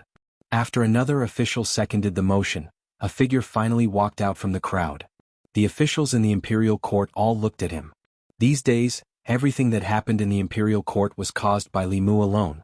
This time he was probably one of the people who wanted to protect Li Yi's daughter. Li Mu walked to the front of the hall and did not express his opinion. He only said calmly, "I would like your majesty and all the officials to see something first." With a wave of his hand, a pile of things suddenly appeared in the crepe myrtle hall. There were a total of 36 pieces of what looked like cloth and silk. They slowly flew into the air, then connected together and slowly unfolded. A shocking scene appeared in everyone's eyes. The 36 pieces of cloth connected together formed a huge canvas that was 200 feet long. The canvas was densely covered with blood-red fingerprints. As the canvas unfolded, an extremely powerful aura suddenly spread out. Under the impact of this aura, the officials in the hall could not help but retreat. Some even fell on their buttocks. Only a small number of people were able to remain standing under the impact of this aura. Behind Li Mu, several officials who had just stood up and suggested that Li Qing be severely punished retreated more than 10 steps. One of them even directly withdrew from the crepe myrtle hall. An official looked at the huge canvas in front of him and saw the faint smell of blood on it. He murmured, "A blood letter of the people, a blood letter of the people condensed from the power of faith of the people." Li Mu stood in front of the canvas and slowly said, "Lord Li was loyal and patriotic, but because of a scoundrel's framing, his entire family died in vain. The imperial court owes the Li family too much. The people of 36 counties, 360,000 people, plead your majesty for mercy."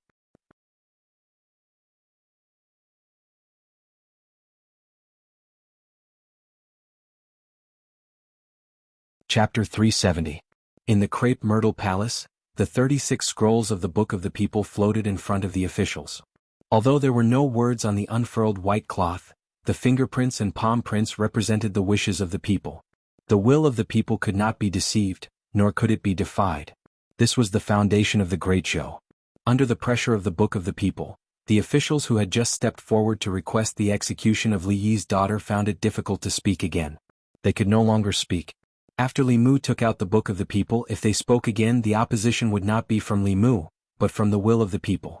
For the imperial court, in the face of the will of the people, there was nothing that could not be compromised, including them. The noisy imperial court suddenly quieted down. After a long period of silence, a figure slowly stepped forward. Zhang Chun bowed and said loudly, "Your Majesty, please have mercy." His voice echoed in the crepe myrtle palace. Soon, another official took a deep breath and slowly stepped forward. He bowed and said, "Your Majesty, please have mercy. Your Majesty, please have mercy. Your Majesty, please have mercy. Your Majesty, please have mercy." One figure, 2 figures, 3 figures. In the hall filled with the will of the people, more and more officials stepped forward. Finally, at the front of the crowd, the head of the Secretariat held up his ceremonial tablet and said, "The will of the people cannot be defied." The former assistant minister of the Ministry of Personnel, Li Yi, suffered 14 years of injustice. The people pity him. This is Li Yi's death and also the imperial court's death. I implore your Majesty to comply with the will of the people and show mercy." The 2 attendants also sighed softly and stood out. Although Li Yi's daughter violated the law, but considering that her family was framed by treacherous officials and suffered great injustice, and the people she killed were all guilty officials, I implore your majesty to show mercy. The will of the people cannot be defied. Your majesty, please have mercy. The head of the secretariat and the attendants all pleaded. Finally, even the head of the officials stepped forward and said slowly, "The will of the people is the most important. I implore your majesty to comply with the will of the people and pardon Lord Li's daughter." Behind the curtain, the empress's voice was majestic. "Since this is the will of the people of the 36 counties, and the ministers have pleaded for her, I can't be stubborn. After the court, the secretariat will immediately draft a pardon." Imperial Ancestral Temple. Li Mu walked into the deepest part of the prison and said, "Open the door." The prison guard behind him immediately took out the key he had prepared and opened the cell door. Li Mu walked into the cell, reached out his hand to Li Qing and said, "Let's go home." Outside the imperial city, a large crowd had gathered on the wide street. Countless gazes were focused in the direction of the palace gate, until two figures walked out of the palace. It's young Lord Li. The woman beside him is Lord Li Yi's daughter. Has the court finally pardoned her? Lord Li Yi has a descendant. Seeing the two of them walk out side by side, the commoners spoke excitedly. Li Mu and Li Qing walked out of the palace and back to the Li residence. The people of Shendu followed them all the way. Standing in front of the Li mansion, Li Qing raised her head and looked at the plaque with the words, "Li Mansion" written on it. It stood there for a long time. Creak. The door of the Li mansion slowly opened from the inside. Lu Hanyan walked out and looked at Li Qing. She smiled and said, "Welcome home."